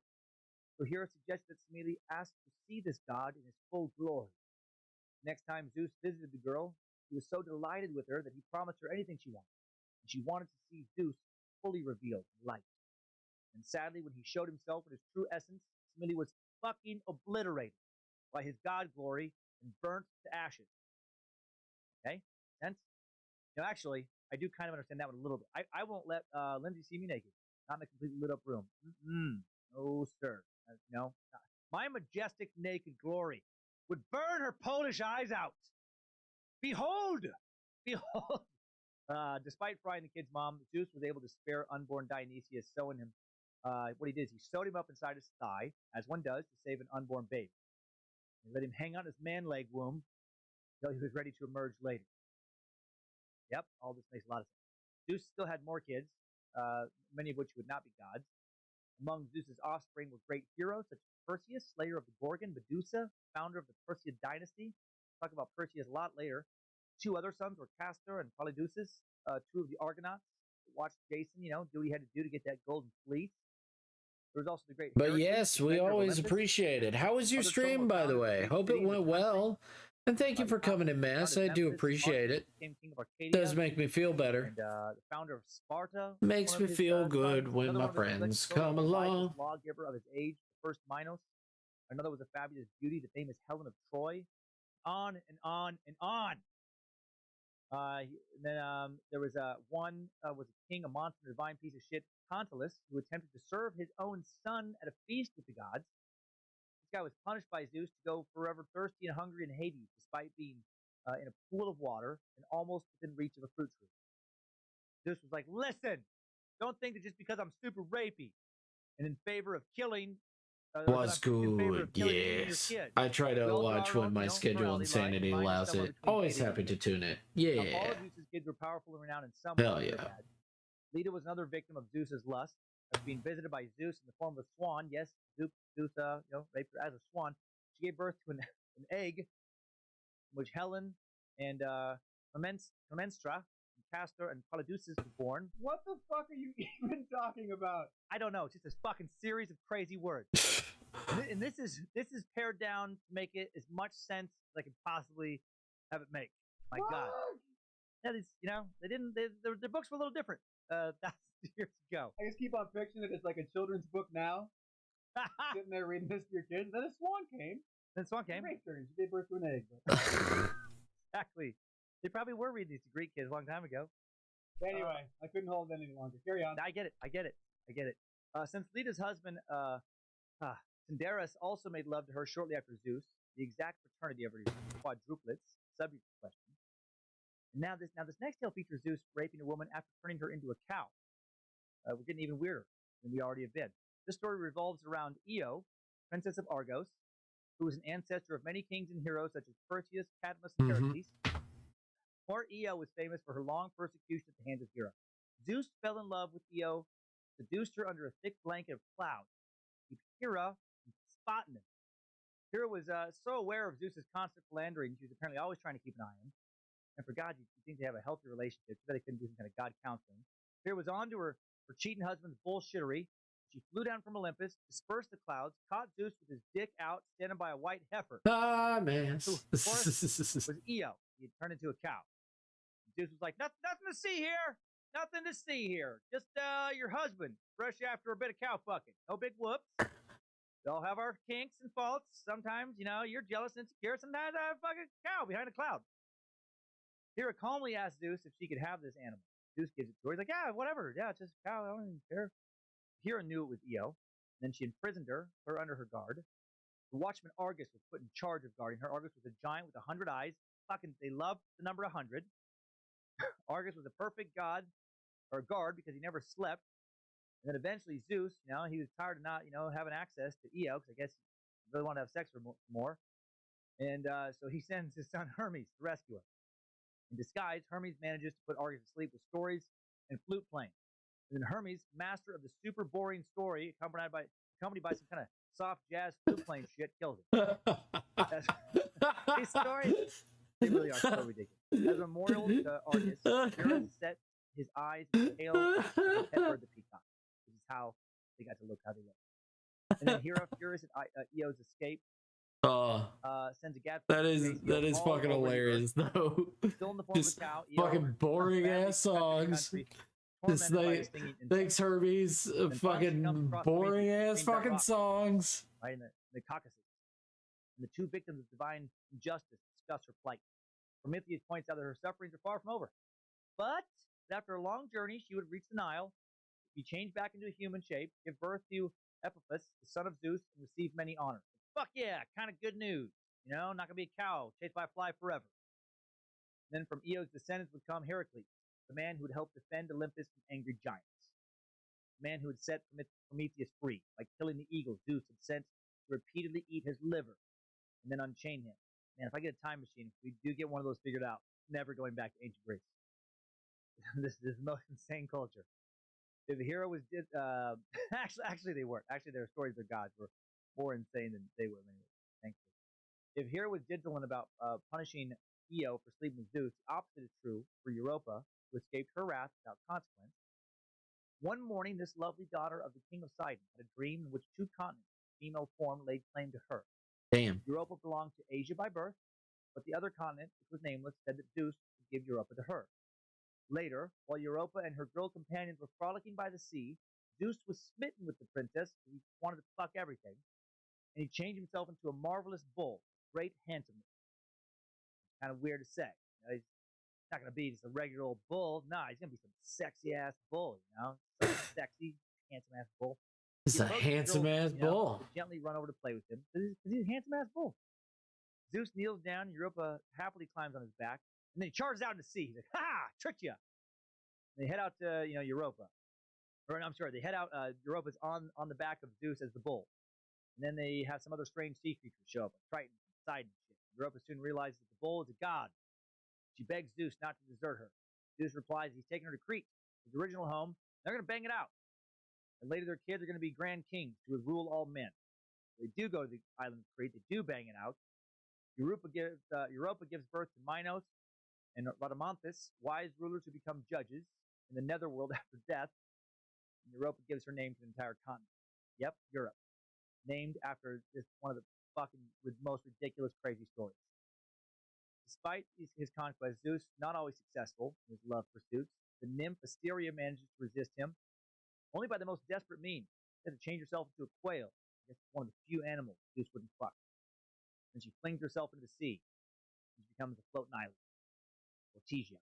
On one occasion, Zeus himself denounces the nymph Thetis when he learns that she would give birth to a son greater than his father. Like, no, not gonna do that. Not gonna go down that road. Don't want to have to eat him. Also, Zeus didn't just lust after women. He's bi, or perhaps a better term suited to his sexual taste would be omnisexual. The attraction was limited to nothing, really, or not to he attracted to everything. Ganymede was a young Trojan prince renowned for his attractiveness, so Zeus had the boy abducted by his eagle, flies him up to Olympus so he can be his lover. I know that was a lot of Zeus talk, but he deserved a lot of attention. He's the most powerful of the Greek gods. And also, he fucked a lot of people. Zeus was modeled after a much older god known as Nimrod. Yes, the giant space Sasquatch, size of an entire galaxy with the head of a chupacabra. The god that rides a black unicorn with flaming suns for eyes. The god who once demanded loyalty in ancient times, having followers stomp the skulls of cocker spaniels once a month to pay tribute. The god whose faithful would live forever in his Alpha and Omega immortal ball sack. Nimrod's form scared the ancient Greeks. They were too vain to worship an entity that did not look like them, and they turned the giant primordial beast into a man.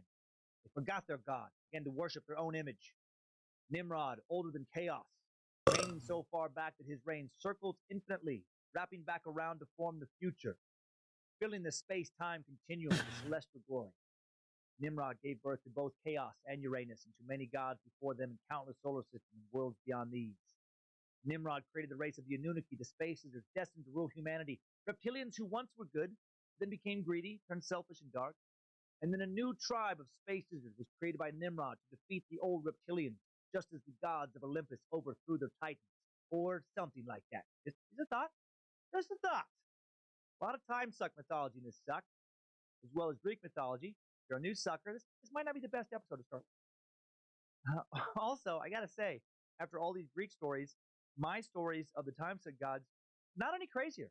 Not any crazier. I thought Nimrod's story for a while there was a little too weird, but now, compared to the Zeus stuff, really kind of right in the ballpark of how weird that stuff's supposed to be, I guess.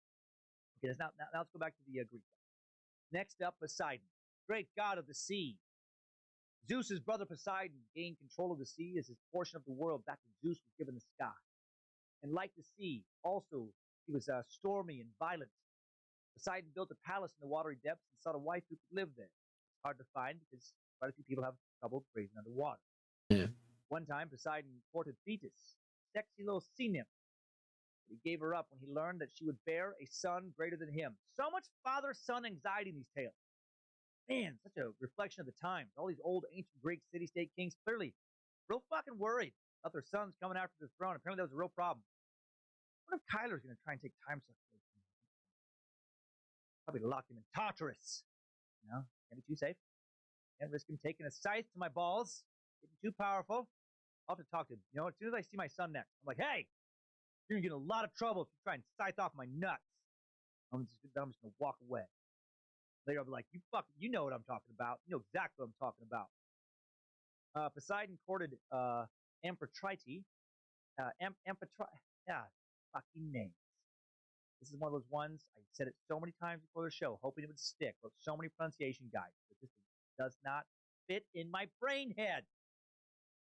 Amphitrite. I think it's Amphitrite.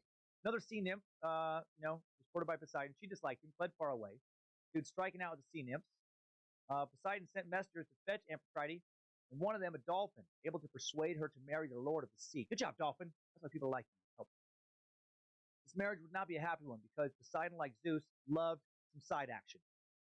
And Amphitrite, just like Hera, would take her frustrations out on her man's lovers. In one case, Amphitrite transformed one of her husband's mistresses into a loathsome, barking monster, as one does. Not satisfied with lordship over the sea, Poseidon coveted earthly realms as well. In a dispute with the goddess Athena, who we'll talk about in a moment, dominion over Athens, two gods had a contest as to which to give the Athenians the best gift. Poseidon shoved his trident into the Acropolis and produced either a flowing stream or a horse, depending on the story. And then Athena gave the Athenians an olive tree. Fuck it, an olive tree? Come on, gods, boring. The best you could do is give someone a horse or a tree. Why not give them a hoverboard, a pizza, or PS4? If that's too modern, give them a 100-headed dragon. But, maybe one that doesn't even shoot fire. No, each head shoots out like a different kind of cheese.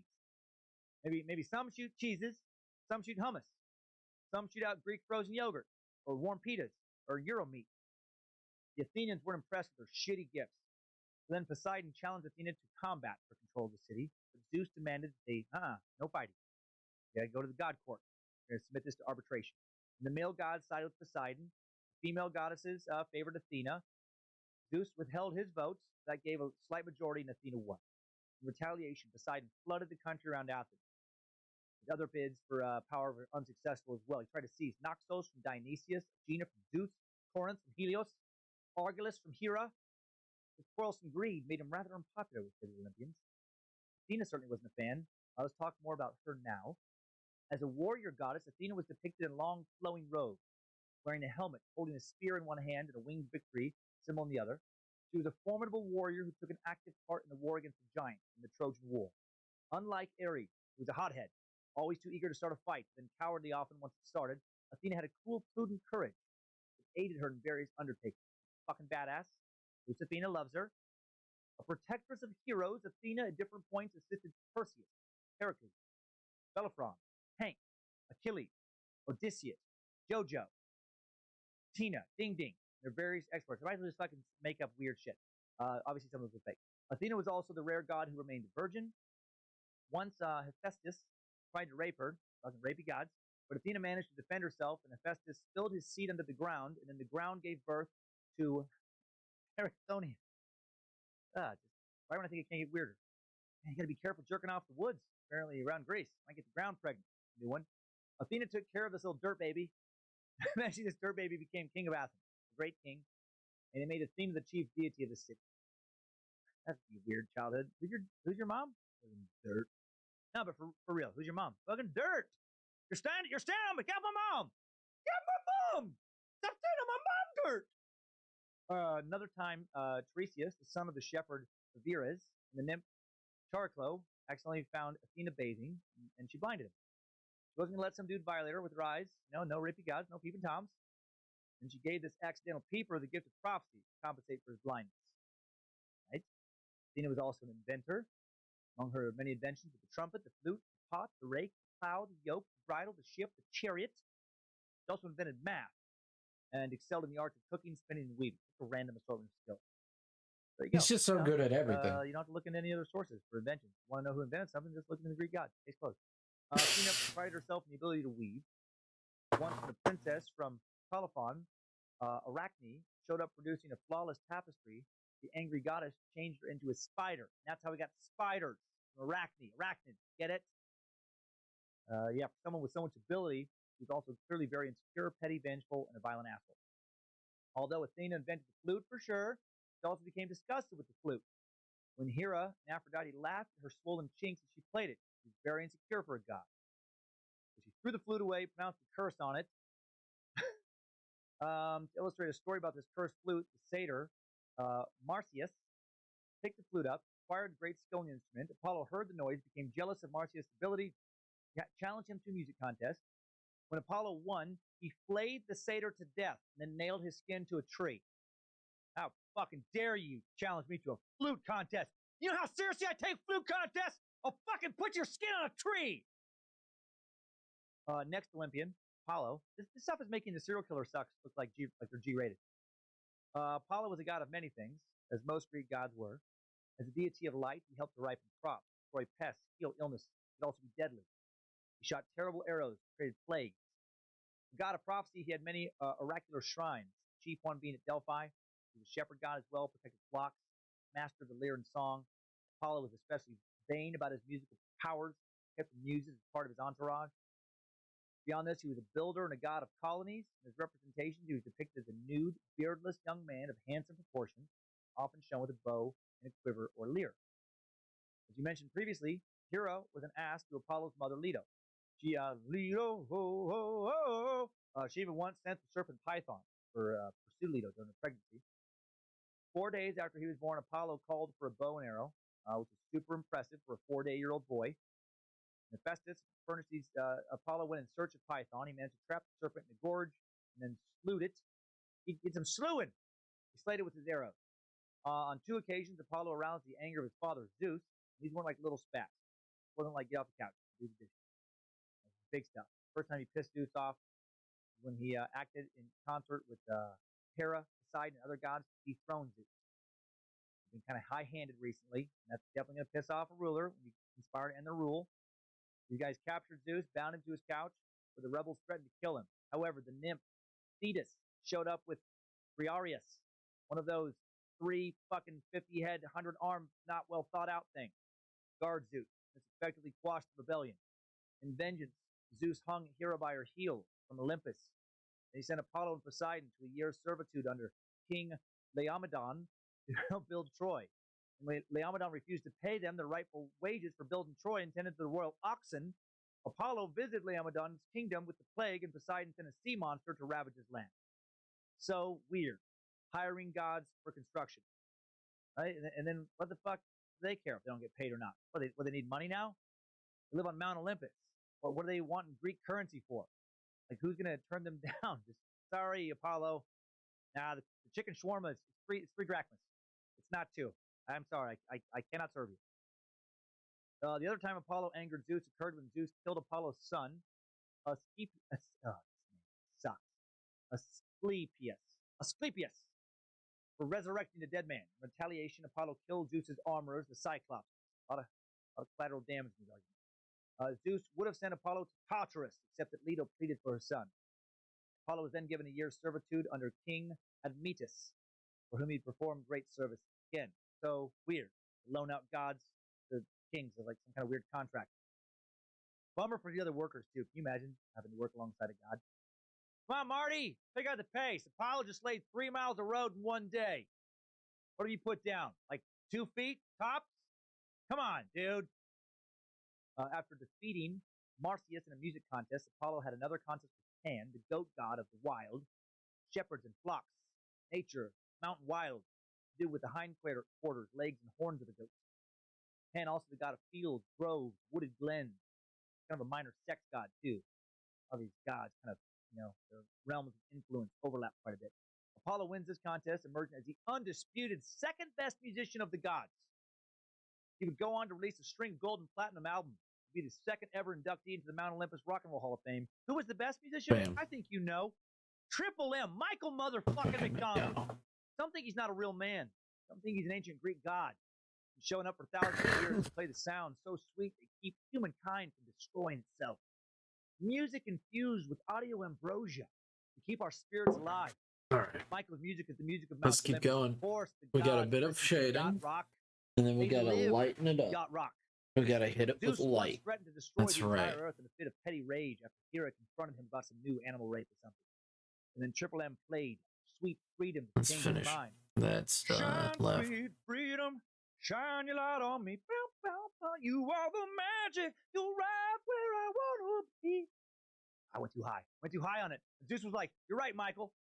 I am right where I want to be. I'm right where everyone wants to be." Ah, so wise. I mean, I'm Zeus.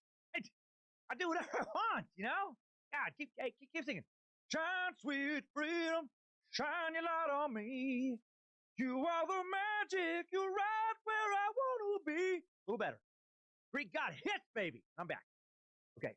Apollo was a handsome god. Hit with the ladies, a non-rapey hit, which is nice.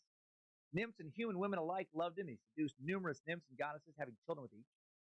But even a handsome Greek god can have romantic failures. Greek gods were also human, though obviously created in man's image. A beautiful woman named Marpessa eluded him. Marpessa is described as being fair-ankled. Fair-ankled. Not sure a modern woman would appreciate that description of her beauty. I don't know, man. She's hot. Dude, have you seen her ankles? Like, yeah. I mean, her face kind of scary. Her breasts kind of point in opposite directions, and she's pretty, she's extremely obese. But none of that matters. You see those hot, sexy ankles. Woo! The sexy nymph Daphne was changed into a laurel tree by Mother Earth. Actually, you know what? I do like the sexy ankles. Not even joking. I love Lindsay's ankles. Let's just get that out. You already know so much about me. She's got good ankles. I like them.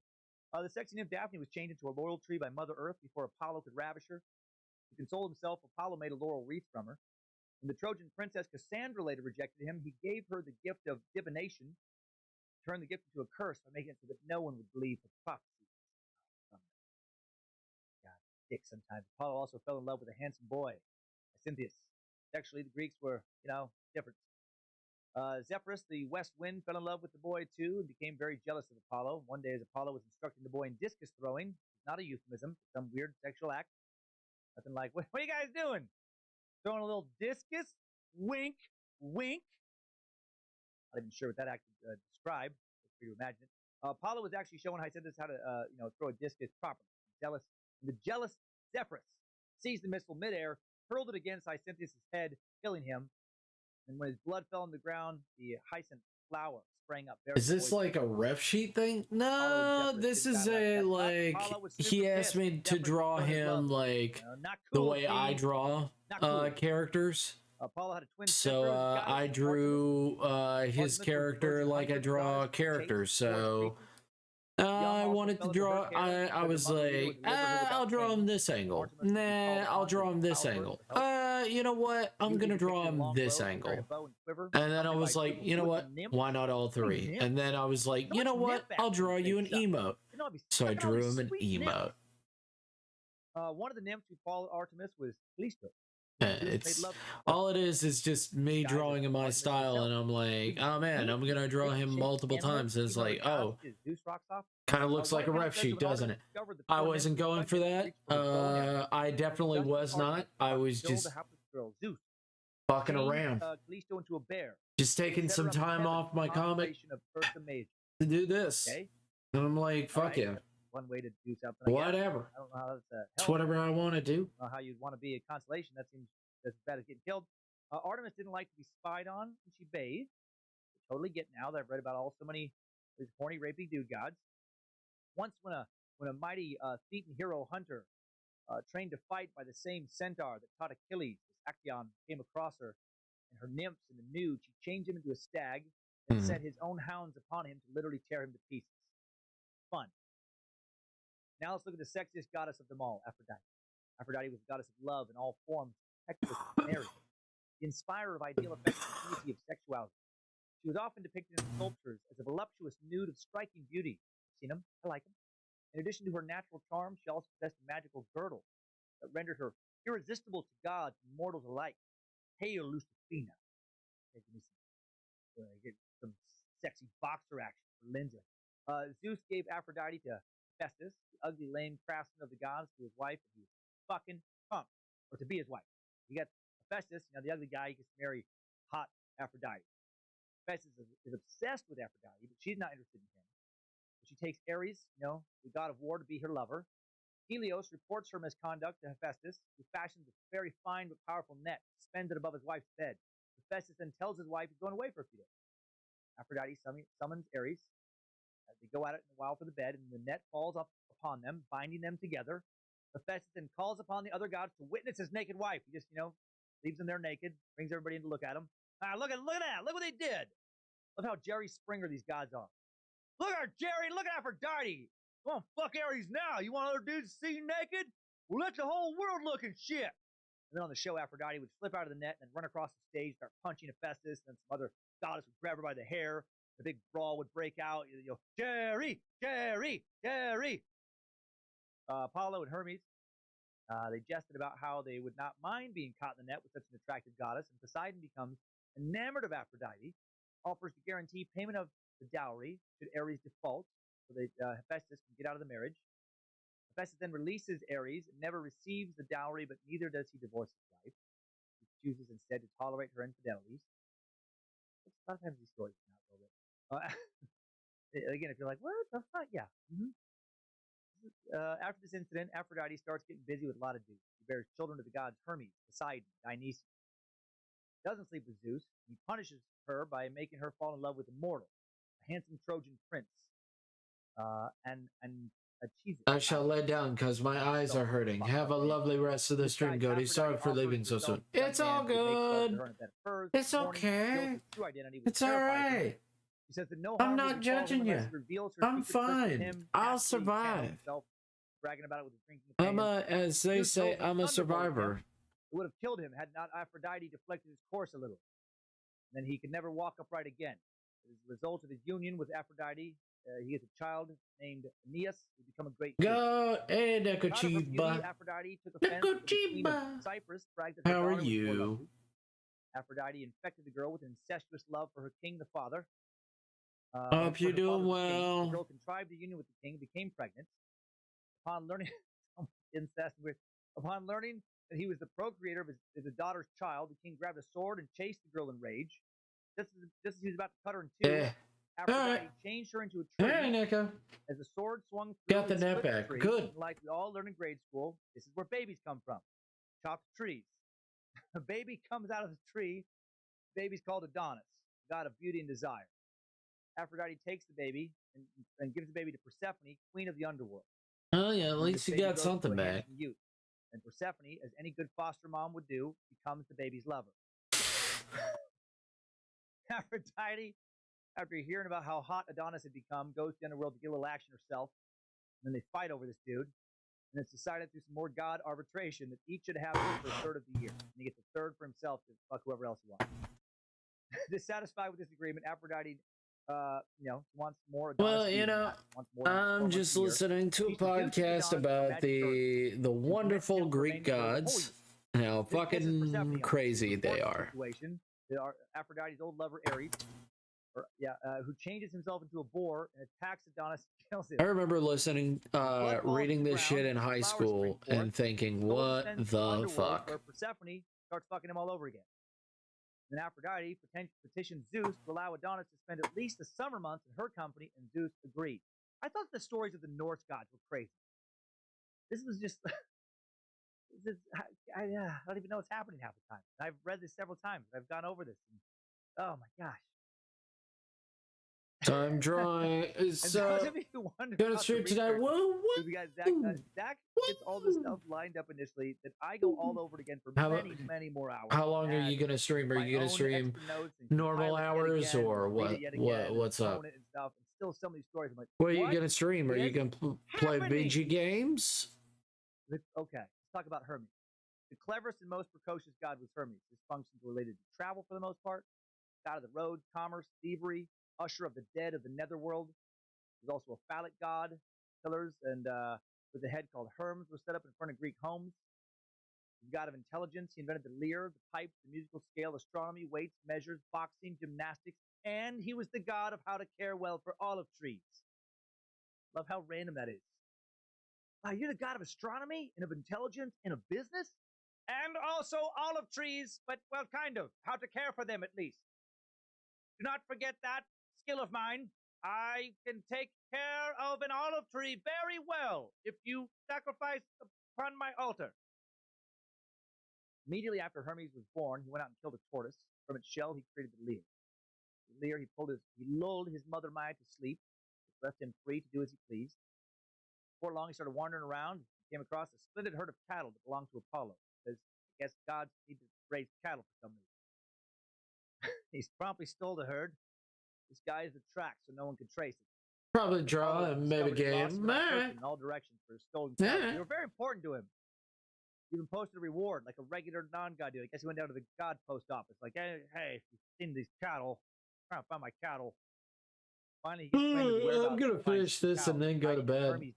Oh god, still a baby. I don't know why I'm fucking so tired. I've got sweet tea. Fuck that baby! The baby stole my cows! And I want him punished to the fullest extent of the god laws. Zeus is astonished when Apollo accuses the baby of taking his cattle. But Apollo browbeats the little baby Hermes in full confession. After admitting that he'd sacrificed 2 of the cows to the gods, even though he was a god, it's all very confusing. Hermes promised to deliver the rest of the herd to Apollo. On the way to get the cows, Hermes takes Apollo home and shows him the lyre he had made. Apollo was so impressed with it that he exchanged the cattle for the lyre. I'm like, we're all good, dude. And then became good buddies. One adult god chilling with a little baby god. Hermes then presented himself to Zeus as a new god and promised never to steal or tell a lie again. And Zeus defined his new duties as the god of travel. He gave Hermes his winged sandals and staff. Became a messenger to the gods, and he showed up in a lot of stories. So many more. But yes, I can't wait till you draw or game. It doesn't matter. It sounds good either way. So just one more. Let's roll the celestial dice, and Nimrod has chosen Dionysius. We've mentioned him already. Now let's take a good look. With the god of the vine, Dionysius was closely connected to the earth. Since his mother Semele was immortal, he was technically a demigod. Like the grapevines, he established Dionysius himself to be dismembered and then resurrected. Fun. God of wine, he could inspire men with lofty visions, degrade them into raving savages with his powers of intoxication. His worship was marked by ecstatic ritual, by frenzied excesses in the wilderness, also by sublime dramatic festivals. He was often accompanied by the Maids or the but I can't wait to see whatever you draw, Nico. Tipped with pine cones who served as his priestesses and worshippers. Sounds great to me. Dionysius' mother was destroyed by Zeus, revealing himself in a flash of lightning. You'll remember. Zeus took her unborn infant, right? Put him in his thigh. That's where he developed. Got his leg birth.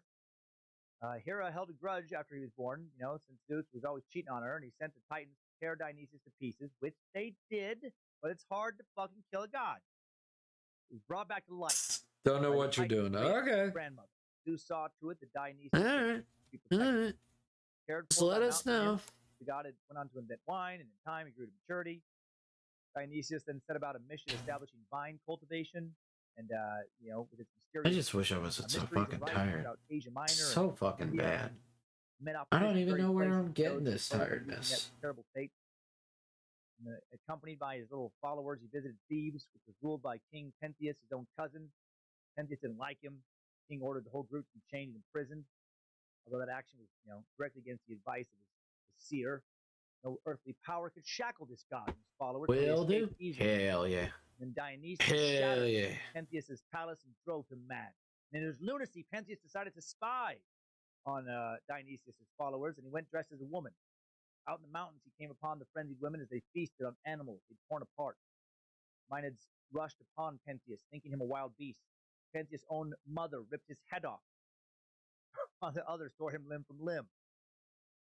On another occasion, Dionysius was walking along the shore, and pirates captured him, seeing the richly dressed young man as easy source of ransom.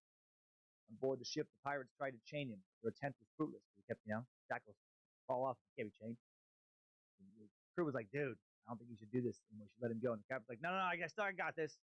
But he didn't have it because Dionysius caused the ship to run with wine, and vines entangled the mast. And he changed himself into a lion.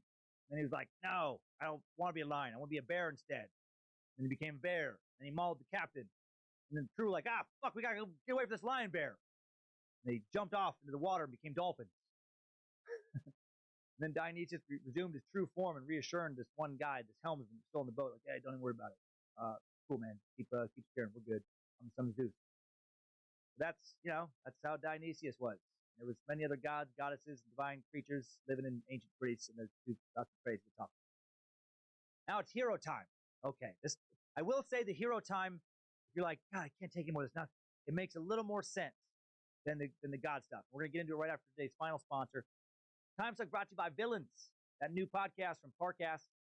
Masterminds, evildoers, savages, bad meat sacks. For every hero, there is a villain. And as you know, there have been no shortage of villains in this world.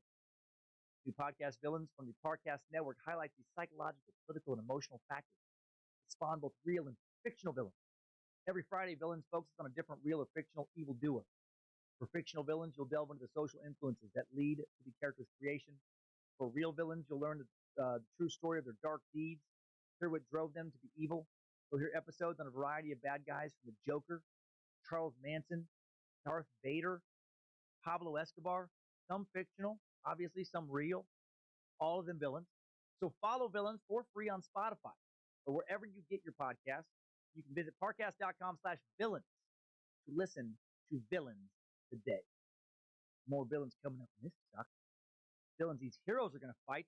The Greek heroes include famous names like Achilles, Alexander the Great, Heracles, Icarus, Jason. Again, I love this Jason. Odysseus, Perseus, Theseus. They all have epic tales. I'm going to share two today. Really kind of three if you count the greatly abbreviated tale of Jason the Argonauts we already did. Two more. We'll start with the great Perseus. 2010 blockbuster film and remake of the 1981 film of the same name, Clash of the Titans, about Perseus's adventures. But we're not telling the Hollywood version. Showbiz! We're telling the crazier, much more nonsensical Greek version. And then we'll close with the incredible and also, what the fuck is happening right now, tale of Heracles. Let's head to the ancient Greek city-state of Argos. King Achilles ruled over the kingdom of Argos, but possessed no heir who could take over the kingdom when he died. His only child was a maiden, Danae, but she could not take the throne when he died. King Achilles went to an oracle to see if one day he would have a son, and the oracle said that he would have a son, but bad news. No, I'm sorry. The oracle said that he would not have a son, bad news, and in even worse news, you will have a grandson who will kill you. I hope I don't have one of those grandsons. You know what? The more I think about it, I need to do something. I need to eat kind of maybe even, right? Or imprison them at the very least. Myself safe. That's what I'm learning. That's the main lesson I've learned here. Kids are very dangerous. They're either going to kill you or they're going to make kids that will kill you. Greatly alarmed, the king had an underground chamber built, one with a skylight. He imprisoned his daughter there to make sure she didn't bear him any children. However, his prison wasn't strong enough to keep out Zeus, that horny serial raper in the sky, who could see see his daughter through the skylight. Zeus's spidey senses got tingling when he heard about sensed a beautiful princess chained up. And so he visited Danae in her bronze chamber in the form of a golden shower. Not kidding. He showed up in the form of some golden rain, and then the god liquid streamed throughout the roof of the subterranean chamber, came to that little sunlight, went into her womb, and she got pregnant. So basically, like I don't even know what to compare that to. Actually, 9 months later, she gives birth to a son, Perseus. Then King Achilles has his daughter and grandson sealed in a chest and cast adrift in the sea, instead of making sure he just killed them, because that wouldn't lead to a good story. The chest, floats off, lands on the beach of an island, where it's found and opened by a fisherman named Dictys. Being a kindly person, Dictys took the forlorn Danae and her infant son home to his wife. The group decides that they would care for Danae and raise Perseus as if he was their own son, since they themselves were childless. Thus, Perseus grows to manhood safe and sound. Danae's beauty does not fade with the passing years. And this is brother, the tyrannical king. Okay, I need a shower, and I'm gonna stream. Much love to you, go. Hey, thank you. Doesn't want to be a stepdad. He finds out about Perseus, who decides to pretend to want to marry another woman instead. He announces we're gonna have a big wedding, and everybody in his kingdom has to come give him a congratulations gift. And at the gift-giving feast, Perseus is the only person present without anything to give his king. No one told him, I guess. So he randomly promises to bring the head of the Gorgon Medusa back, a monster with snakes for hair. I'm guessing after saying that, he's like, what the fuck? Why did I just agree to that? Why couldn't I have offered to clean up after the party or whittle a doll out of wood or something? Polydectes loves Perseus' offer, knowing that he would either die in the attempt, for one look from that hideous snake monster turns men into stone, or he would get a coveted trophy with that head, that he could powerful weapon he could use to turn enemies to stone. Best gift ever. Also, the king's congratulations party was a big ruse. He somehow knew Perseus would choose to do something stupid like this and he would die. He thought he would, because really he just wanted his mom. Perseus left the king's hall immediately after his foolish promise, set sail for Greece. Realizing he's an idiot for agreeing to get King Medusa's head, he was too upset, get the King Medusa's head. He's too upset to say goodbye to his mom and foster parents. Takes off, goes to Delphi to learn the whereabouts of the Gorgons. The oracle won't tell him, but does direct him to Dodona, or Dodota. Oh, motherfucker. Dodona. Fucker. I love that. It's just like, mother where he would learn what to do next. In Dodona, Perseus learns nothing except that the gods were watching over him. Perseus meets the god Hermes, who tells him how to care for an olive tree. He's like, I don't even have an olive tree. And Hermes is like, yeah, but come on, I'm good at it. If you just listen, you'll have some tasty olives. Come on. No, Hermes tells him that he needs to acquire some equipment from these Stygian nymphs if he wants to succeed on his quest. He needs to get a pair of flying sandals, a magic wallet, and a helmet of invisibility. They don't have a target, someplace like that. Now Perseus needs to find the nymphs of Stygian. That's how you say it, not Stygian. Stygian. The problem was that only the 3 Gray Sisters knew the way to Stygian. To these nymphs. These nasty old ladies lived far to the west, beyond the river ocean, and they had one eye. They shared amongst them.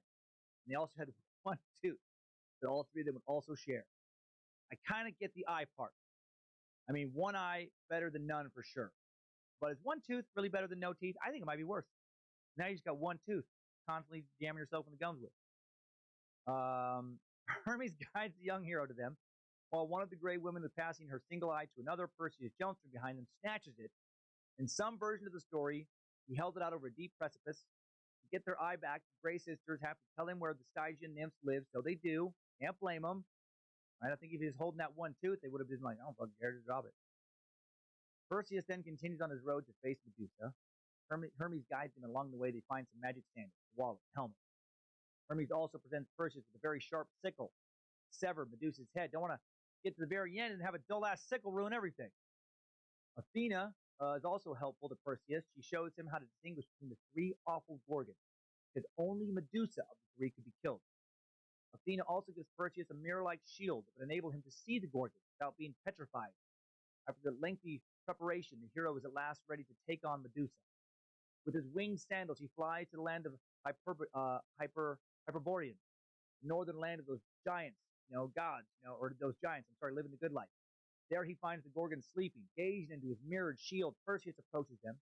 As Athena guides his hand, he strikes off the correct monster's head with one blow. From the blood of Medusa, there springs forth Pegasus, a winged warhorse. Sweet. I wish horses spring out of my blood. Or maybe that'd be super annoying. Probably annoying. Actually, I don't wish that. Can you imagine? You get one scratch inside your house and you're like, no, oh, fuck, another horse. Ah, my hardwood floors, my white carpet. Goddamn, all these horses. I live in a barn. Quickly, Perseus puts the head in his magic wallet, puts on his helmet of invisibility, does so in the nick of time, for immediately the two other Gorgons awake. Seeing their slain sister, they set out to pursue and kill her murderer, but Perseus has no trouble eluding them because he just flies away in his magic blood horse. Easy peasy. Now he just has to get back, which would not be easy. First he travels to Gibraltar, flies over to Libya and Egypt. During his flight, he sees a beautiful naked young woman chained to a rock. A lot of weird shit happening in this world. There's people chained to rocks all the time. Flies in to investigate. This is the Princess Andromeda. She's awaiting execution at the hands of a sea monster. Because her vain, dumbass mom had claimed she was more lovely than the Nereids or some nymphs of the sea. Perseus falls in love with her, hastily arranged with her parents. If he can get her off the chain, she's going to be his wife, right? And they're like, yeah, no, totally, absolutely. And then the monster appears. Perseus lops its head off, frees Andromeda. Her parents are like, never mind. They're like, actually, now that we think about it a little bit more, there was somebody else we'd given our daughter. So sorry about that. Thanks, but you're not take off. And then he doesn't want to take off. And then they summon a bunch of warriors to kill him. And he doesn't like that. So Perseus, he finds himself faced with, too many enemies to fight in hand-to-hand combat, so he just takes out the Medusa head, turns them all to stone. Also, he turns to stone Andromeda's parents. Whoops. I knew it wasn't a good thing. Zeus changed. And he turns them into constellations for their treachery. Right, I knew it wasn't a good thing when Zeus changed Callisto into a bear earlier, turned into Ursa Major. Perseus then returns with Andromeda to the island where he'd been raised. Finds that his mother, Danae, and his guardian Dictys had fled to a temple, hiding from the vindictive king Polydectes, who was trying to court Danae against her will. So Perseus goes to the king's banquet hall to find the king and his companions feasting. They greet him with insults, so he pulls up the Medusa head and changes those motherfuckers into stones. So laugh now, stone face guys. He says something cool like that. Laugh now, stone face guys. But you're not laughing because your faces are stone. Haha. See, because you can't, do things. Can't move anymore. To reward Athena for her aid, Perseus gives her the head to wear on her legendary breastplate, Aegis. He returns the sandals, wallet, and helmet to the Stygian nymphs by means of Hermes. Still not done.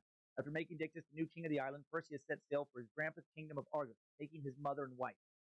He had hoped to be reconciled by his grandfather, King Achilles, but the king no longer rules there, having fled on learning that his grandson, who was destined to kill him, was a hero and was coming back. Before long, Perseus hears that the king of Larissa was going to hold an athletic competition, so he decides to enter. During the discus throwing contest, Perseus's discus is caught by the wind, diverted into a throng of spectators, like a tire let loose at the Indy 500, where it kills an old man that is none other than his grandfather, King Achilles. Thus, the oracle's premonition fulfilled in a super random and pretty contrived Final Destination kind of way. Stricken with guilt for killing a family member, Perseus arranges to exchange kingdoms with an uncle. He's like, so terrible, I don't want to live anymore. Let's trade kingdoms. The guy's like, all right, pretty random. King of this new kingdom, he recaptures lost territory, fortifies his city, settles down with Andromeda, who I guess gets over him turning her parents to stone. And they have a number of sons. And one of his sons is Heracles, our next adventure. Before we go on, I got to say that, like Lord of the Rings, those stories are making so much more sense. Like the J.R.R. Tolkien kind of mythology, so clearly influenced by Greek mythology. Clearly associates. So many over-the-top fantastical characters, so many random powers, so many inventive monsters. And I will say the imaginations of the ancient Greeks, pretty incredible, pretty layered and rich. Okay, last tale for today, Heracles. Most powerful and glorious Greek hero, known by his Latin name as well as Hercules. You may have heard of Hercules if you haven't heard of Heracles. A man of surpassing strength and coordination and sweet hair. He was able to perform superhuman feats and look handsome and cool while doing it. He was a son of Zeus, and Zeus had arranged that one day, unlike most of his other sons, he would allow Heracles the chance to become a god. Heracles was the badass's badass, protector, friend, and advisor to men, also provider of services for the gods. Like you said earlier, Heracles helped the Olympians defeat the giants, and then later still he rescued the Titan Prometheus from his punishment in the Caucasus. Heracles was honored throughout Greece, and in honor of the great athletic prowess of the Greeks, he instituted the Olympic Games. And his life began with a Zeus rape. The last mortal woman that Zeus ever raped was Alcmene, the wife of Theban general Amphitryon, a woman renowned for her virtue, beauty, and wisdom. Zeus had selected her, not for his own enjoyment primarily, but because she was also the best choice for bearing the greatest hero of all time. Heracles was really kind of like the first test tube baby, genetically engineered, divine Superman. While Amphitryon was off fighting the battle, Zeus came to the beautiful Alcmene, disguised as her husband, and he raped her in the same sense it would be raped if you snuck into your neighbor's bed in the middle of the night and had sex, with the neighbor because they, for whatever reason, thought you were their actual partner. Zeus, no idea. In between sex rounds, Zeus tells Alcmene stories of her husband's war victories, and then when the real Amphitryon arrives home shortly afterward, he surprises his wife's lack of interest in his recent military success story. She also seems bored when they have sex. What's going on here? Well, she thought she just had sex. 9 months later, Alcmene was about to give birth to a strange set of twins. On the day on which Heracles should have been born, Zeus took a solemn oath that a descendant of Perseus, born on that day, would grow to rule all of Greece. In another jealous fit of rage, Zeus's long-suffering wife, Hera, manages to delay Alcmene's delivery by magic, and induces an early delivery with the woman bearing another one of Perseus's descendants. The result was that the infant Eurystheus was destined to rule Greece. Eurystheus was destined to rule Greece instead of Heracles. But Zeus, in his anger, made Hera agree that if Heracles should perform 12 tasks for Eurystheus, he would become a god. So Alcmene gives birth to those twins. Heracles is born, the son of Zeus, and therefore half god. And then Achilles is born, son of Amphitryon, and 0% god. I wish there was more Jason's details. When these twins were about a year old, Hera, still being pissed at her cheating son of a bitch husband, sent 2 serpents to destroy Heracles in his crib. While Iphicles, fuck these names, screamed and tried to, I fucking hate these. I hope we don't do another Greek subject. I'm happy that I did this today. I'm glad I'm learning this stuff. You know what? I will, please, spacers, do not vote up anything else Greek for so long. I have to go. Bye, everyone. Have a good stream. Thank you. Thank you, Belle. And tries to escape. Heracles strangles the snakes, one in each hand, like a boss baby. When he starts going to school, Heracles gravitates towards athletic disciplines, which he dominates. He doesn't care as much for school. Thank you, Belle. He also had quite the temper. Got that. Have an amazing one. He ends up smashing in the skull of his music tutor with a lyre. And after that, his dad's like, maybe we should send him out to the woods. Maybe he shouldn't be around as many people. By the age of 18, Heracles becomes the strongest man the world has ever seen. He would have dominated those metrics strongman competition. Phenomenal athlete, super courageous, pretty well liked by the ladies. Speaking of ladies, in one Heracles story, a lion is killing Amphitrion's cattle, and Heracles is sent to dispatch of it. While hunting the lion, he comes across King Thespius' kingdom, and more importantly, his 50 daughters. They love the number 50. And Heracles is given consent to mate with all 50 of these women. And from these matings, 51 sons will be born. Dude, it was potent. He was shooting God sperm. Man, if your ovaries hadn't dropped an egg, this shit would just wait. Maybe just barge in, take one, drag it back to the fallopian tube, right? Force their way in. In between shagging sessions, I love your face. Oh, thank you. Oh, thank you. Super trusty Olive Wood Club hunting lions, no big whoops. Out of the lion's skin, he made a cape and a hood, and a lot of depictions of him. He's wearing this. Oh yeah. Oh yeah. All this happens after he'd already established a little bit of his legend. Heracles wasn't. But this is so far. I love a little bit of blue. Let's add a little bit of red, just to give a little bit of red. When Heracles was met with Because I love collecting tribute from him, the. He was treated disrespectfully. They treated him like some common, not God guy. We cut off their ears, noses, and hands and sent them home. Right, that'll teach them. And then this kicked off a war with the minions and they had advantage over thieves, but with Athena's aid and his own reckless confidence, Heracles helps the Thebans crush their opponents. As a reward, King Creon of Thebes gives the hero his daughter Megara as a wife. This marriage doesn't work out too well for Megara. Hera, still not a fan of this bastard son of her husband, sends a frenzied madness upon Heracles, and in his madness, he brutally slaughters his wife and children. When he comes to his senses, he's overcome with the horror and guilt of what he's done. He contemplates suicide. Finally, he goes to the oracle at Delphi to learn how he could atone for his crime. The oracle informs him that he would have to submit himself to King Euripides of Mycenae as a slave and perform whatever task his royal cousin should command him. This is the guy who was destined to become god by, Hera's trickery, and Zeus made that decree. Although far inferior to Heracles in courage and might, Eurystheus, God damn it! Eurystheus had cunning, and he devised a series of tasks that were next to impossible to complete. I'm going to call him E from now on. You got E and Heracles. E is Eurystheus. All right, these tasks are known as the 12 labors of Heracles. This hero undertook in his 12 years of servitude to the spiteful king. And these labors would elevate Heracles. You know what? I'm gonna force myself to say that word. Eurystheus. Okay. All right. Let's fucking his power through the end of it. His first labor was to kill the Nemean lion, a magical animal with an impenetrable hide. After vainly attacking it with arrows, Heracles finally decides to throttle the beast with his bare hands. He kills it, carries it back to Mycenae. Didn't even need that club. Obviously, this is a mythological legend, but can you imagine the real dude beat a lion to death with his fist? Not just a lion, but like the strongest, most fearsome lion. I bet that would be, if that was recorded, that would be the most viral video of all time. Even like animal lovers would have to respect. Like even like somebody working at like PETA, like they'd be pissed, but also would probably watch it a couple times. Eurystheus is blown away by how efficient of a killer Heracles is, and kind of gets scared of him. And for everyone's As he sake, should. He makes him kind of stay outside the city.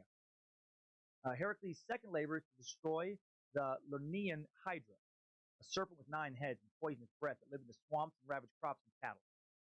I thought that lion was a formidable foe.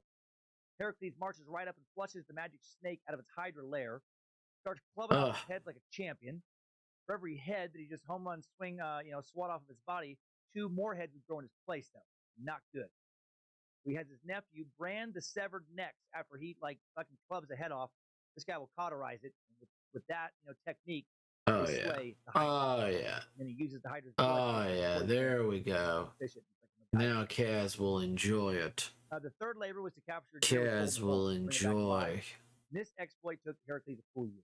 Probably would have taken like just a day if the assignment had been to club a fucking deer head off.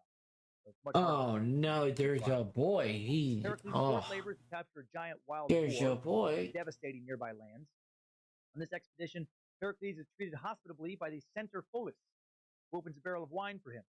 But then other centaurs savagely demand the wine, and Heracles has to light him up with some arrows for being disrespectful. What are you thinking? Fucking with the ancient Greek Steven Seagal.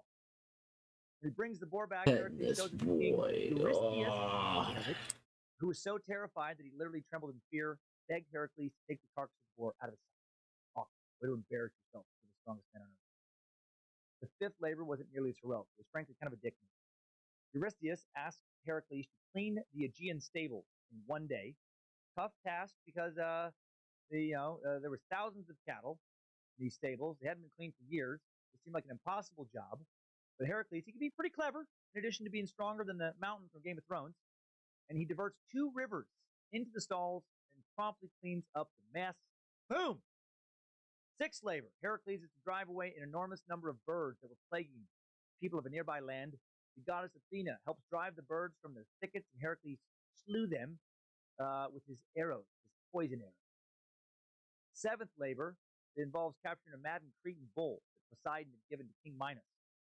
Heracles quickly masters the animal, makes it submit to his alpha glory, brings it back to Eurystheus. He's like, what else you got? What else you got? Next. Heracles' eighth labor. Capture the man-eating mares of Diomedes. Yes, horses who ate people. This fucking land is insane. And he accomplishes this by first killing their guardians and then fighting off an entire army. He then serves the horse's flesh to Diomedes himself, king of Thrace and son of the god Ares. In some accounts, he actually doesn't kill any of the horses. and feeds Diomedes to his own horse. He also rescues Queen Alcestis, I think, by fighting off death itself. God Thanatos. I think there's just too many. When she was scheduled to die in her husband's place. Get back, Death. Get back or you get the club. The ninth labor was to fetch the splendid girdle of Hippolyta, queen of the Amazon. The girdle was given to her by Ares, kind of like a crown, symbol of her rule. Hippolyta greets Hercules, and his entourage cordially agrees to part with the girdle. However, Hera, still pissed, spreads a rumor that the hero was going to abduct Hippolyta, but the Amazons seized their weapons, thinking that the queen was behind the assault. Heracles kills her, and many of the Amazons as well. Bummer for Hippolyta, most of her soldiers. Good for Heracles, because he gets that girdle. The 10th labor requires stealing the cattle of Geryon, a monster on a western isle described in some accounts as a giant with 3 heads and 1 body, and in other accounts as a giant with 3 actual bodies. Not sure how that works. This guy also had a dog with 2 heads, Orthrus, brother of Cerberus, that guardian of the underworld we already talked about. Heracles slew Geryon and his dog with that trusty club, took all his cattle. On his journey, Heracles also set up the pillars of Hercules to commemorate the trip. These were 2 enormous rocks, one of which is the Rock of Gibraltar. The 11th Gibraltar labor, Buck. almost done, consisted of getting the golden apples of Hesperides. They were in a fabulous land far to the west. They were guarded by goddesses. On his way to snatch him, Heracles met the gigantic bandit Antaeus, who forced strangers to wrestle with him and who gained great strength in contact with the ground. During their wrestling match, Heracles strangled him by holding him up in the air. Heracles would have torn shit up in the UFC. He'd been undefeated, first round knockouts, right, in every fight. Finally, Heracles reaches Atlas, the father of the Hesperides, who is holding up the sky. Atlas agrees to get the apples of Heracles, will hold up the heavens in his place for a bit. Being the smarty pants he was, Heracles agrees. He held up the heavens, no problem. The dude was made out of titanium and steroids. Atlas goes on to get the golden apples, and then once he fetches them, he decides to let Heracles hold up the sky forever. Lucky for Heracles, Atlas was super duper dumb. And Heracles was like, yeah, no problem. I'll keep holding up the heavens. Can you just holding them up for like a second? You can just, listen, I'll hold this forever. But if you can just hold it for like a second, I can make a few posture adjustments, because I wasn't planning on holding it forever the first time you handed it to me. And Atlas was like, all right. No, that sounds reasonable. That sounds fair. And then when Atlas, holds the heavens back up for a second, Atlas just grabs the apples and walks the fuck out. Heracles. Heracles' 12th and final labor involves retrieving Cerberus, Yep. Hades, that 3-headed dog bro of the dog he'd already killed earlier, guarded the entrance to the underworld. He was able to capture the dog using only his bare hands. Hermes guided Heracles into the netherworld. Mouth is fucking going numb. It really is. Like, my mouth is legitimately sore from doing this specific suck. From trying to move in these Greek waves for over 2 fucking hours. Heracles decides to rescue his friend and fellow hero and mythical founder of Athens, Theseus, from the chair of oblivion, since he was down there anyways. Heracles attacks the monstrous dog, driving the wind from it, forcibly leads it back to Euripides, who was so afraid of it he returned the beast back to Hades, but not before, legend has it, that guardian of the underworld mated with Zeus's wife Hera, who mated with Cerberus, to anger Zeus, and then Hera herself would, in secret, later give birth to Bojangles, a name that has a rhythm I like. The pitbull protector of the suck would later lose an eye and a leg while taking 2 thunderbolts from Zeus in the Battle of Atlantis. Why didn't those thunderbolts kill him? Because he has the blood of the gods in his veins.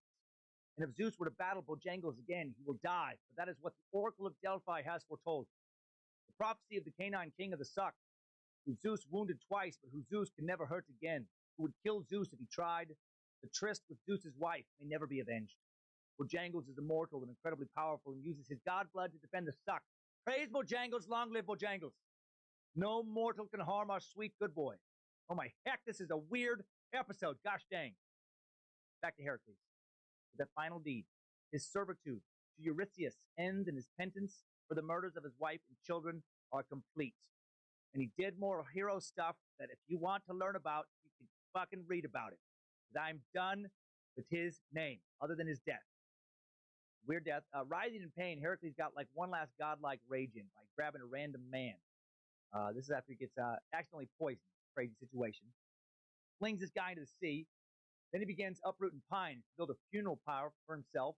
And when it's completed, he climbs upon it, orders it to fire be set to it. And in some accounts, he sets his own funeral pyre fire. Ultimate tough guy death. He's like, don't worry about it. I'm going to build it. I'll get these trees uprooted. And I'll build myself a little funeral pyre. And I'll push it out in the water. I'll hop on it. And I'll just set it fire to myself. As the flames reach his body, Heracles vanishes in a blast of lightning. And that's when he departs back to Olympus to live as the son of Zeus, as a god, marries Hebe, cupbearer, and enjoys his life amongst the gods. And there's so much more to Greek mythology. And we could go on, and thank God we're not going to. I liked so much learning this. I hope you liked learning a lot from me. But woo! It's no wonder they have like master's courses in literally just like Greek mythology. Like you can get degrees in this shit. So many stories, so fantastical, so many hard to say names. Ancient Greece, man, flying gods, flying horses, flying sandals, birds with human tits, giants who could stack mountains, 50-headed monsters, divine, pretty rapey entities. The gods were petty, abused their power, fought one another, cheated on one another, interfered with human lives in countless ways, mostly in bad ways, made terrible decisions, countless mistakes, and the ancient Greeks worshipped them. And I guess why not? You know, if that's the only gods you know, might as well try and please them. You know, if you can have crazy gods up there, I guess better to be on their good side than the bad side. And these stories were first told as far back as roughly 5,000 years ago, and we're still fascinated. Why? Because we still are in so many ways, just like those crazy ancient Greek gods, an insane species. We still worry about monsters of one kind or another. We still admire reckless bravery to the bloodthirsty courage of warrior heroes because we want to find some of that heroism in ourselves. We want to laugh in the face of death.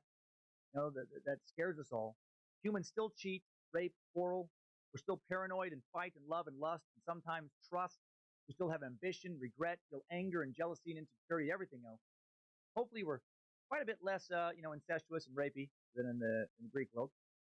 I'd like to think we've hopefully gotten a little better that way. Maybe there's not quite so many monsters in today's world, or maybe the monsters just look different. I mean, nuclear bombs, I guess in a lot of ways, are much scarier than some weird 100-headed thing. Really, the world in so many fundamental ways is just the same as it's ever been. The colorful characters, these stories, yeah, they're over the top. The elements underneath, pretty much the same. Still ambitious, still doing all these same things. I hope you enjoyed today's tale. Let's revisit a few points and learn one more little bit of trivia about the Greeks in today's top 5 takeaways. Time's up. Top 5 takeaways. Number 1, the Greek gods are insane. My God, they're insane. And I guess since they were made in man's image and based on the true crime sucks we've done so far, so are we. Number 2, thank you, Homer and Hesiod and the other ancient Greek authors for writing all this stuff down. The Iliad, the Odyssey, Theogony, and more. So glad we do have records of these crazy things. Number 3, Zeus, leader of the Greek gods, real monster. Dude wanted to fuck everything. One of the things wanted to be fucked not. I wonder if we would have been a better god if he just had a better dad. All right, guys. We're gonna send you over to somebody. Not trying to be rude. You guys are amazing. Not trying to be rude. In fact, I'm saying you guys are awesome. I would say, in fact, you guys are incredible.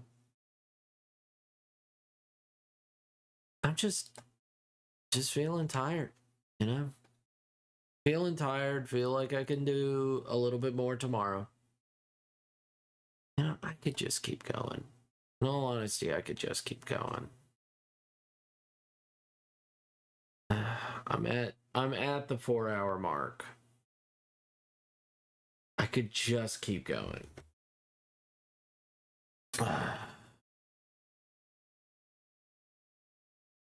Who'll be on?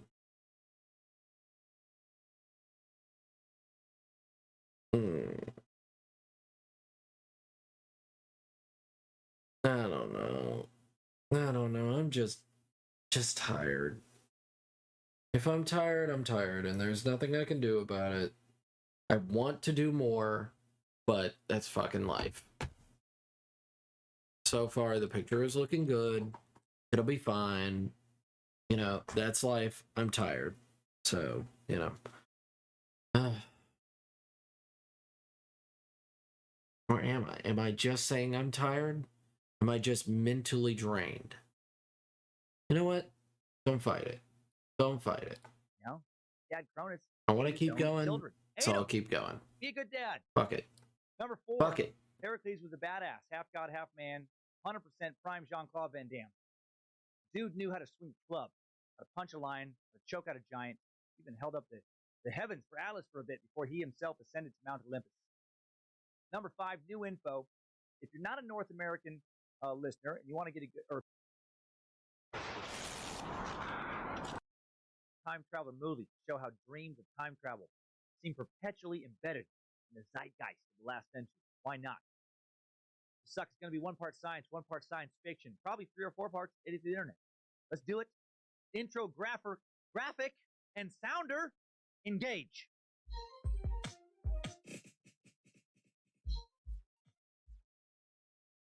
Did you know that the idea of time travel is thousands of years old? Well, it's not. It's infinite. Open your mind. Time travels from the future have been traveling to the ancient past for forever, literally. How is that possible? Well, obviously, humanity, if you've been paying attention, is caught in an infinite time loop because time has no beginning and no end. The future is limitless, as is the past. The alpha and the omega on the same flat circle. It's like McConaughey told us in True Detective. Everything we've ever done or will do, we're going to do over and over and over again. Wake up, sheeple! Ancient reptilians brought their machines to Earth 10,000 years ago, I think. Maybe 1 million years ago. Doesn't matter. Pay attention. What matters is the Anunnaki lizard folk brought machines, including time travel machines. Then enslaved humanity. Then humanity rebelled. Then we humans learned how to use and master their time machine. And we started going back in time to prepare for the lizard's arrival, like we had done, but also never done. Stay with me. The lizard people anticipated our actions, went even further back in time with their own time machine. We then adjusted, pushed even further back, like we had always done and had never done. Don't lose focus now. Further and further back, each side is pushed forever, infinitely. 2 Hot Wheel cars on the same circular track, always driving forward, only to always come back around. The lizard and human battle fought in the past as it simultaneously spirals into the future, pushing past the plains of Nimrod and Lucifina. Ancient astronauts returning over and over to form an infinitely expanding future, aiding in the rebellion of an infinitely expanding past. Not done yet. Almost there. At various points in the war, holes have been punched in the space-time continuum. Alternate planes of reality created. The Mandela effect introduced as parallel universes spiral out, expanding immeasurably outward, horizontally in the space-time continuum. In some of those parallel planes, humanity evolved to a post-humanist state, where machines took over, eliminated humanity, ran simulations in order to study human behavior, learn how to properly prepare, defend themselves from the attack of humanoid sentient alien races who do come back and attack because the aliens are alternate versions of us. We are currently living one of those simulations, and I've already recorded this episode 1 million fucking times! You get it? Right? That was crazy. Listen, guys. Oh my heck. That was nuts. Thinking about time and travel for too long can make me chat go insane. I thought about it so much that the rant I just gave actually kind of makes sense to me on some level. Maybe not the lizard part, but definitely the infinite time loop part. I mean, where does it end? Where does time end? Is it a straight line, or is it a slowly curving loop? Does it circle back on itself? If so, can we break out of the loop and rejoin the different points, intersect it, travel into the past and future? Yeah. We alter the pattern. If we did that, I totally understand why there's so much fast. I'm rendering the page right now. One thought leads to I'm another. going to take a second break. I'm going to take a little bit of a another break. thought to ponder. If time travel is ever invented in a Back to the Future timeline at any point, That didn't take long. then wouldn't we have already been influenced by time travel? I mean, if the technology ever exists at any point in humanity's future timeline, I would have to imagine that someone would eventually be bound to use it, right? Why else create it if you're not going to try it? And then eventually, I would think that someone would inevitably travel back to our time or before our time. So, if the ability to travel through time ever exists, then it already exists. Does my lizard rant make a little more sense now? Oh my heck! Oh, all this bull malarkey makes my noggin spin. Gosh dang. Allow me to refocus. As far as we know, living in 2019, unaware of alternate planes of existence and additional parallel timelines, time travel has not already affected our reality. I'm aware of. That means it will never exist. Maybe by the end of this episode, I'll be able to answer. Maybe not. In our current known reality, we have historical evidence of humanity pondering the meaning of time going back thousands of years. When we get into today's time suck timeline, we'll lay those ponderings out. A lot of context to get into first. Modern fascination with time travel seems to be increasing, I think, because technology makes more and more of what used to exist only in the realm of sci-fi speculation now seem like an upcoming reality. Or reality. Some of it's already here. I don't think now that the concept is out there and we begin to think about it, that we'll ever stop thinking about time travel. And why would it? Really fucking cool. Most people, I'm guessing, would love to go back into the past and fix something they did or said wrong, or even go into the future, see maybe things they should avoid. The ability to manipulate time, that's some God shit. That's God power. Most people, I'm guessing, would love to play God. Hail Nimrod, give me your sweet Nimrod powers. It's not just imagination nerds like me who think about time travel. Actual scientists like to theorize about its possibility. Many in the science community are interested in time travel, but maybe not in a Back to the Future Doctor Who type way like I am. For many scientists, exploring the concept of time travel just ends up happening naturally as they explore the physics of the universe in general. As they attempt to define its various rules, big and small, they inevitably run into the rules that govern time. The scientist perhaps most mentioned regarding time travel is probably former suck subject Albert Pass It On Einstein. Mm-hmm. Buckle up. Got a little heavy science to plow through that 10% of you may actually enjoy. I'm not in that 10%, by the way, but I'm trying to make it. Then we will return to concepts that do not make me want to throw my laptop into a wall and scream, "What does that even mean? Why am I so angry? Somebody give me a sandwich. I'm hungry." So let's get into it. Here we go.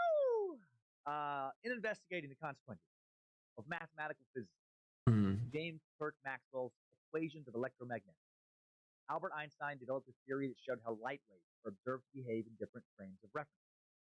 One of the consequences of Maxwell's equations and a foundation of special relativity is that the speed of light in a vacuum is constant, 300,000 kilometers per second, no matter what reference frame it is observed in. Actually, its exact value, 299,792,458 meters per second for you math nerds. Einstein built on Maxwell's equations. While studying these light waves, he had an epiphany and established that time is not unchangeable, as nearly everyone preceding him had thought. Time is not unchangeable. Einstein said it. And that makes time travel feel possible to me. Nerd boner. Full mass. Einstein later developed a general theory of relativity that explains gravity and the geometry of the universe. He established that time and space are bound together in a four-dimensional space-time continuum. The old space-time continuum. One of those terms I like to say because it makes me feel smart, even though I have never had any idea what it actually means. Apparently, space-time consists of three coordinates of space: up, down, left, right, and backward, forward, plus one of time. And events can only be analyzed and understood in this system where space and time are linked. Kind of get that, but also glad I'm not going to be quizzed. These theories show that time travel to the future is in a certain sense possible. Sweet. My heck, that's fun. Time passes at different rates in two separate reference frames that are moving with respect to one another. Then in principle, it is possible for people to travel in separate directions and return to the same place with more time. All right. I had this in that to Kaz. Okay. Head hurt. Brain a little bit angry and sad right now. Kind of want to mash my computer. Does it mean that if you kept doing this over and over again, this person who time passes more slowly for would live quite a bit longer than the other person? Kind of. Whether or not the scenario I just described constitutes travel into the future, I guess it's a matter of interpretation. Time passes more slowly for one person, but it's not like either person actually jumps through time and sees their future self or past self or does any of the stuff I want to be possible, like in the cool movies I watched. Atomic clocks have been used to prove that the warping effect of gravity changes the way time is measured, which is a tenet of general relativity. Time can bend gravity. That's a theory. Could bending time, or I guess gravity can bend time. How to phrase that. Could bending time make time travel possible? Something. Contrary to popular conceptions, most theories of time travel sadly do not rely on machines, like time machines. Instead, proponents suggest that time travel will likely be done by way of entirely speculative natural phenomena. Things like rotating black holes, wormholes, cosmic springs. Things that tend to deal with a lot of gravity bending a whole bunch of times. Yep. These things There's no machine that could possibly do that. From one point in time to another, something, maybe. We'll look into that further in just a bit. Time travel is probably the holy grail of science, some kind of ark of the covenant of science, something that many will search for, even though it might not actually exist. Many have searched for. Some of our greatest minds have already spent large chunks of their time here on Earth trying to figure out if time travel is possible. Great minds from Einstein to Stephen Hawking, Nikola Tesla, Carl Sagan, many others have weighed in. We'll use them as our guide as we travel through various time travel possibilities. Even though the quest to travel through time comes from the world of science, the world of science is not where its popularity comes from. Popularity comes from the world of fiction. As we learned in this episode, it's the storytellers of history that have used time distortion in so many clever ways to move their characters through their narrative. And these storytellers, they have made time travel capture our imagination. So let's look at some of their stories. A lot of books and films use mysteriously simple items to travel through time, like the Time Turner, Harry Potter, Prisoner of Azkaban. I'm probably not saying that right. Azkaban. Oh man, no Harry Potter nerd. I haven't thought about Harry Potter in several years. It's like it's actually Azkaban. Whatever, right? Easy. Fiction. The Ancient Japanese Scepter, the 1993 classic Teenage Mutant Ninja Turtles 3, 2009 documentary Hot Tub Time Machine used. As you may have guessed it, a hot tub time machine was a pretty sweet way to travel through time. If you're gonna do it, especially if you had some kind of solar-powered hot tub, or maybe powered by magic, maybe one that runs on Ormus, something that lets you just continue to tub it up, and you're back in time, chatting with Leonardo da Vinci, Genghis Khan. Maybe Genghis Khan would have been a lot more chill if you had a hot tub to relax in. Both Doctor Who and Bill and Ted used phone booths to bend time. Although, again, nerds, Doctor Who fans probably see me right now for calling the TARDIS a phone booth, and second for not calling it just by its proper name, TARDIS. The TARDIS is actually a spaceship, / time machine of ancient origins, has the ability to change its shape into anything, but that particular feature on Doctor Who's particular TARDIS is broken, so it looks like a police box, which is indeed a booth for the phone. Breathe easy, Doctor Who fans. I get it. Homer Simpson used a time travel toaster to muck around time in a Treehouse of Horror episode, while Arnold Schwarzenegger used that little electricity ball to get his naked ass in 1991 so he could run around a mall with a shotgun to the sounds of Guns N' Roses. You should be mine.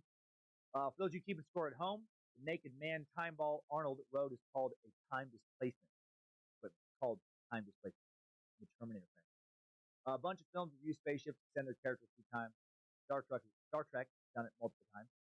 Both captains, Kirk and Picard, have time travel themed movies under their belts. And that little weird fucking mini Worf looking guy on Star Trek Deep Space Nine has done it a few times as well. Science obviously varies in these stories. The vehicle for time travel in the popular Lost TV series was the island itself. Sorry if that's a spoiler alert for anyone, but come on! You got a long time to watch that shit. Mysterious Ocarina, time travel device in the popular video game The Legend of Zelda, Ocarina of Time. Certainly one of the best time travel vehicles of ever is from Jean-Claude Van Damme. 1994 cinematic masterpiece, Time Cop. I'm pretty sure that Time Cop won the Academy Award for Best Everything. I'm also almost certain that the award for Best Character in any book, film, or TV show in the history of human entertainment was personally handed to Jean-Claude Van Damme by the president of Hollywood, by the president of showbiz.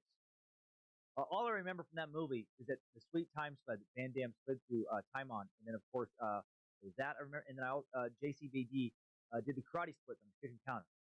His boxer briefs, successfully dodged a futuristic taser gun. Then he just held it there. Full butt flex splits on the counter until the end of the scene. If I tried to do that, I would have to find a time machine if I ever wanted working legs again. Because doing that would just fucking snap both of my legs off. There are tons of actual attempts to make time machines seem pretty sciencey in films as well, from the steampunk looking device, from H.G. Wells' novel The Time Machine, Carl Sagan's massive space-time bending machine in Contact, or the flux capacitor and the DeLorean that Marty McFly and Dr. Emmett Brown drove in the Back to the Future franchise. So many different ways to time bend in the comic book world as well. Excuse me. The Flash has his cosmic treadmill. The Men in Black and Men in Black 3 have their time jump device. Superman just fucking reversed rotation of the Earth. 1978 Superman the movie. No big whoops. Make the world spin the other way for a while. Wish I had Superman on my fantasy football team. Doubt someone who can reverse the Earth's rotation is going to ever get a high ankle sprain and fuck over my whole season. Anywho, there are hundreds of other creative works that revolve around time travel. Actually, of the top 20 grossing films of all time, the number 1, number 5, number 8, and number 12 highest grossing movies have time travel as part of their plot. Full disclosure, all of those are Avengers movies. The Transformers and Harry Potter franchises also touch on time travel, rank high in the top 100 grossing films of all time. Hollywood is where most of the popular methods for theoretical time travel have been introduced to the zeitgeist. And these methods are all over the place. Look at a few of the major ones. First, there's the, let's call it the one-way travel to the future type way, where the traveler leaves home, the people he or she left behind age faster than they do, and if they return to those people are older or dead by the time the traveler returns. That's a bummer. Go explore the future, zip through some wormhole. It's a few years for you, or maybe a few minutes. You know, it could be 50 or 1,000 years for those you left behind. Now your children, your parents' age, or your parents are dead, or some horrible scenario.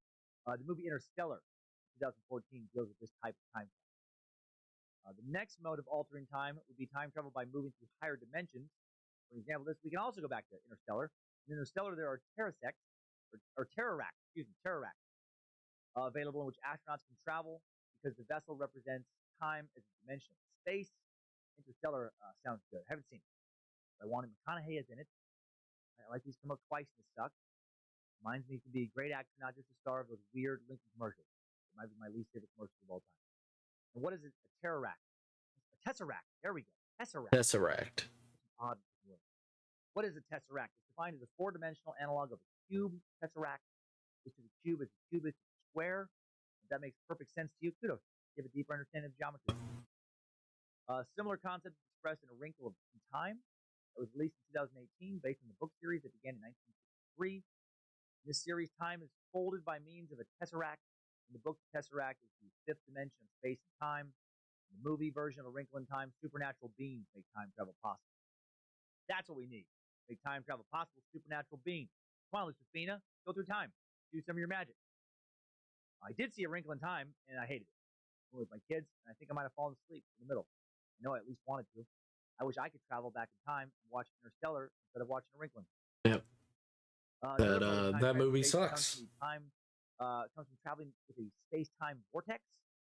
The famous Doctor Who series features the TARDIS phone booth, TARDIS standing for time and relative dimension in space. And the TARDIS uses an extra-dimensional vortex to go through time, while the travelers inside feel time passing normally. What the fuck is a vortex?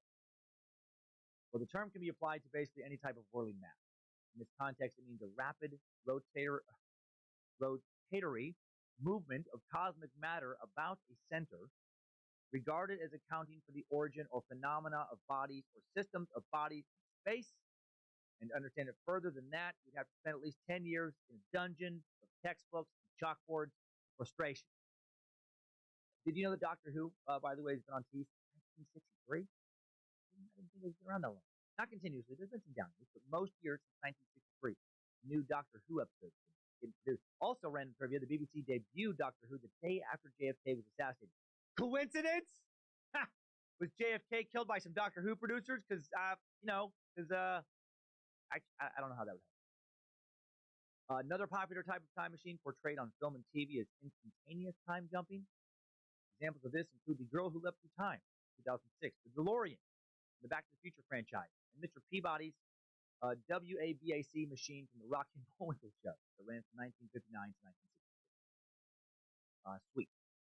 This is what I want to figure out. I think maybe that'd be terrible. People always say stuff like, "Oh, that'd be so awesome." You know, you just go back and forth, however, bounce out however you want. And I'll go back and kill Hitler. All right. Well, what if you did that?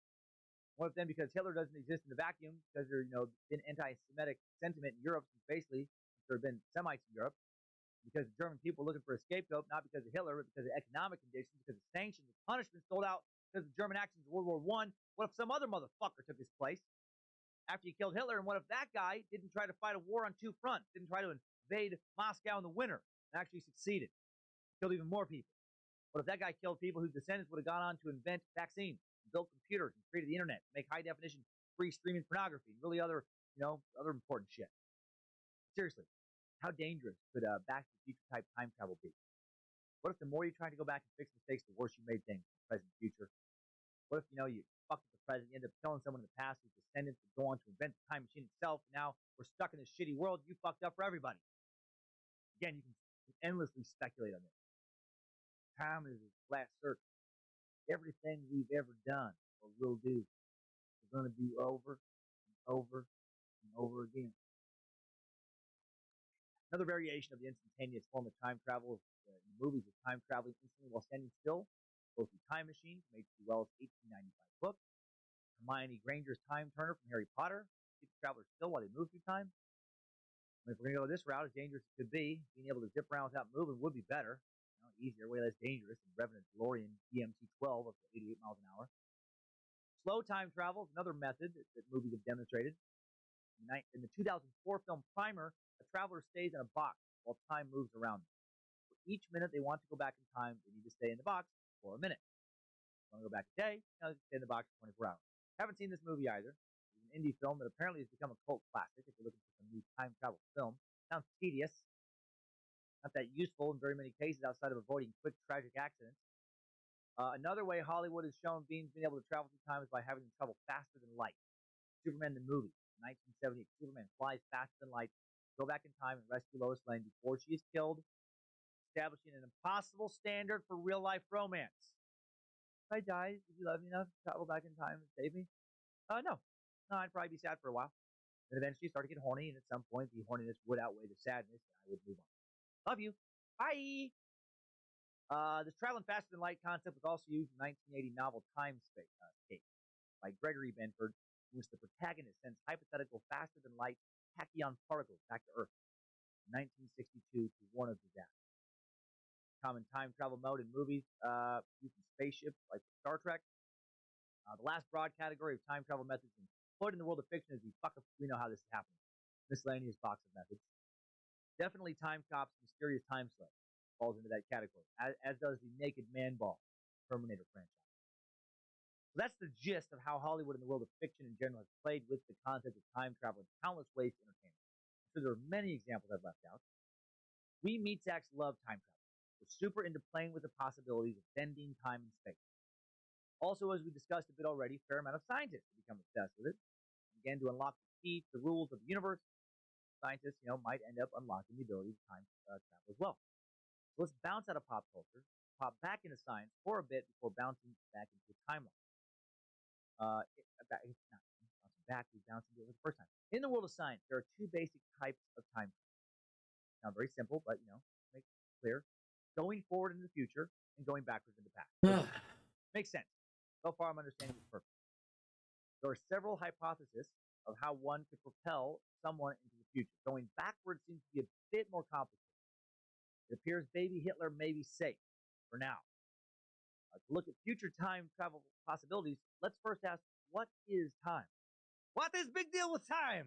Time is wrestling, and wrestling is time, and wrestling is limp, and limp is Russia.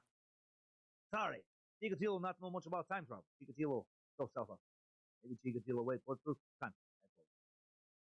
While most people have thought of time as a constant, physicist Albert Einstein, as I said earlier, showed that the construct of time is somewhat of an illusion, relative, and varied for different observers depending on your speed through space. As you mentioned to Einstein, time is the fourth dimension. Let's go over the space-time continuum one more time, because, fucking confused.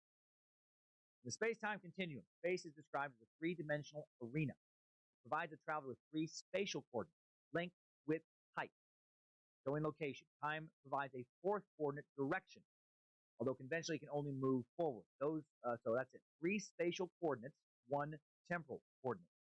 In Einstein's theory of special relativity, says that time slows down or speeds up depending on how fast you move relative to something else. Approaching the speed of light, a person inside a spaceship would age much slower than his twin at home. Also, under Einstein's theory of general relativity, gravity bends time. To further understand how gravity affects time, picture the fourth-dimensional fabric of space-time.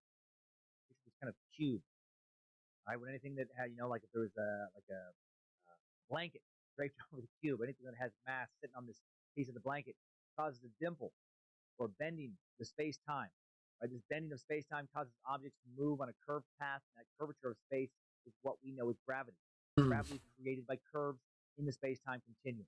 If it doesn't make sense, do not feel bad. You are not alone. I read a ton of articles, watched a bunch of tutorial videos, and scientists kept saying shit like, the force of gravity is nothing but warps and curves in space and time. It's the geometry of the universe that communicates the force of gravity. And when I try and truly understand this concept, the concept that took Einstein 10 fucking years to come up with, I get why a lot of people end up believing, shit like the Earth is flat. Not kidding.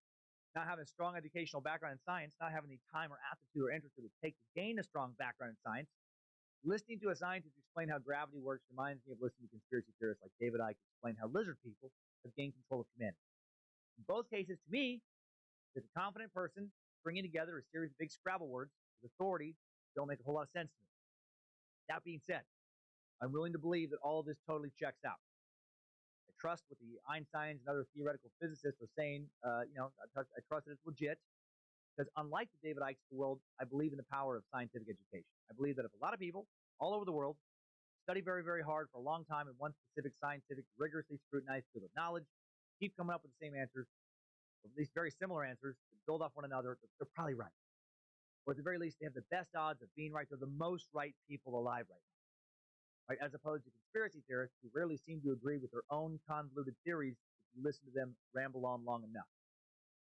For those of you who do understand this stuff, I'm going to dive back into some more science. For those of you who don't, fun. The internet segment's coming up soon. That's fun. Hell, Nimrod. Both the general and special relativity theories have been proven over and over. Right. Things like GPS satellite technology and the use of various very accurate timepieces.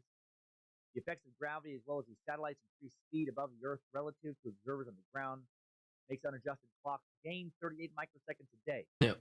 Engineers have to make calibrations to account for that difference. In a sense, this effect called time dilation means that astronauts are time travelers, as they return to Earth very, very slightly younger than their identical twins that remain on the planet because of the speed they reach space. General relativity also provides some scenarios that could allow time travelers to go back in time, according to NASA. The equations, however, might be very difficult to ever physically achieve, because basically meat sacks can be turned into ground beef in every one of these scenarios. Another scientific possibility to travel through time we already touched on is to go faster than light. Good luck with that. The possibility that NASA has stated could make time travel possible would be to create wormholes between different points in space-time. While Einstein's equations provide for these wormholes, they would collapse very quickly, would only be suitable for very small particles. Also, scientists haven't actually observed these wormholes yet. Their existence is only theoretical. Wormholes were originally called white holes, or Einstein-Rosen bridges. Named after Einstein and fellow physicist Nathan Rosen, who proposed their existence in 1935.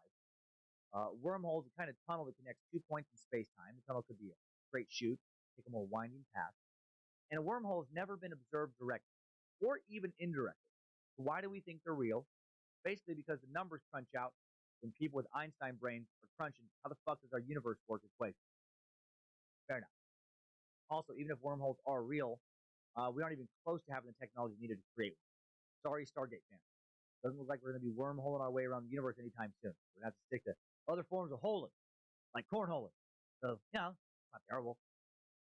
Basically, any time travel methods relying on the science of Einstein's theories of the space-time continuum indicate that time travel is technically possible, but super difficult. When it comes to something like zipping through time in a DeLorean, like Marty McFly in Back to the Future, probably outright impossible. Damn it. Fuck you, Einstein. Cousin humping son of a bitch. Way to take a shit on our time travel parade. Sorry. That was a mess there. Luckily, other scientists have proposed alternate solutions to jump back and forth in time that doesn't require a wormhole or bending the fabric of the space-time continuum. American astronomer Frank Tipler, current Tulane University professor, has proposed a mechanism, sometimes known as a Tipler cylinder, where one would take matter that is 10 times the sun's mass, roll it into a very long, very dense cylinder, spin it up to a few billion revolutions per minute, and then a spaceship nearby, following a very precise spiral around the cylinder, could get itself on a closed time-like curve, and then it could suddenly emerge thousands, even billions of years from the starting point and possibly several galaxies away. Okay. Sounds pretty dangerous and pretty complicated. Not sure how anyone's going to roll matter 10 times the sun's mass into a long fucking tube. Did I mention how long it needs to be? Infinitely long. And then you got to get it rolling. It just, not too fast. Just a few billion revolutions per minute. This is bullshit. All due respect to Professor Kepler, but this is garbage. I'm not saying it wouldn't work theoretically, but I'm going to file this one under the who gives a fuck for. Right? If you're going to require an impossible situation to make time travel possible, you might as well just say it's impossible. Which I know isn't technically true, but for practical purposes it is. In this scenario, I wonder what other impossible situations could make time travel possible. Oh, totally. Time travel is for sure possible. All you have to do to travel through time is to get 2 gargoyles to fuck on a spaceship while traveling at the speed of light, while one of them recites the Gregorian chant backwards in ancient Greek, while the other juggles 7 chainsaws while blindfolded in zero-gravity conditions. And if all that happens, get transported to either 1976 or a billion years in the future. being able to step into a working time machine and do something cool, like watch Josephine Baker do Charleston, topless, kick Hitler in the dick, starting to look like it's just not going to happen. At least not in our life. But what about black holes, you say? And by you, I mean nerds. Yes, there are other possibilities for time travel, and some of them include black holes. Some nerds think you could travel through time if you were able to move a spaceship rapidly around a black hole. Or to, just easy peasy, artificially create a black hole. Yep. Just, create a huge rotating structure. Sounds, likely as two gargoyles fucking in a spaceship. Fucking the easiest thing ever. Former, passed away. Physicist Stephen Hawking wrote in the Daily Mail in 2010, around and around they go, experiencing just half the time of everyone far from the black hole. The ship and its crew. Fucking easy. Imagine they circled the black hole Guys, for 5 years. fucking easy. 10 years passed elsewhere. When they got home, everyone on Earth would have aged 5 years more than they had. Whatever, Steve. Still not as cool as Dr. Hugh. Hugh? Why did I pronounce who? Hugh. Still not as cool as Dr. Who Back to the Future. Stephen added that the crew would need to travel around the speed of light for this to work. And then to make all this even more likely, physicist Amos Iron, the Technion Israel Institute of Technology in Haifa, Israel, pointed out another limitation. Then the machine built with current known materials would be torn apart far before being able to zip around at the speed of light. I need to shift gears and focus on finding the two gargoyles. Wake up, Chief. Another theory of potential time travelers involves something called cosmic springs. Narrow tubes of energy stretch across the entire length of the ever-expanding universe. These thin regions, left over from the early cosmos, are predicted to contain huge amounts of mass and therefore could warp the space-time around them if they exist. We've never found one. Like wormholes, they're believed to exist because the space mass equation numbers check out. Cosmic springs are infinites or loops, no end, scientists say.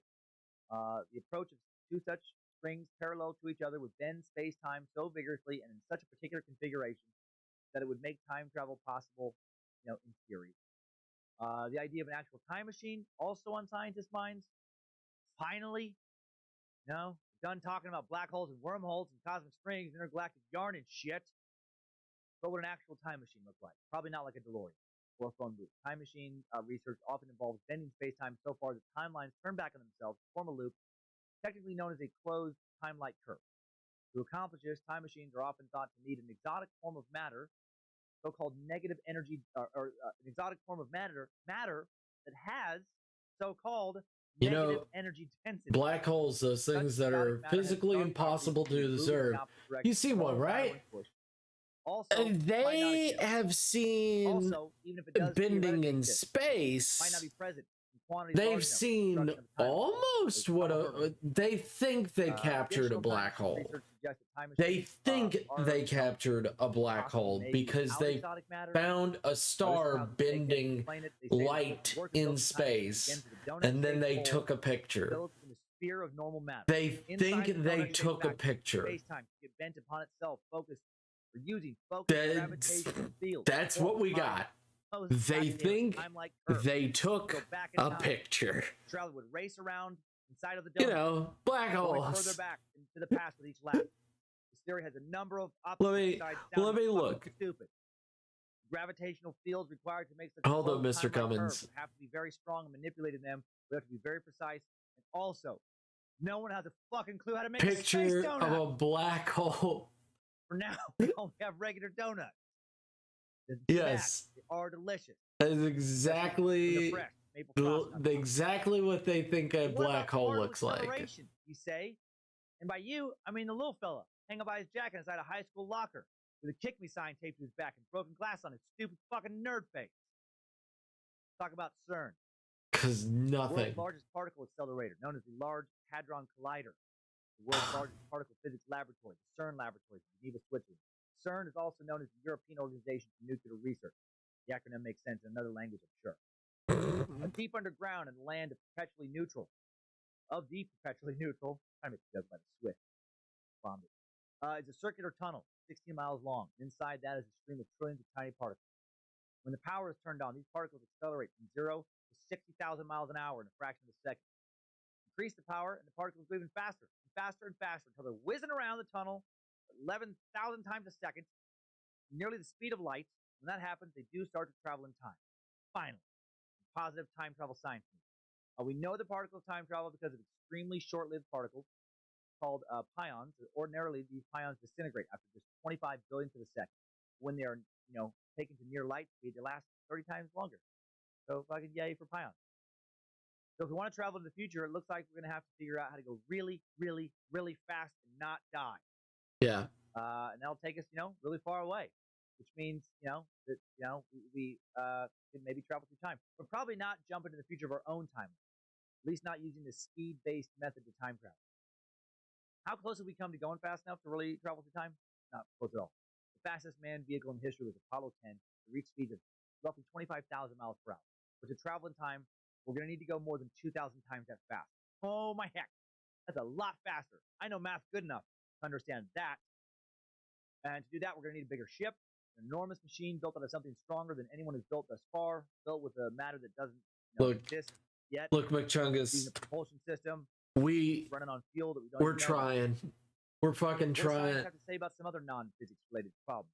The kind I touched on when talking about. We're trying to get space and time travel. It's fucking hard. Make this nearly impossible machine. We use it. What would actually happen?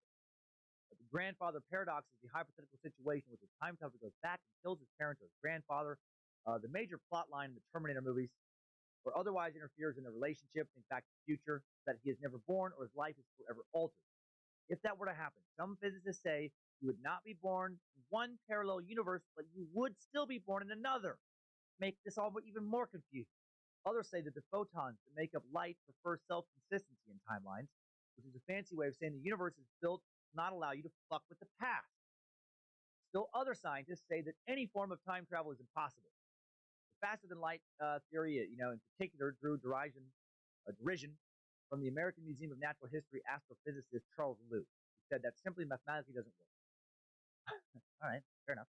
Also, as we've noted, humans will probably not be able to withstand time travel at all. Traveling nearly the speed of light would be lethal, said Jeff Poliskin.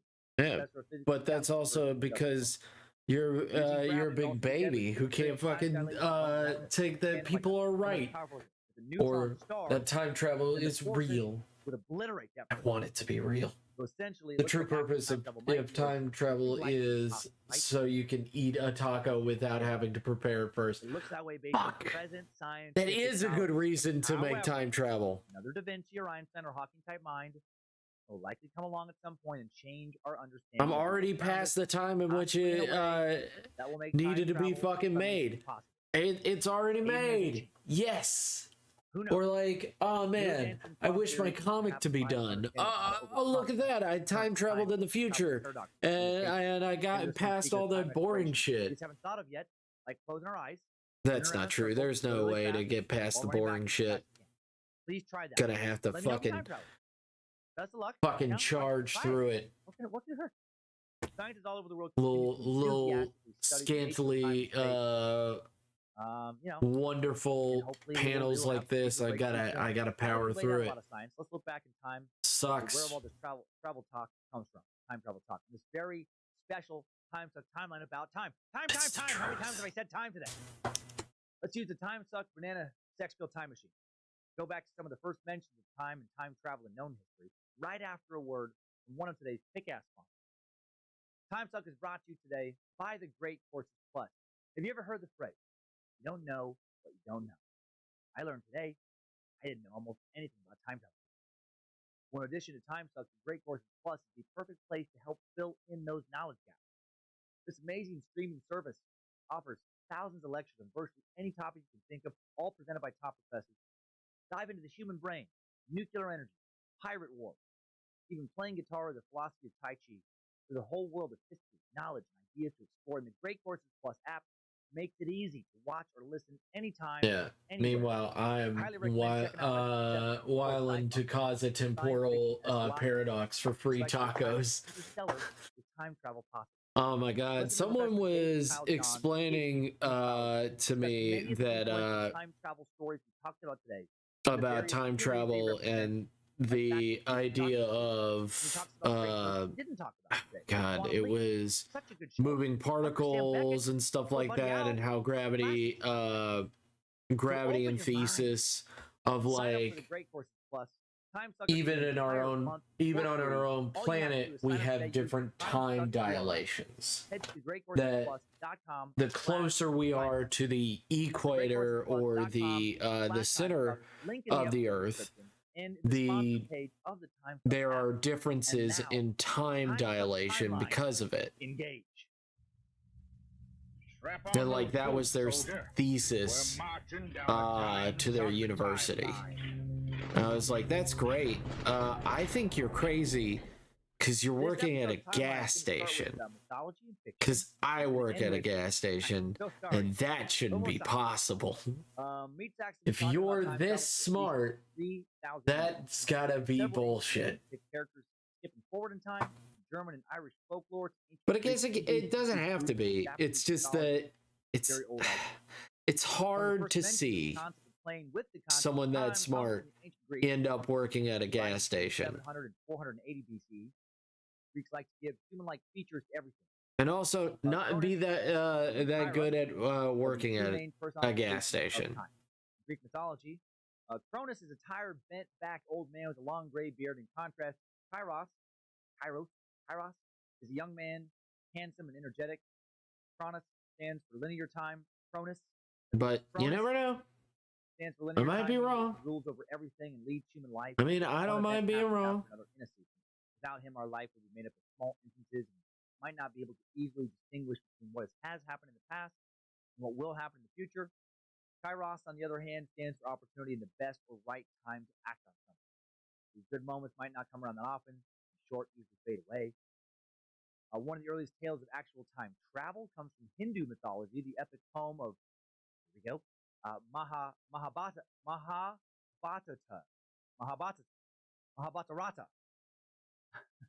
Circa 700 BC. Somebody's what? And maybe written as early as 400 BC. Yes, 700 BC. This ancient story follows King Kukudmi and his search for a perfect partner for his daughter Ravati. Ravati was Kukudmi's only daughter, and he believed that she was so beautiful and well educated that no man would be good enough to marry her. Despite this, the king did have a few suitors that he had settled on, but it wasn't good enough. So this led the father and daughter to go on a journey into the heavens to meet with God. They traveled literally into the sky and reached the creator Brahma's cloud palace. When they arrived, Brahma was enjoying a musical performance, so instead of interrupting, the immortal father and daughter waited until the show ended. When it ended, Brahma saw them and was like, "Oh shit, you guys should have said something. I didn't even know you're here." And then proceeded to tell them that time runs differently on different planets. So Kudmi and Ravati were like, what? Does that mean we missed dinner back home? And then Brahma was like, "Bro, you missed so many dinners." They figured out that they'd waited so long in God's time that in their own time, many, many decades had passed. King Kudmi was like, "Shit, my wife's gonna be so mad and so old. Fuck. When I woke up this morning, never thought I'd end up with an old, angry wife at bedtime." Brahma told the shocked king, "Oh, king, princes that you thought would become the bridegroom of your daughter all died. Even their sons and grandsons, even all their friends have all passed away." And King Kukudmi was like, "Oh, that much time has passed. Oh, thank God. Thank God my angry old wife is dead. That's good news, guys." Of course, he never said that. Maybe to comfort them, Brahma did recommend a dude for the lady to marry, Balarama, a god and older brother of Krishna. So it worked out pretty good for her in the end. The story explains that when the king was sent back to Earth, he looked around, he noticed that everything had changed. The landscape, the weather, the entire environment, the culture of the people, the evolution of man continued on. The king discovered that all his friends and relatives and everyone he knew were gone. They all died over long forgotten centuries of time. He's a total stranger in the future world.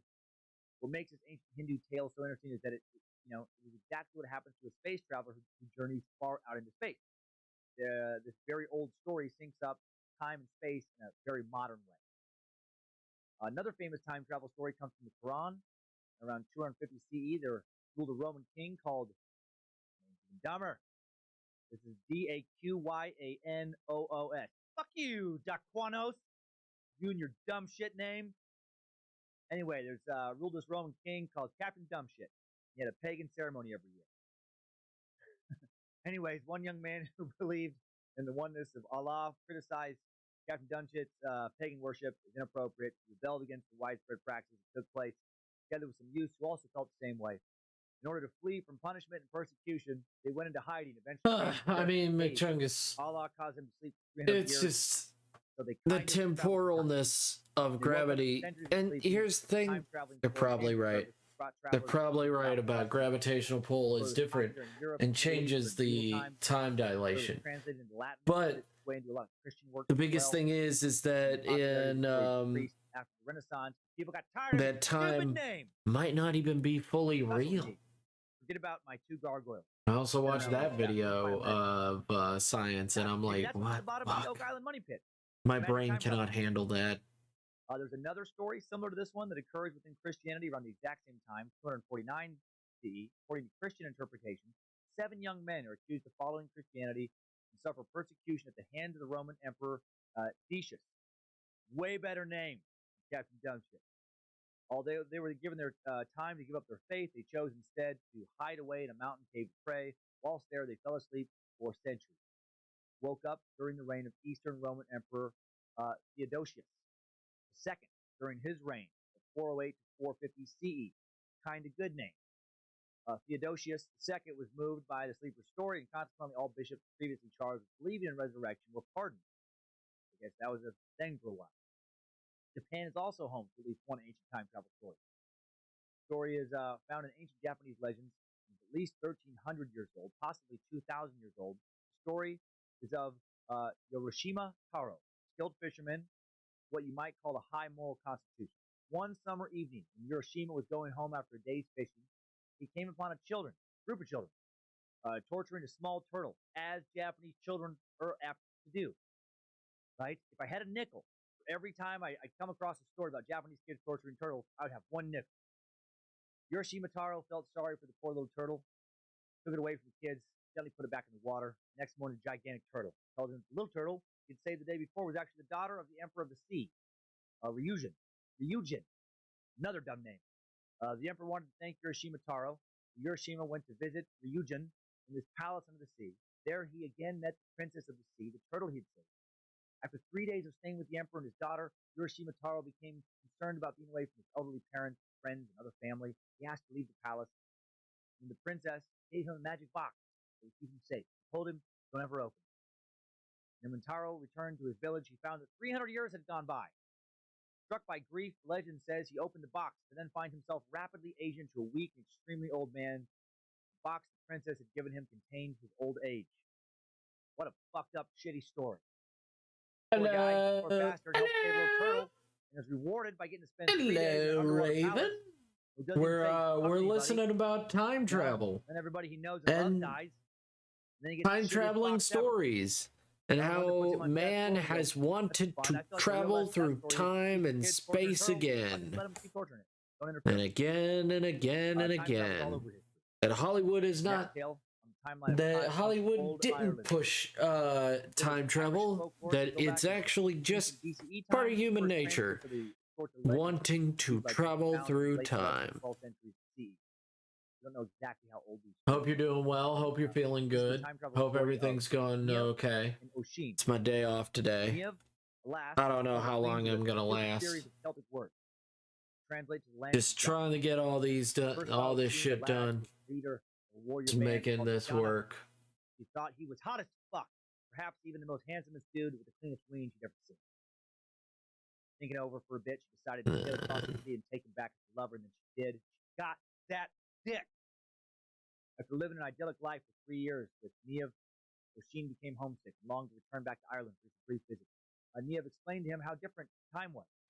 Where she was. I believe in you too, Raven. Oshin responded by saying, what's been going on? You can let me know. Oshin insisted that he I'm always listening. Finally acquiesced, and Oshin was sent off on a white horse back to Ireland. What you up to today? Niev gave Oshin strict instructions. He should never touch the ground while there. So dumb. Go home. Don't touch the ground. This is the story where the childhood game of hot lava came from.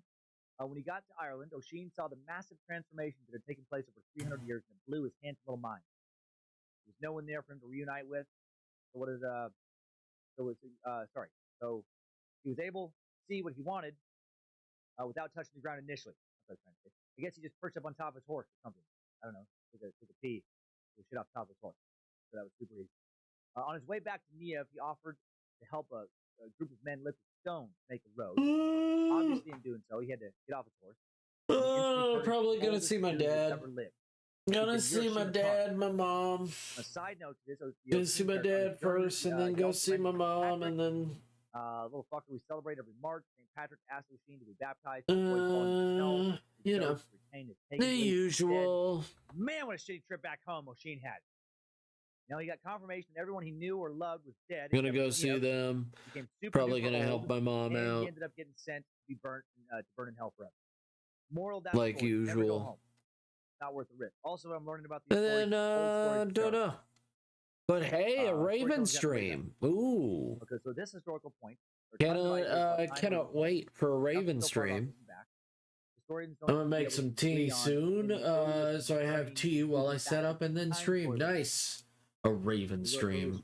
I'll try to stay up for that. Some say it was the work of. I can keep you on in the background if you're streaming. A series of fictional letters written from British ambassadors from the future, now our past, in 1997 and 1998, to diplomats in the 18th century, conveying the political and religious conditions of the future. Because the narrator receives these letters from his guardian angel, yeah, author, that's what a friend's for. You back home yet, or you still? He's still with Henry. The first time traveling English literature is a guardian angel. Madden does not explain how the angel obtains these documents, but Alcon is still with your boy. Deserves recognition as first toy with the rich idea of time travel in the form of an artifact sent backward from the future to be discovered in the present. This book, by the way, is fucking terrible. I bought it hoping it would have some hilarious thoughts about what life might be like in the distant future of 1997. It was written as if British ambassadors in 1997 were barely literate and just rambled on, rarely making any firm observation of anything intelligible. Here's a sample. However, I had the pleasure to find that my hopes I'm home and good, and my brother has granted me short kitchen privileges because I still cough, but less and less. Ah, gotcha. Well, you're home. Well, that's nice. At least you got your computer. Hope Henrik is doing well. They're building and endowing an astronomical college, as I should direct and deferred that I should send for some of the best processors in Europe to settle there, with large honorable provisions, and it just continues to ramble on like that for several hundred. Not one mention of the Heaven's Gate cult suicide, nothing about the cloning of Dolly's sheep, not one mention of the first Harry Potter book being published or Pokemon hitting the U.S. market. Boring! Next bit of history. Washington Irving, an American writer best known for Sleepy Hollow, wrote his famous story Rip Van Winkle in 1819, and it's time travel-ish. Famous tale is about a man named Rip Van Winkle. Sense. Falls asleep on top of a mountain, awakens 20 years later in the future, not feeling a day older himself. Sounds like one hell of a nap. I bet he woke up feeling so fresh. The Rip Van Winkle story is thought to be based on Johann Karl Christoph Nachtigall's earlier German folktale Peter Klotz, who passed out from drinking too much wine, woke up 20 years later.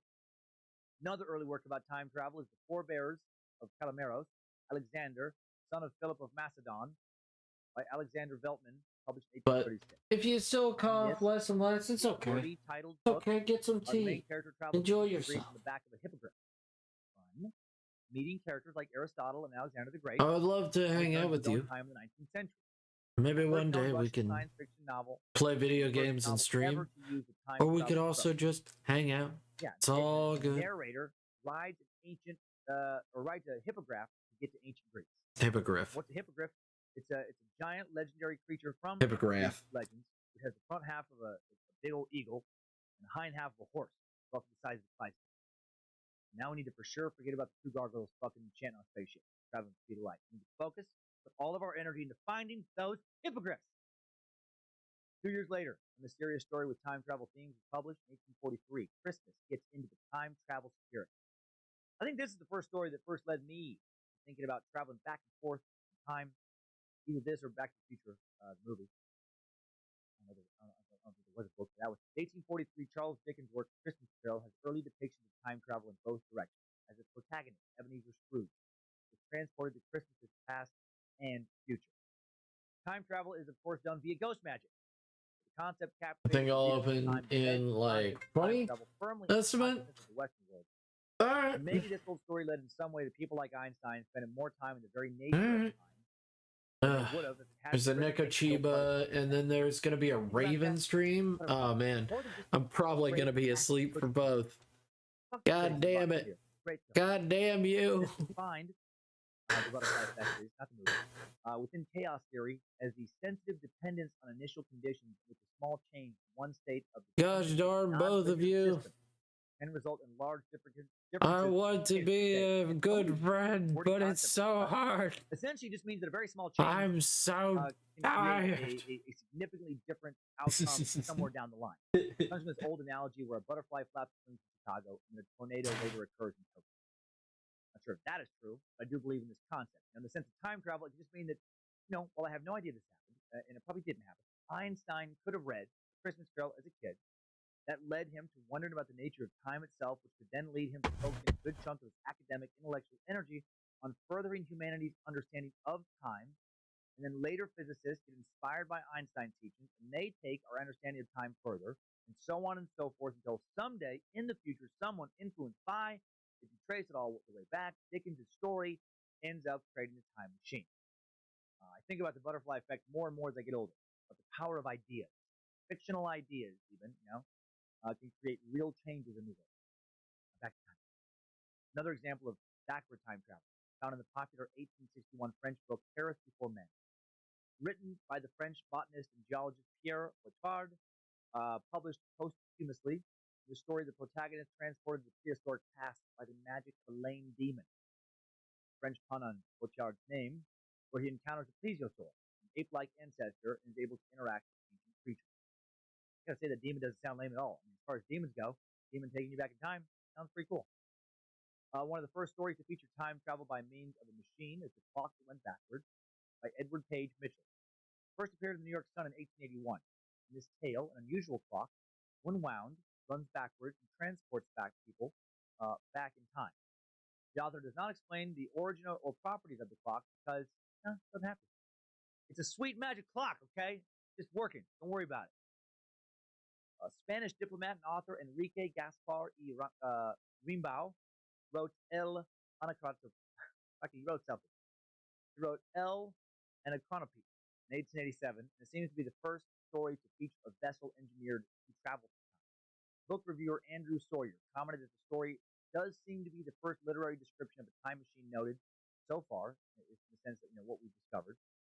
Adding that Edward Page Mitchell's story, The Clock That Went Backward, is usually described as the first time machine story, but I'm not sure that a clock quite counts. Eddie Page did some shit for his time travel clock, or given some shit, I guess. This guy's time travel. Enrique's book is translated as the Anachronopete, and it's a satirical take on time travel, written before H.G. Wells. BRB making tea. Paris in the late Make 19th that century, tea. China, Pompeii, Mount Ararat, and all the key moments of history. The Anachronopete is an enormous cast iron box propelled by electricity which drives 4 large pneumatical devices ending in tubes for travel. By flying fast against the rotation of Earth, the machine can undo the passing of days. In 1895, the beginning of the modern fascination really begins with British author H.G. Wells and his popular book, The Time Machine. Yep. This book is about a London blood pudding baker who falls over a box in his basement, sprains his wrist, can't make blood pudding very well after that, ends up selling his soul to an elderly gypsy witch.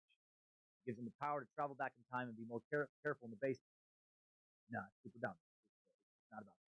It's about something better than that. The book is about a Victorian English scientist and gentleman inventor living in Richmond, Surrey, who builds a time machine that at first he doesn't think works, but then he ends up 5 hours in the future, continues to go further and further, ending up in the year 802,701 AD, finding himself in a paradise-type world of small humanoid creatures called Eloi. They are frail and peaceful, give him fruit to eat, explores the area, but when he returns, he finds that his time machine is gone. He decides that it has been put inside the pedestal of a nearby statue, tries to pry it open, but cannot. In the evening, he begins to catch glimpses of strange white ape-like creatures, the Eloi, called Morlocks. Then it just gets fucking weird from there. Super cool odds, way better than my blood pudding horse shit, totally dependent on time. The book popularized the concept of time travel by mechanical means. It's been adapted to 3 feature films, including the 2002 Guy Pearce film of the same name. After H.G. Wells, the Western world of fiction was often running with thoughts of time travel, as was the world of science. 10 years after H.G. Wells' The Time Machine, Albert Einstein's special theory of relativity talks about the space-time continuum we discussed.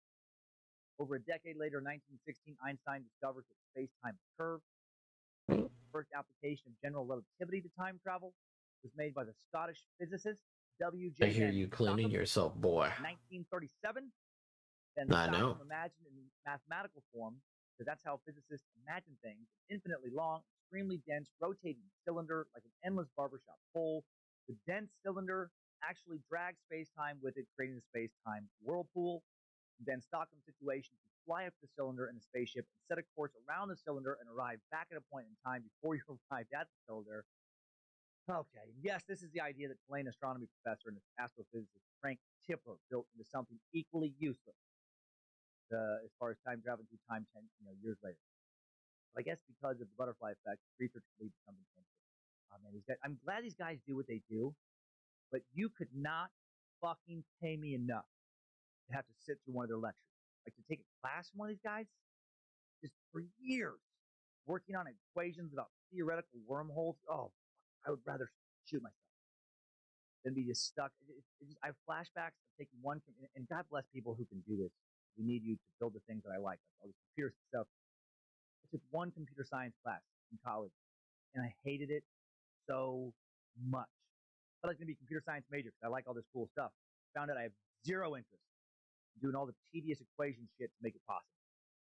I made it 2 weeks and dropped my major. Remember, I just listing off all this stuff makes me think of that professor I had. Just fucking droning on in his monotone voice. Literally had a pocket protector, shirt tucked into his slacks, belt too tight, his belly rubbing up on the chalkboard every time he turned around, and then not caring that he had a chock full of belly or a belly full of chalk. I just thought, can't. A little bit more science to get through, and we get fun again. I'm doing this because I know some of you like this, but fucking hate this. Love doing the show.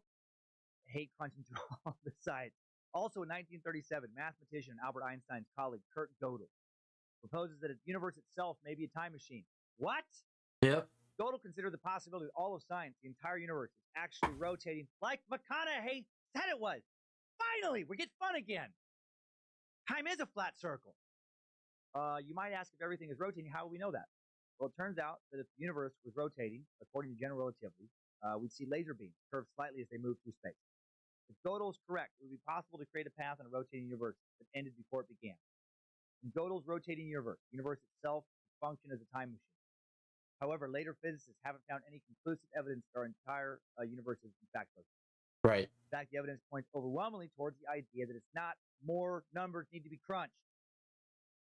Another step forward was made in 1964 when Irish physicist John Stuart Bell proposed a mathematical way to check whether hidden variables or weird non-locality, the idea that entangled particles can communicate faster than the speed of light, explained the quote-unquote spooky behaviors of quantum particles, acting the same way. Spooky behaviors.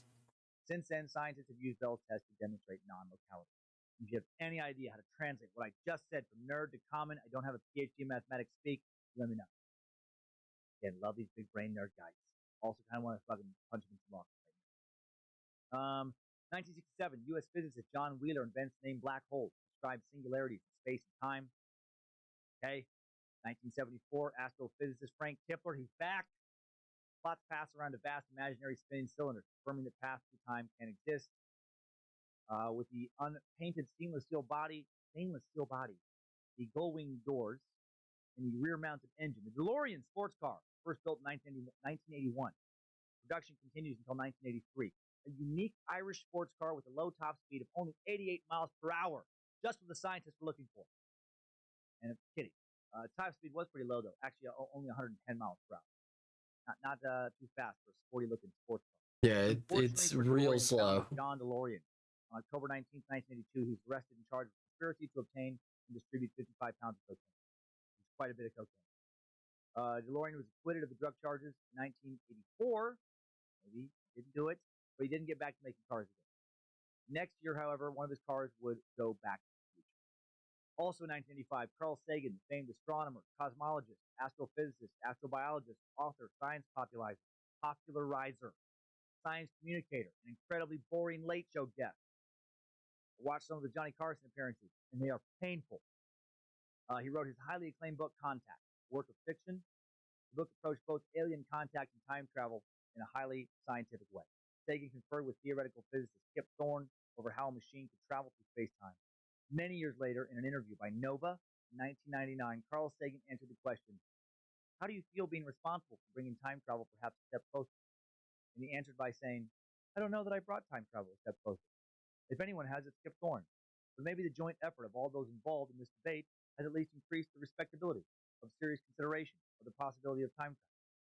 As a youngster who was fascinated by the possibility of time travel in science fiction novels of H.G. Wells, Robert Heinlein, and others, to be in any way involved in the possible actualization of time travel, well, it just brings goosebumps. Of course, we're not really at that stage. We don't know that time travel is even possible. And if it is, we certainly haven't developed a time machine. But it's a stunning fact that we now have reached a stage in our understanding of nature where this is even a bare possibility.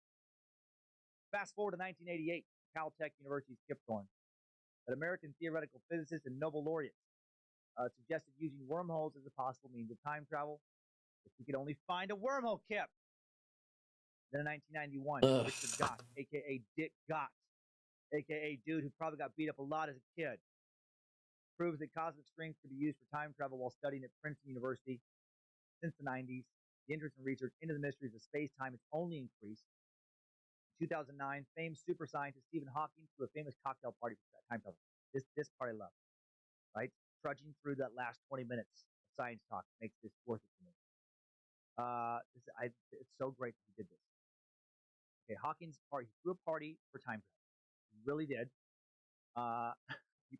He published the party invitation in his miniseries Into the Universe with Stephen Hawking. Hawking hoped to lure futuristic time travel.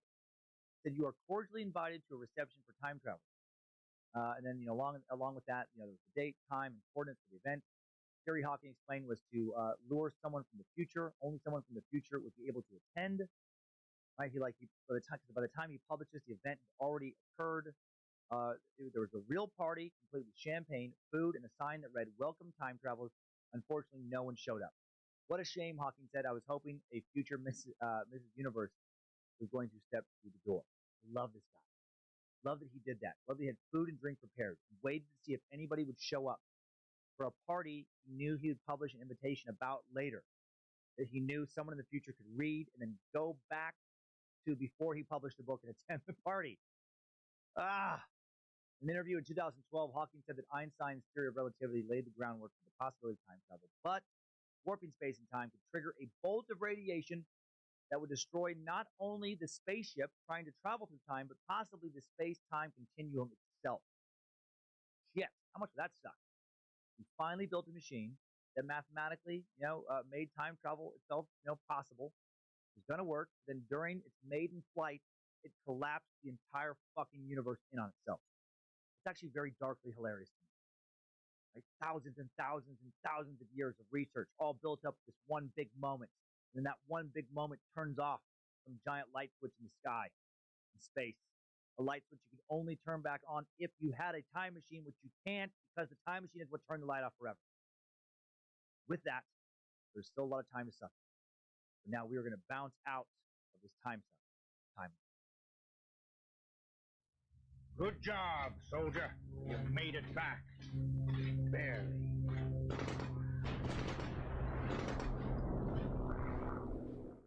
Before we continue our exploration of this suck on time, it is of the internet, a word from our final sponsor of the day. Time Suck is brought to you today once again by Old Klondike's Sleuth Discovery Service. No one is better at finding anything you've lost, including time travel technology and/or time travel secrets, than Old Klondike. Howdy, nerds. Name's Louis Schultz, but you can call me Old Klondike. You may recall me from the Bell Gun Stock or perhaps my ad in the Lost Technology stuff. Now, I've done a bit of time traveling myself to get to this here suck today, I reckon. Enough of the pleasantries. Let's get right to business. Time machine. It can be anywhere, including right in your own backyard. Let's start digging and sluicing. Here's my deal. I'll dig up your backyard or your front yard, or if you're not home, your neighbor's yard. If you find me a time machine, I'll hand it right to you. No questions asked. All I ask is that I get to keep any gold or silver I find there for myself. It's a fair deal, and you won't find none square.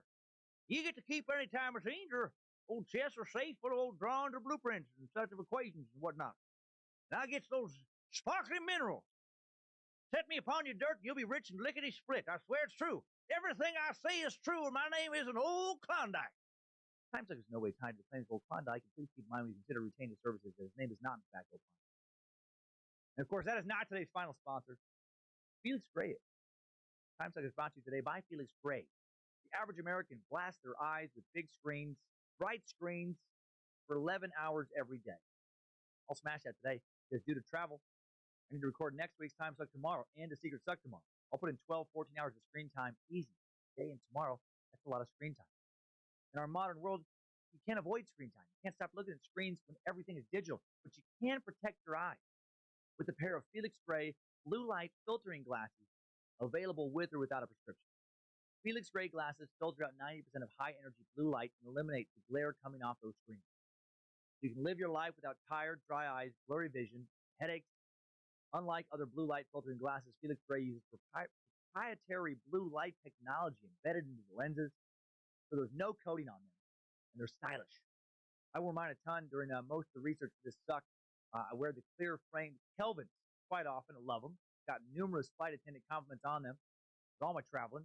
Despite a lot of computer time, no more eye strain. Hail Nimrod.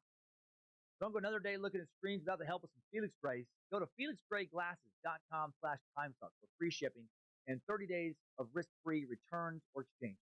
That's felixgrayglasses.com/timesuck. Link in the episode description and in the sponsor page of the Timesuck app. Now back. Okay, Meat Sack. So I'll far, be right we've back. explored the scientific I'll be right possibilities of back. time travel, plus a myriad of different ways Just gotta make sure. movie makers and authors Heard have something imagined fall. I want to plugging make the sure favorite concept nothing. back to as far as 3,000 years ago in several cultures. Moving forward, we're going to check out what perhaps our government knows about secret taxpayer-funded time travel experiments, Illuminati. Plus, we'll learn about several awesome, not wackadoodle at all folks who claim to be time travelers. People who did not show up at Stephen Hawking's party. Also, look at a couple strange pieces of what some call a time traveling device. We'll have some fun with the idiots of the internet, and we'll end up, with a few closing thoughts. Let us begin with the government and some of the conspiracies that involve secret time travel experiments. First up, the famed Philadelphia experiment, also sometimes called Project Rainbow. The story goes that in October of 1943, at the Philadelphia Naval Shipyard, an experiment was conducted aboard a U.S. Navy Cannon-class destroyer escort called the USS Eldridge, number DE-173. The Philadelphia experiment involved the creation of a force field, rendered the ship invisible both to the eye and to radar. The experiment was supposedly witnessed by hundreds, possibly thousands of sailors, both ashore and other ships nearby. Unfortunately, severe side effects affected the crew on board the ship. Some sailors were said to be found materialized inside the metal of the ship in true sci-fi horror movie fashion, and they were still alive, even though their legs or arms were sealed to the deck. Sounds super legit. Others were never seen again. Still others were driven insane, plagued years by a mysterious case of phasing in and out of existence.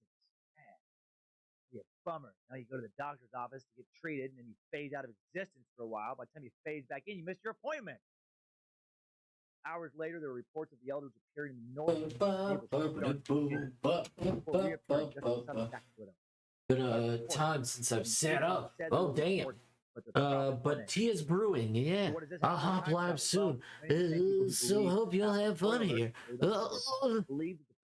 I'll miss you, Raven. I'll miss you, Raven. Who dealt with, among other things, Oh man. teleportation and, of course, time I'll travel. miss you, Raven. Why am I so dismissive about the reality of the Philadelphia experiment? Well, because a few paranormal investigators actually figured out exactly where this persistent Russian sleep experiment type legend started. And if you want to know that story, well, we'll have to do an entire suck on the Philadelphia experiment. It's a long in typical Navy fashion, everything has been denied. Damn you, Bilderberger, Rothschild, Knights Templar, New World Order, Baphomet, worshiping Denver Airport building, naughty pooping pantsers. Albert Einstein is connected with the Philadelphia experiment. Of course, legend is that he did figure out how to do time travel. Figured it out. And of course, he shared that knowledge with the U.S. military industrial complex, who've been hiding it. Einstein also connected with another government time travel conspiracy known as Project Montauk, as are a few of the wackadoodles we'll meet in a few minutes. As far as government cover-ups go, the Montauk Project, Project Montauk for some, is the most well-guarded secret government project that has ever existed. The Montauk experiments were supposedly carried out at Camp Hero, the Montauk Air Force Station in Montauk, New York. Hey, how are you all? We're doing good. Raven is setting up for her stream. She is actually going to stream, which is radical.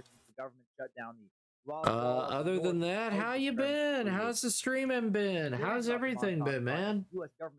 Oh, we're just listening to Time Suck podcast like usual.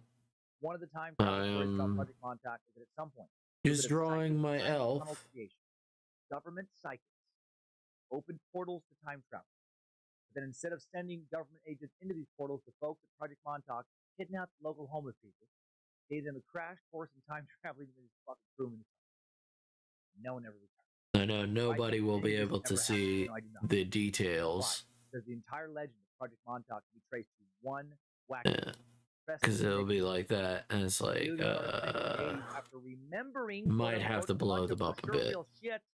Based on repressed memories recovered during hypnosis. Might have to blow it up a bit, just to make sure that people can actually see. Hypnosis, a bit of psychological quackery that's been debunked over and over. So I gotta focus on that. Memory syndrome striking again, yeah.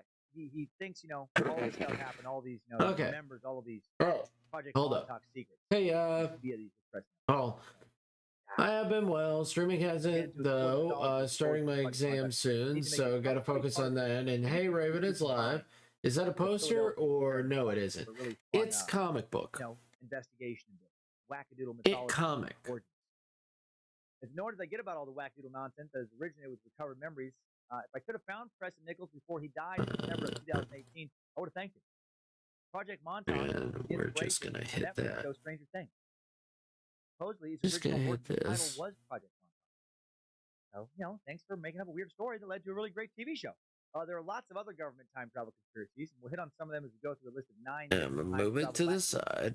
Then we'll revisit one or two of them in a fun little idiots of the internet. Let's look at these wackadoodles. Move it over here. And then chomping the bit for this whole episode. Okay. Looks amazing. Thank you. Dr. David Lewis Anderson. He wasn't a time traveler. Deselect that. He spoke as if he was on the verge of creating time travel technology. There are zero mainstream scientists who agree with any of his claims. What are you doing? During 2009, 2010, Dr. David Lewis Anderson stepped He's like, I'm being a boy. He won't. About time travel. I'm a baby. Tight 90s style. So yeah, this is soft-spoken, articulate communication. This is what I have so far. Dr. Anderson made the radio show. Page 5.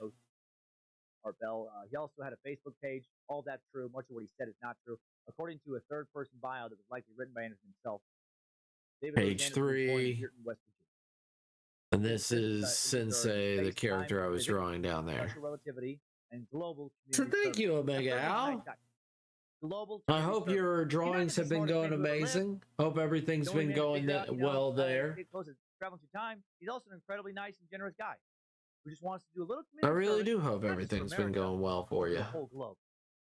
Nobody throws that one out for the ladies. These pictures, dude, hanging around a hotel bar, some kind of wackadoodle convention. Wearing some kind of custom jacket that's vaguely scientific and military. Maybe some NASA patches and also some Navy SEAL patches and some patches made up. Organizations don't exist.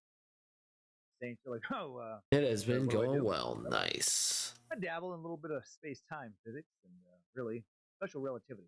It pays the bill. But, I guess if I had to say what my passion is, it would be global community service. I just like making people happy. Speaking of which, I wish I could put a smile on an angel's face by purchasing a fine cocktail for a beautiful lady. Anderson claims to have received degrees in engineering, physics, and philosophy. Student graduating with honors from West Virginia University, California State University, the Joint Services Military College, and also the University of Minnesota. He went to a lot of universities, guys. Says it was employed at a young age by the United States Air Force, conducting advanced research and deployment, and development. Prestigious Air Force Flight Test Center, Edwards Air Force Base in Mojave Desert. I like that a little bit better. Yeah, big enough that people can tell. Prodigy. He does have to. He does seem to have been maybe based on pictures of the I uniform. have a couple of drawings that I want to render or finish. Nice. I finished a drawing tonight. Later claims to have It's founded an on my organization it's on my Discord. located on Long Island, New York. I finished a drawing. Time at sub-light speed. And he also, just no big deal. Hell yeah. Hell yeah. Chiba. An approach that modeled and described how to use the natural. I got it on my thing. For power generation to create contained and controllable fields of closed time-like curves. No big whoops. He just made a space donut. We talked earlier. He did it. Figured it out. Whatever. Anderson provided one of the. If you want to show, we'd love to see it. I'd love to see it. I don't know about everybody else. I'd love to see it. How about that? Watch it. Like really shitty motion graphics and scene transitions. I swear to God, it looks like it was made in 1990 by a high school intern at some local public access station, like a small city in the Midwest. It looks like it was made recently for Adult Swim. Tim and Eric, awesome show, great job. Great job. I think if this guy was smart enough to figure out all the time travel stuff, he could make a decent video, or know how to hire somebody to make a decent video. No one's heard from this dude in several years, and of course, those who believe his claims of being on the edge of time travel breakthrough, they think that he just figured it out. Now he's just bouncing around in space-time continuum, making more sweet bids. Next up, Andrew Carlson. This is a fun one. A man named Andrew Carlson was arrested for insider trading and tried to beat the charge by attributing his financial success not to accessing confidential company information and then buying stocks based on that info. No. He made a lot of money correctly predicting massive stock jumps because he was a time traveler. Of course, he's not a time traveler. Actually, in this case, he wasn't even a real person. The whole story of Andrew Carlson was created by the Weekly World News, the most tabloidy of all tabloids, the tabloid that keeps the world updated on the goings-ons of Bat Boy. And just like some people believe in Bat Boy, some people also believe in time-traveling Andrew Carlson. A 2003 Weekly World News article read, federal investigators have arrested an enigmatic Wall Street whiz on insider trading charges.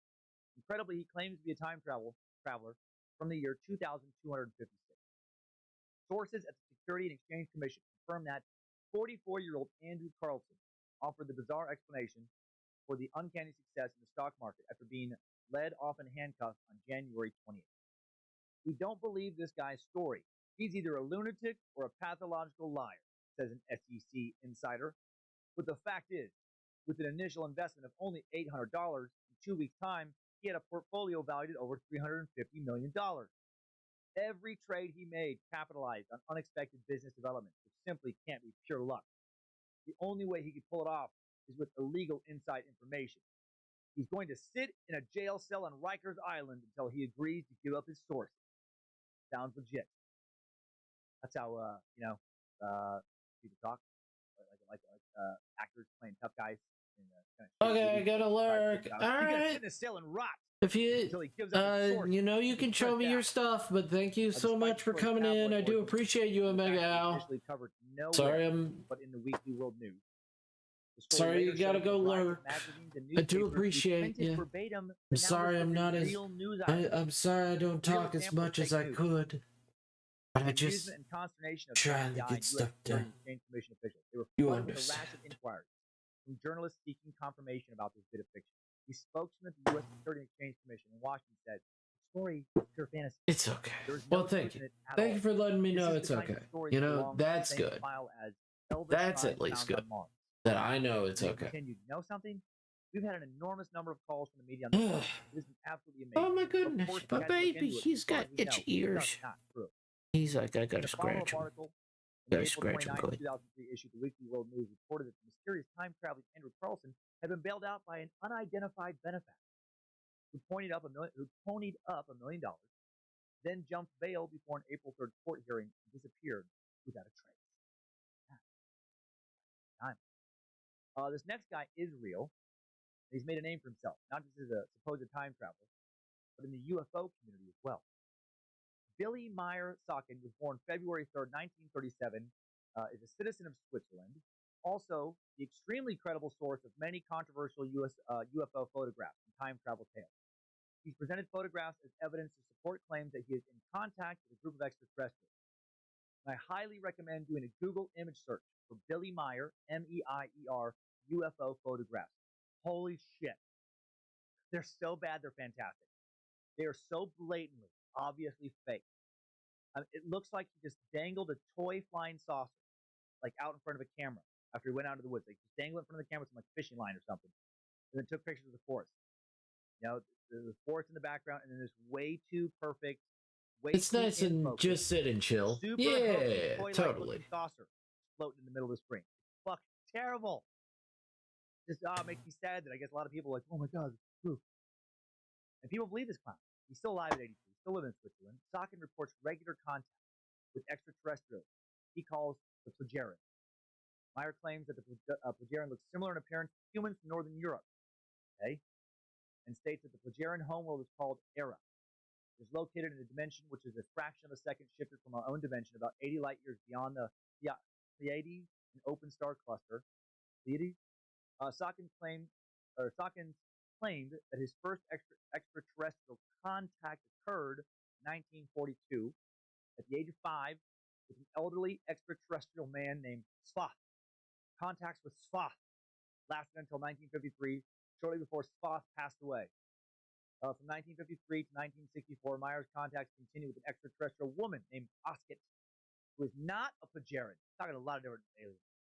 Meyer says that after an 11-year break, contacts resumed again, beginning on January 28, 1975, with an extraterrestrial woman named Smajasa, the grandfather of Sloth. Meyer says that he also has had many contacts with another Plagarian man called Ptah.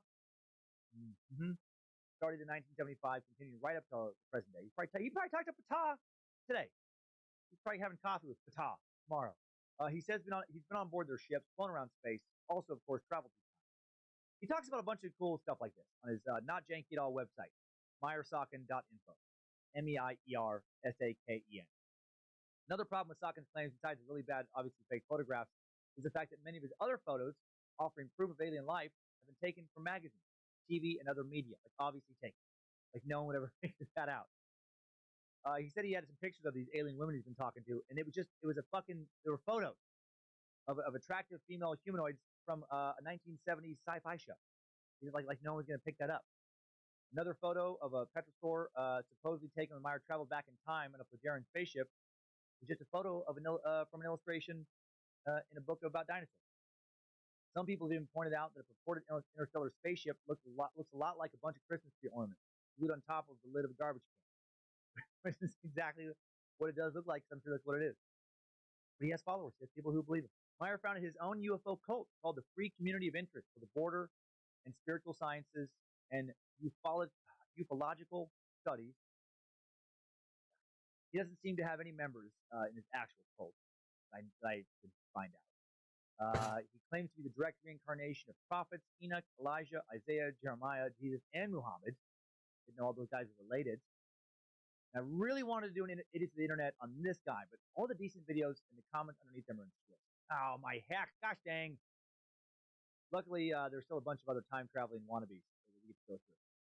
This next story, maybe even more fun. The story of Rudolph Fentz was for many decades considered to be an unsolved mystery, as well as a case of possible time travel.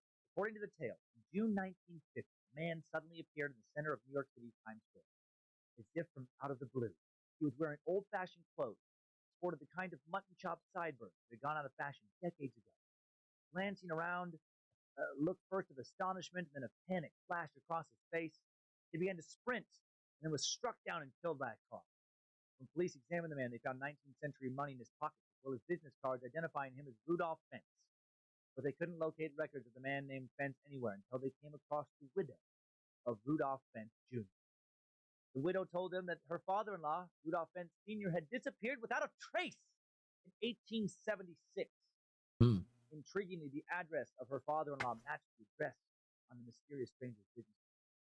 The police All right, who are we gonna raid? Appeared to have vanished in 1876. Who are we gonna raid? Had he fallen into a time hole, or wormhole, or poop hole that had sucked him 74 years through time? What the flippin' heck, gosh dang crap is going on around here? For decades, this tale was very popular. All right, who are we gonna raid? I mean, we can raid Raven. Example of a genuine mystery. I'm gonna save. When researcher and professional party pooper Chris Aubeck investigated the story, Aubeck discovered that I'm gonna hit the raid button.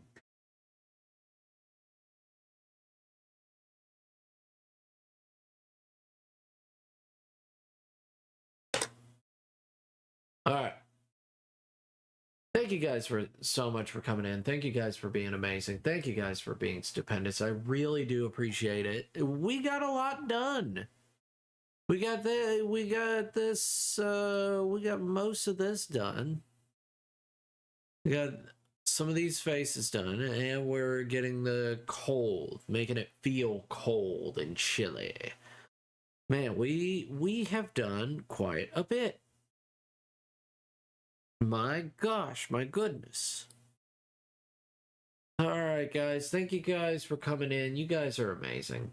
Don't ever not think that. So, no, you. No, you, McChungus. No, you. You're amazing. But I'm gonna see everybody later. You guys stay careful and stay amazing. I'm getting sleepy too. Don't worry. I'm already there. I'm already feeling it, and I don't feel bad about it. I just feel tired.